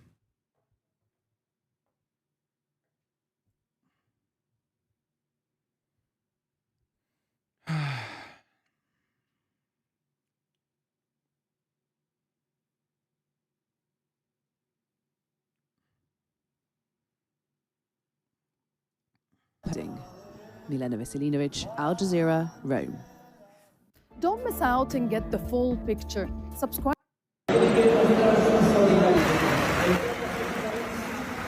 Athletic Bilbao invites Palestinian refugees to pitch in tribute for Gaza.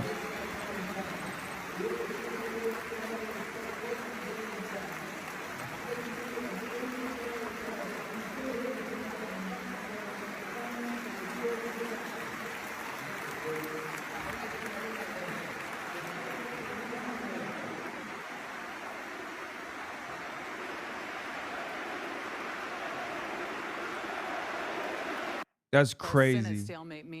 Bro, that's that level of support, man. It is crazy. So is the commentary thing just tomorrow, or did I miss the whole weekend? No, it's tomorrow.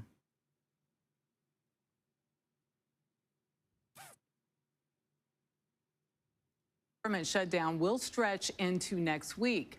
Yesterday, Democrats and Republicans failed to advance competing proposals to fund the government. According to the Congressional Budget Office, about 750,000 federal workers could be furloughed, costing them $400 million in daily wages. Willie James Inman is live at the White House. Willie James, good morning. Michelle, good morning to you. The government shutdown continues this week. American sports, question mark? I know. The more I see football hooligans, ultras come out in support of Palestinians, the more I see mass mobilization take place and general strikes take place all around European capitals, the more I'm ashamed of my country. Like, we are the most responsible after Israel.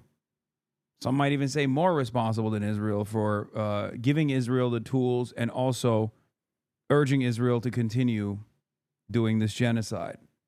And the fact that, like, our population is either completely oblivious to that reality or just, like, not doing anything with the same numbers or the same intensity or the same frequency as, like, Europeans, UK, France, Italy, Spain, Portugal, Greece, everywhere. Everywhere around the world, people are mobilizing. Sports fans are mobilizing. Ugh, Americans, man. Deep shame.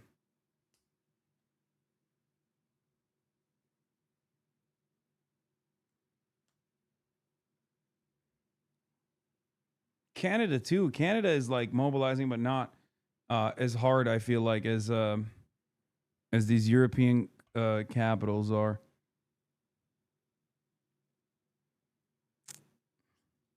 With Congress deadlocked. Yeah, people are doing moments of silence for Palestinians in European soccer fields. We're doing moments of silence for Charlie Kirk in America.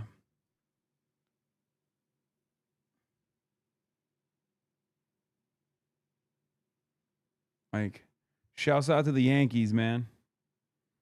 You know what I mean?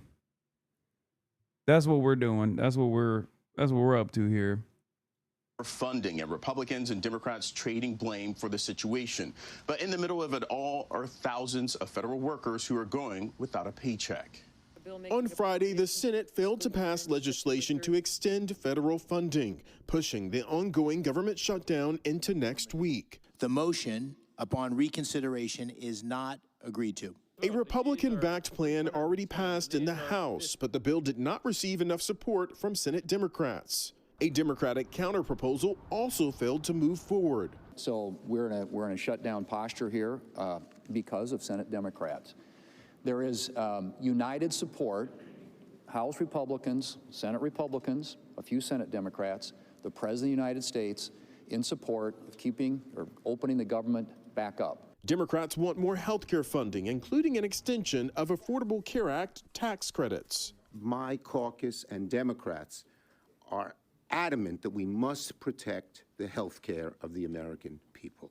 House Speaker Mike Johnson canceled plans for the chamber to return to Washington next week, a move that effectively puts pressure on the Senate to act. So the House will come back into session and do its work as soon as Chuck Schumer allows us to reopen the government. That's plain and simple. As Congress remains at a stalemate, federal workers are furloughed and are not being paid. Meanwhile, the White House is floating possible mass firings during the shutdown. Look, the Office of Management and Budget, as we've said repeatedly, is working with the agencies and our cabinet secretaries to identify where cuts unfortunately can and have to be made.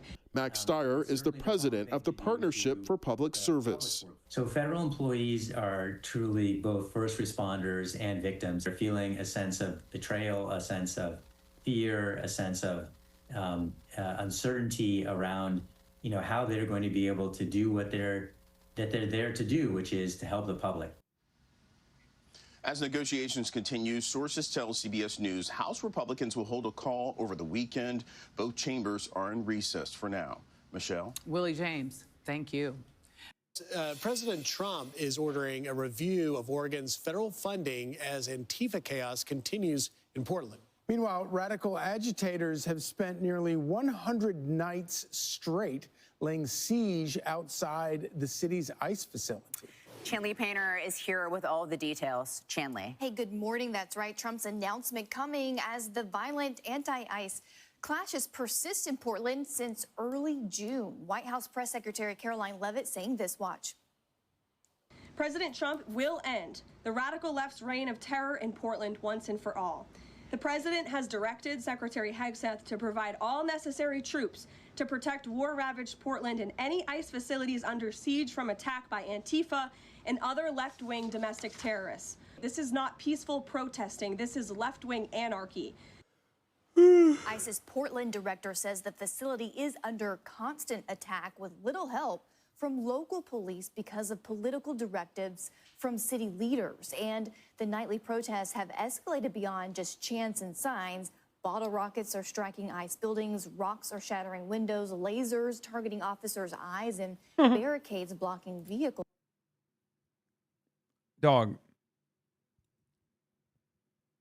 what you're describing is at most a fucking nuisance. What you're showing, on the other hand, is military gear wearing cops beating the fucking doorknobs off of tax-paying citizens while deploying chemical weapons on them. Like, the disproportionality here is so severe. And what's crazy is that Americans don't realize that. Like, they have no way of looking at the situation and being like, okay, so you're telling me that these guys are throwing like bottles and stuff, and then the cops come in with chemical weapons that are banned in combat, and deploying said chemical weapons as a mechanism for crowd control against tax-paying citizens while they got like military gear on.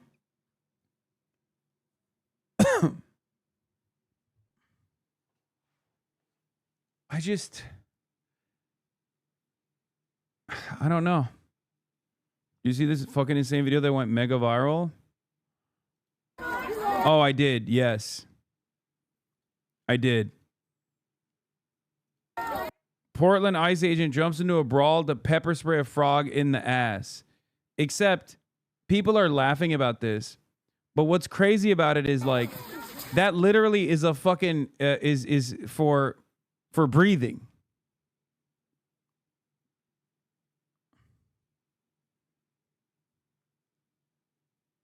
He is literally, he identifies the one area for like air to come in and out of the fucking costume and then pepper sprays it. Like he's hotboxing the dude, turning it into a fucking gas chamber. It could have killed him.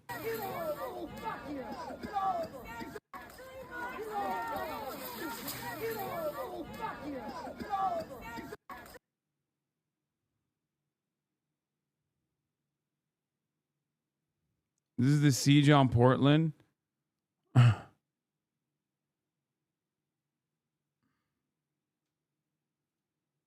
America for Americans. USA! USA! USA! USA! What?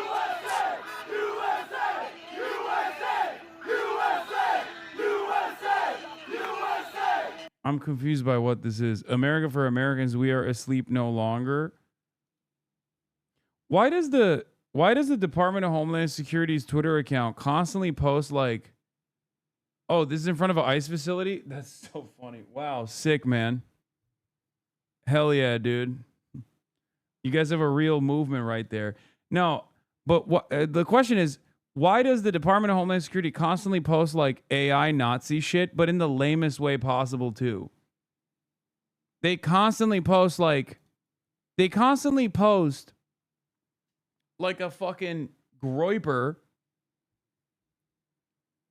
Like they post like friend memes. They post shit like this. Like they post like an angsty teenager. Meanwhile, they're the social media apparatus for an incredibly violent tool of the federal government. I don't understand it. Like, who is this PR for?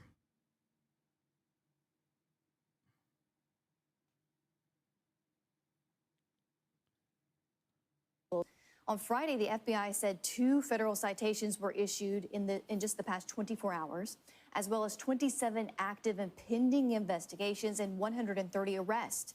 Following 100 days since agitators have laid siege to that ICE facility, Portland FBI is posting this quote: "We continue to work with our partners to investigate instances of violence and destruction of property and hold those individuals accountable." And meanwhile, in Illinois, protests also persist there, guys, as federal agents announced the arrest of more than 1,000 illegal aliens as part of Operation Midway Blitz, a sweeping crackdown they launched earlier this month. Guys, back to you. I'm Steve Ducey. I'm Brian Kilmeade. And I'm Ainsley Earhart. And click here to subscribe to the Fox News YouTube page to catch our hottest interviews and most compelling analysis.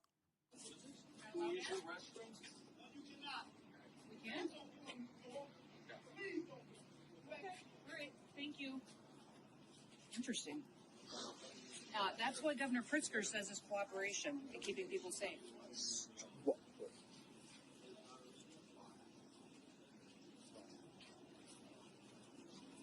So why wouldn't they let you in? What's been going on here? What's been going on here, Secretary? Oh, that's Benny Johnson. That's 100% Benny Johnson.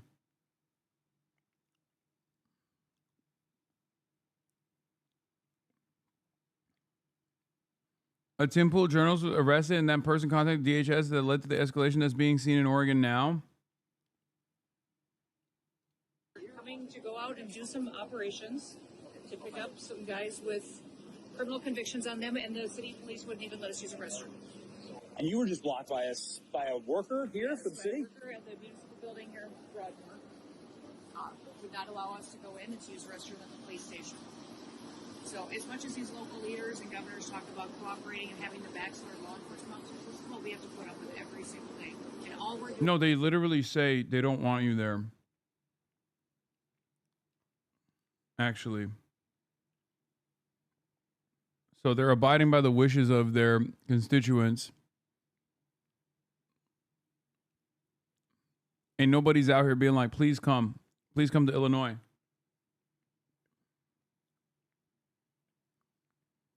As a matter of fact, they've made it clear. They're like, don't come to Illinois. We don't want you here.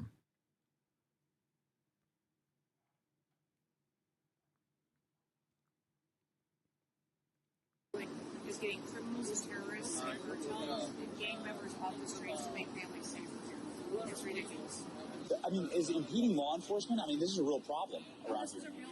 Impeding law enforcement.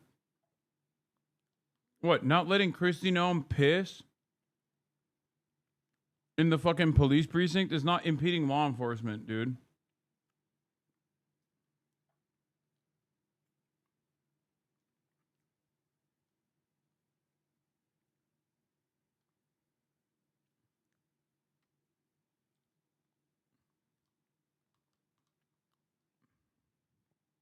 These guys are so funny.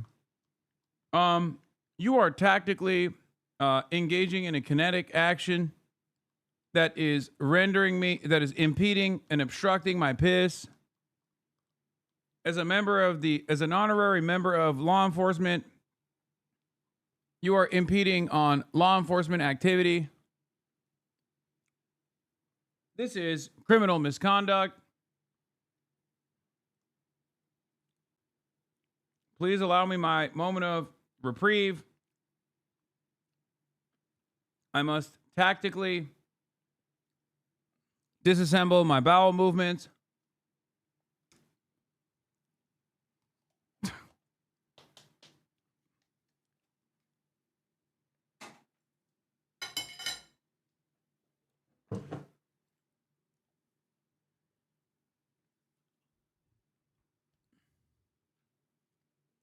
When do you stream F4 Twin?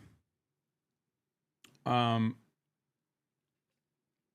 a couple hours, basically.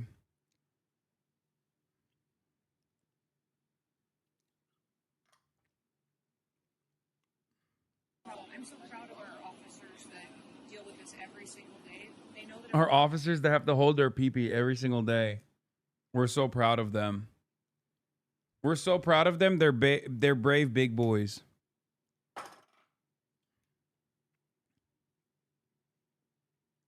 They are brave big boys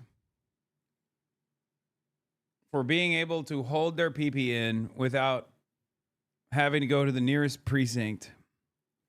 As a matter of fact, they use tactical diapers. America's got their backs, but what they face here every day is real prosecution. Incredible. How do you move your setup so fast and everywhere in every country and stream every day? Because I'm the fucking GOAT. But thank you for asking.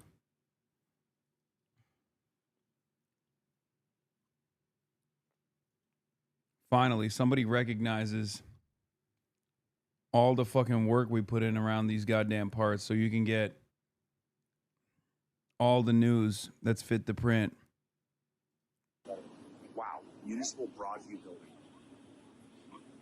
Christina Coleman, she has the latest on this morning's attack on law enforcement in Illinois. Christina. Hi, John. DHS Assistant Secretary Tricia McLaughlin says law enforcement officers were boxed in by 10 cars this morning in Broadview, Illinois, the very same area where anti-ICE crowds have been gathering for days. She said, quote, agents were unable to move their vehicle and exited the car. One of the Random thought. Y'all ever think Hasan hides him needing to take a shit as a pee break? No. Because I can't shit that fast. I love that this is a real image. Oh my God, so he was actually playing. Y'all said he wasn't. Y'all said he was not playing. He actually was playing.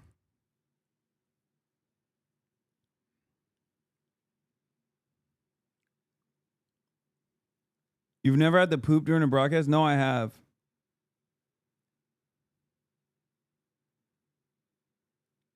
Don't care about your sob story. Give us small head content. Sorry, I can't do that because my head is normal sized.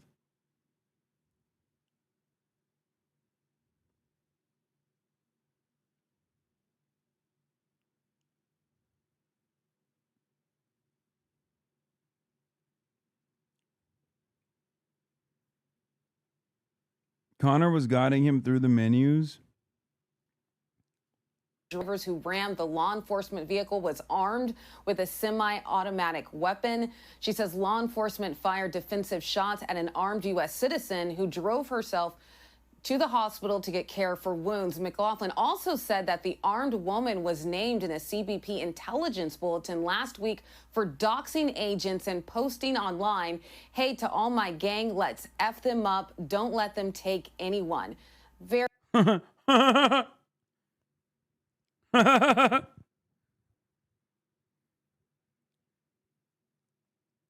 Hey, we are a member of a criminal gang. Let us go F those ICE agents up.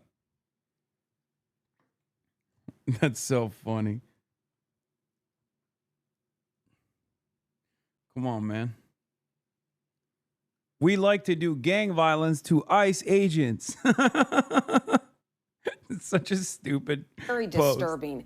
Things got violent outside of the ICE facility in Broadview, Illinois, again early yesterday morning. Take a look at that, with anti-ICE protesters clashing with law enforcement. Approximately 250 anti-ICE protesters gathered there. Federal agents fired pepper balls and tear gas to try and break up the crowd, blocking federal operations. Today, Illinois Governor J.B. Pritzker put out a statement saying the Trump administration intends to federalize 300 members of the Illinois National Guard in the coming hours. Pritzker said, quote, "This morning, the Trump administration's Department of War gave me an ultimatum. Bro, everything is Israel now. I just like... Sometimes I think, am I too Israel pilled? Like, is too Israel brained, you know? Or is everything just simply Israel? And I feel like the answer is everything is Israel.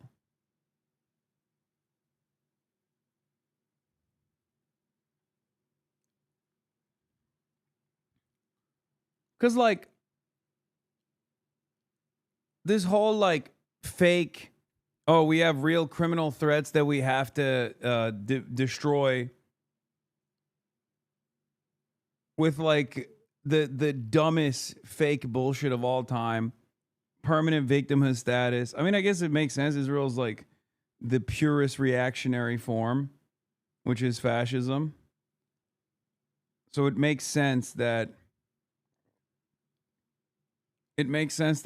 the United States of America, that's also gearing towards full tilt fascism, would behave in a similar fashion.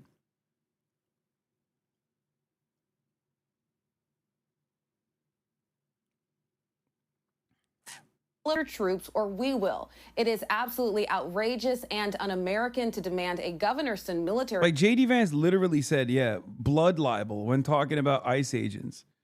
He said it's blood libel to call ICE agents Gestapo. Like, it doesn't get more Israel than that, you know? Troops within our own borders and against our will. Pritzker maintains that there's no need for military troops on the ground in Illinois, and he says he will not call up the National Guard. Meantime, in Portland, another city with ongoing violence outside of an ICE facility, a fistfight broke out between an ICE supporter and anti-ICE protester. You could see there in that video that was a conservative influencer who had been arrested by Portland police. Explained to our Bill Malusian what had happened. He has since been released. But there you go. You could see that fist fight between that ICE protester and anti-ICE supporter. There you go. There you see him laid out. That's just some of the ongoing violence there. Now, federal authorities say local politics is impacting police involvement. Take a listen. Unfortunately, local police has been restricted from responding or cooperating at all with federal authorities, which is completely absurd. Also last night, Portland police say they arrested 2 men who refused to get out of the street and engaged in aggressive behavior toward each other during the protests. Again, just some of the ongoing violence in that area. So what happened there? Is that the journalist?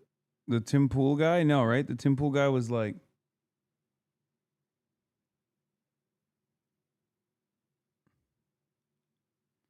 yeah, not only did they pepper spray the frog costume like vent, like the inflator, specifically to suffocate the person in the frog costume. But look at this video. I saw this one too. Oh shit.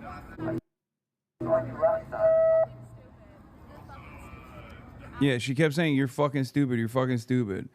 And then the response was to pepper spray this person like that close to their face, which, by the way, these guys know will absolutely have permanent damage.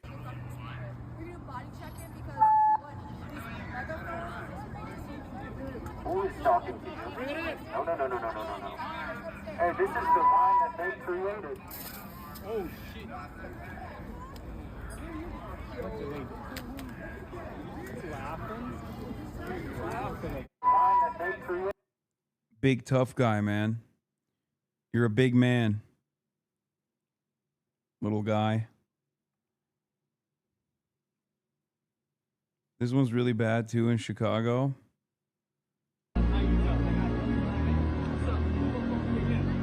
Step back. Step back. I'm on a public floor. He's not doing anything. You're seeing that.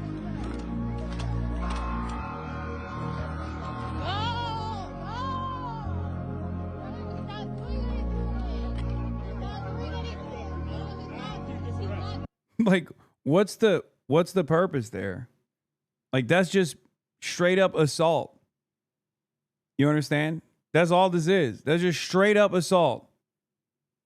Like, this is the thing that really pisses me off about Americans, because like Americans will look at this and be like, well, he didn't listen to a lawful order by a cop. Like, these are supposed to be human beings and also public servants. Like, they're not fucking gods. Okay? They don't get to just like beat the shit out of people who hurt their feelings. Okay? You don't get to do that. Nobody gets to do that. And you know who especially doesn't get to do that? A dude in a fucking military kit with a goddamn automatic machine gun strapped to his fucking chest. What are we talking about? It's so crazy. Americans will look at that and be like, nah, that's valid.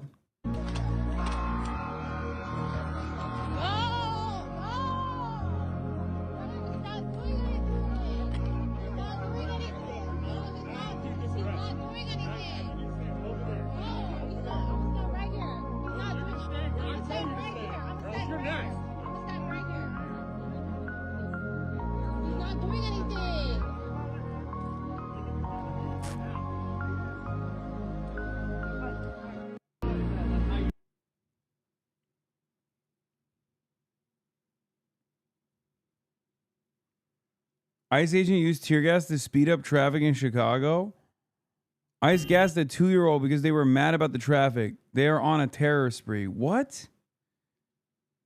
ICE deployed tear gas on crowded public street because they were upset being stuck in Chicago traffic. A 2-year-old child required medical care after inhaling the chemical agent. Adults were vomiting on the sidewalk. Local elementary school was forced to lock down for recess due to the presence of agents. People in nearby cars reported that the tear gas caused their ears, nose, and mouth to run after chemicals seeped into vehicles despite windows rolled up. The incident occurred close to Funston Elementary School in the Logan Square neighborhood in Chicago, Illinois. Fuck you, you fuckers. Fuck you.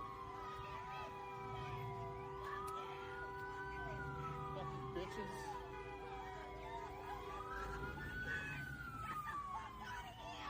What the fuck?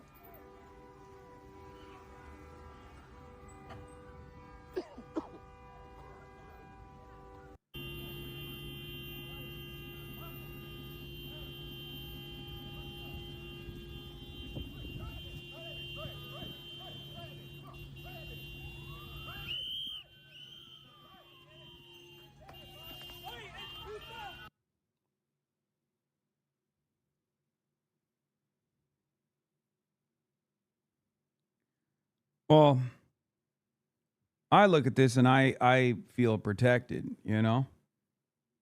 I look at this and I see our brave law enforcement officers doing a grand old job, you know?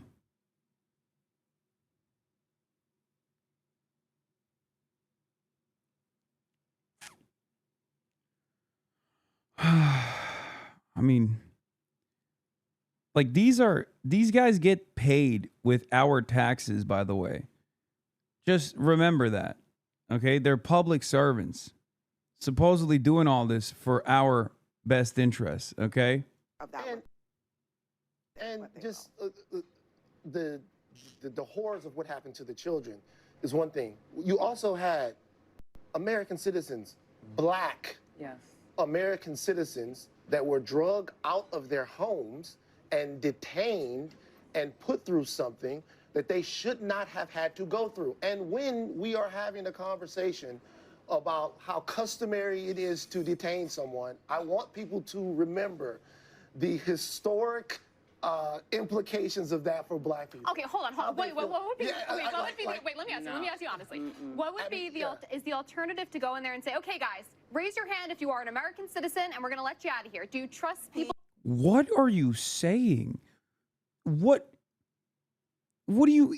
Yeah, the alternative is conducting a proper investigation ahead of time, figuring out if there's a fucking criminal there, getting the proper arrest warrant, a judicial warrant to enter into that individual's home. No one else's home, just that individual's home.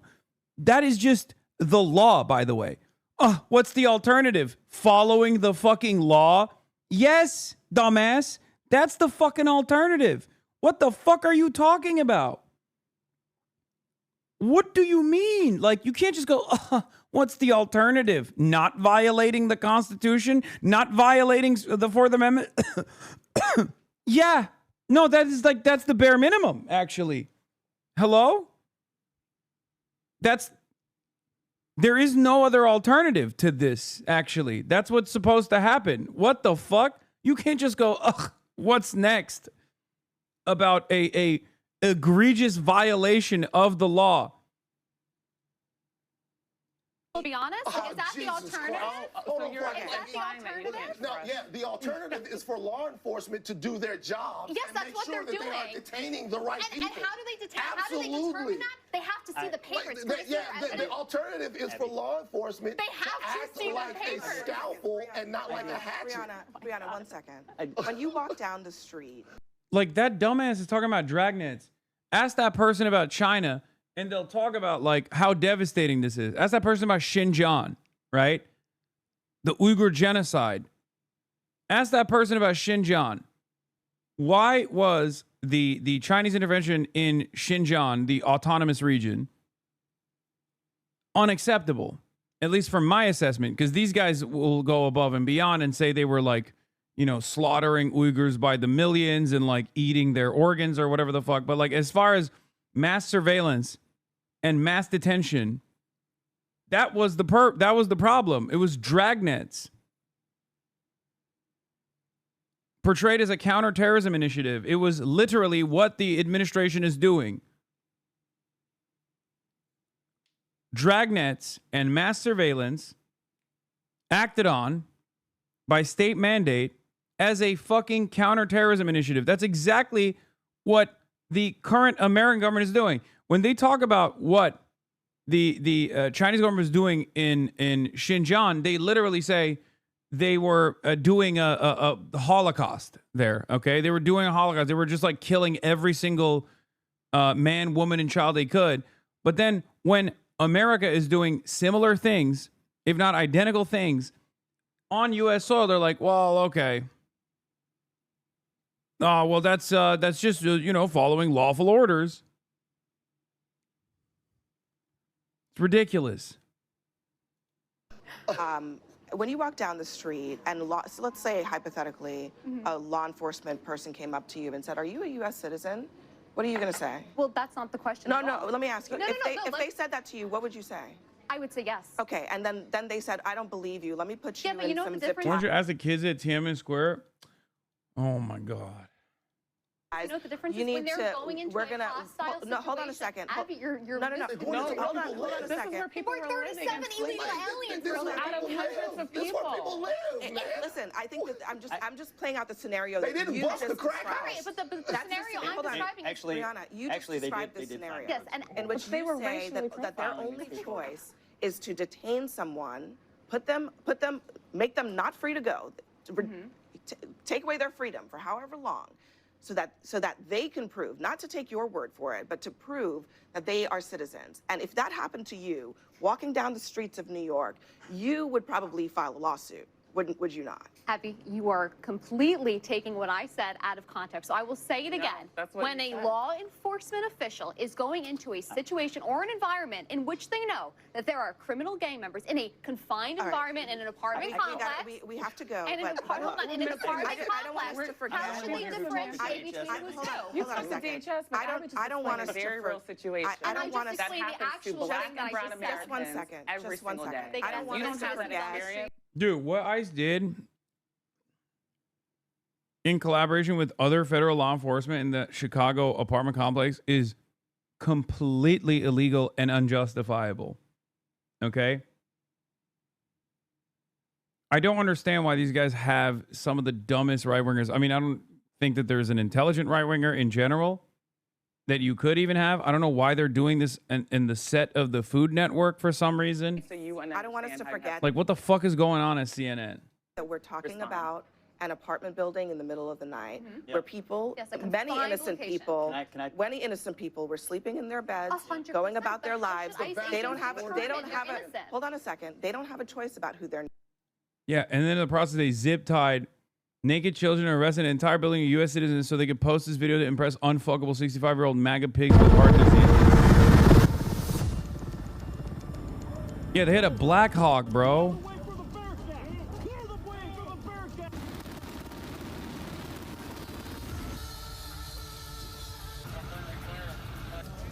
Like, they're making it seem like they were arresting fucking El Chapo, dude. They got the busboy working down the street.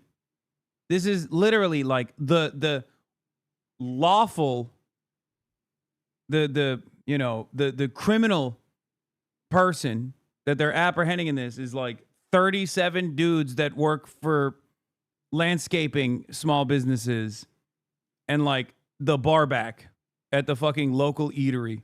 Okay? That's what they're doing. Uber Eats delivery drivers. It is the most psychotic shit. Yeah, you'd think they're in the Bin Laden compound the way they're moving.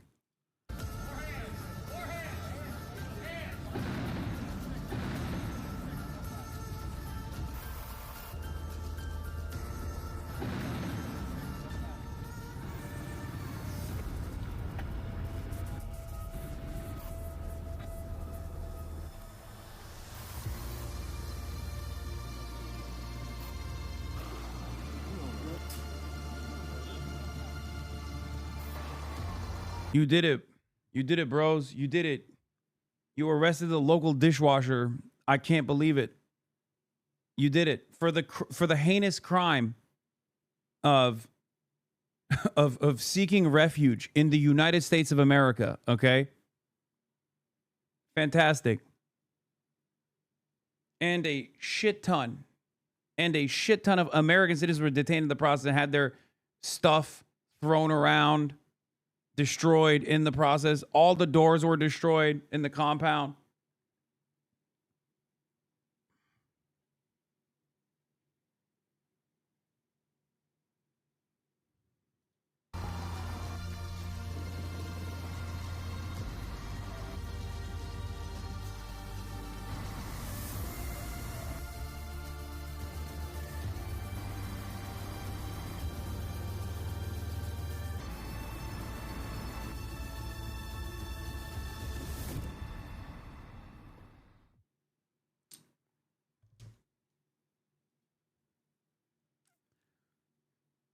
There's been so many instances exactly like this. Slumlord wants to offload a property, so they call ICE and say they suspect migrant gangs, traffickers, whatever. ICE comes in, humiliates, detains, intimidates, and robs every tenant until the building clears out. Yep. This is what happened in Aurora, Colorado as well. They were like, oh, Trendaragwa's in the building. Meanwhile, it was the dude's like 8th building that had been condemned by the local officials. Fucking slumlords, dude. And you can do this because even the American citizens involved that get detained in the process that live in those buildings are so fucking poor that no one will defend them.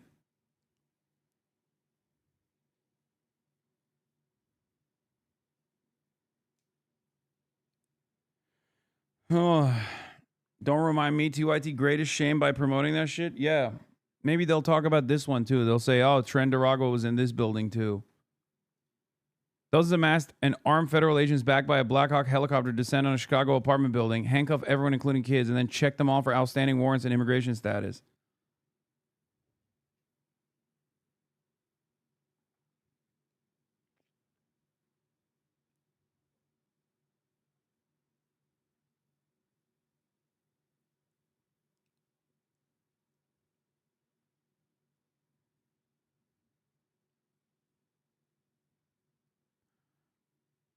It's fucking unbearable.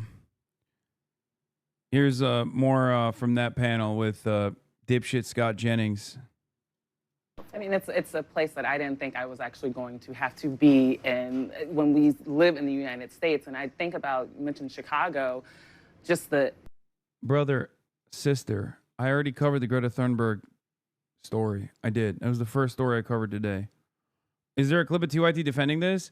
I don't know if there's a clip of TYT defending this version, but they defended the Aurora, Colorado one, saying like, no, it is Trendaragwa. These guys do actually come from Venezuela and like take over entire apartment complexes.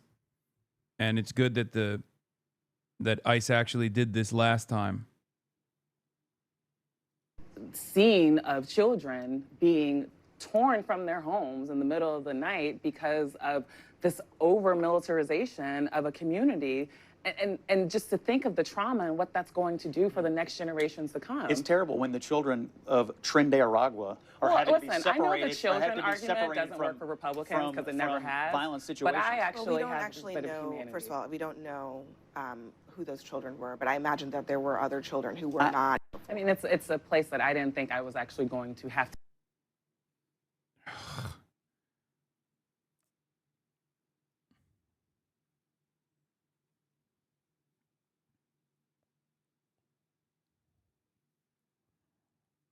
Incredible. Dude, I think one of the craziest parts about all of this is that people just don't realize that we have normalized some of the most abnormal shit in this country, and every day things get worse. Every day that goes by and people defend this kind of shit, Americans are getting more comfortable with a fascist government taking over. I mean, it already has.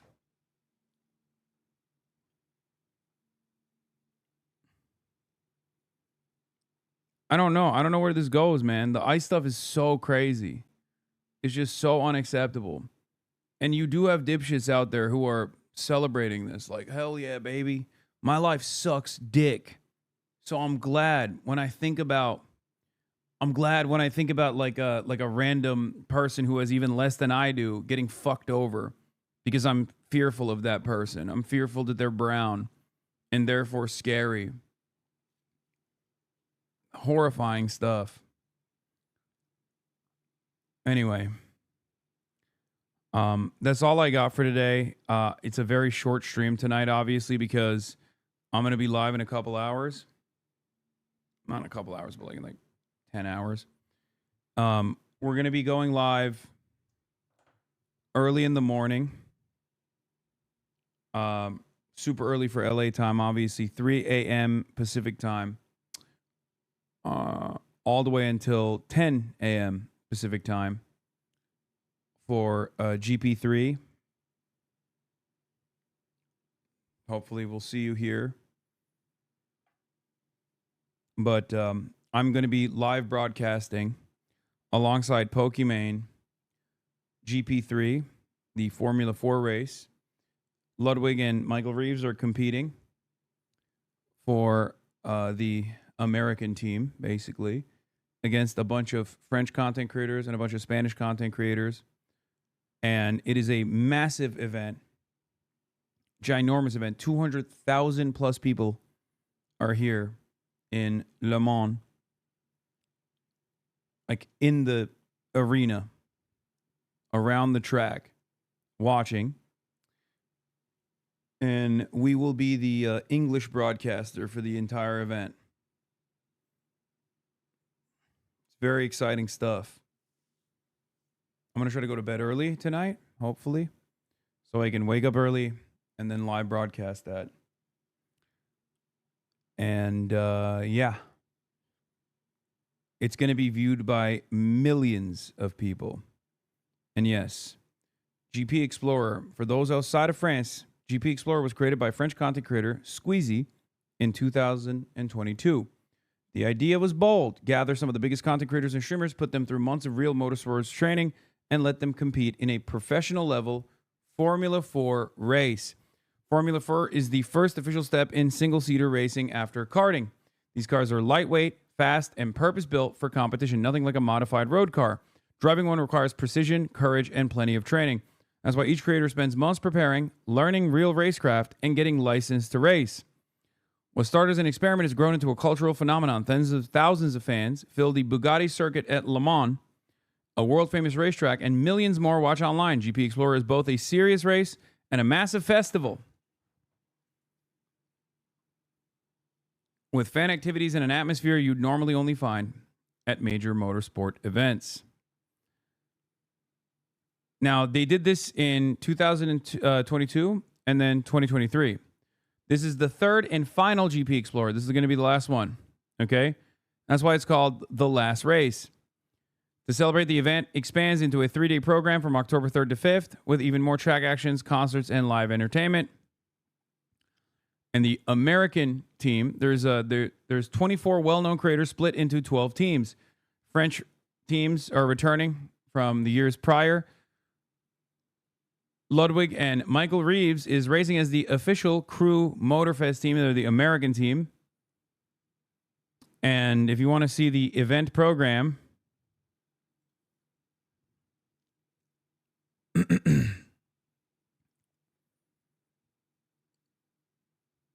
free practice starts at 8:30 a.m.,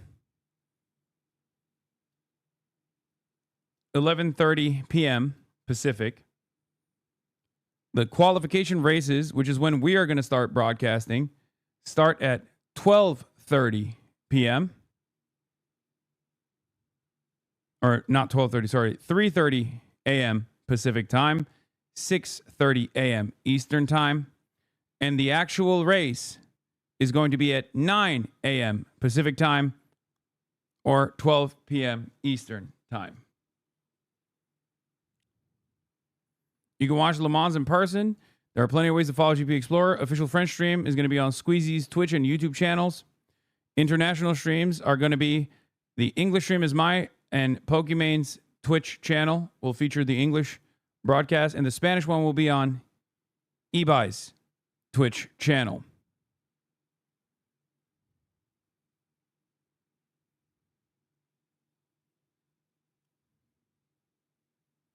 Between you and Pokemon, the knowledge of cars isn't really that compelling, law.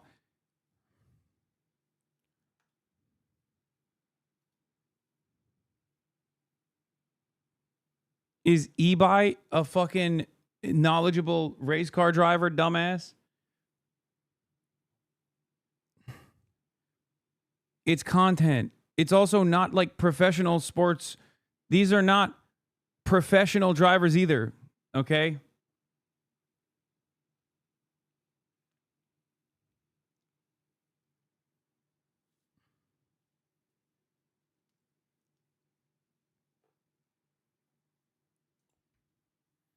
Predict now the winner. It's gonna be I think it's gonna be the Spanish dude.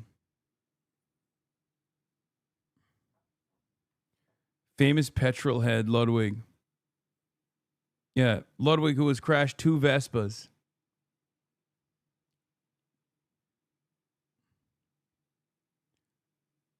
Reeves wins easy. Mark my words. I have hope, but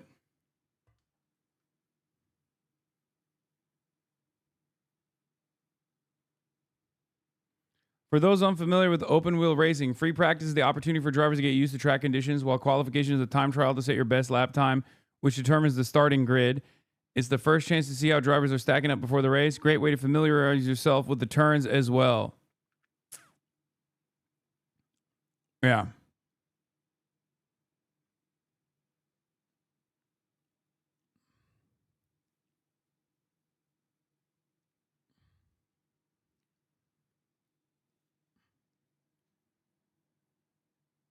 Lobo get the 360 no scope 5 seconds into the race. I know he spun out.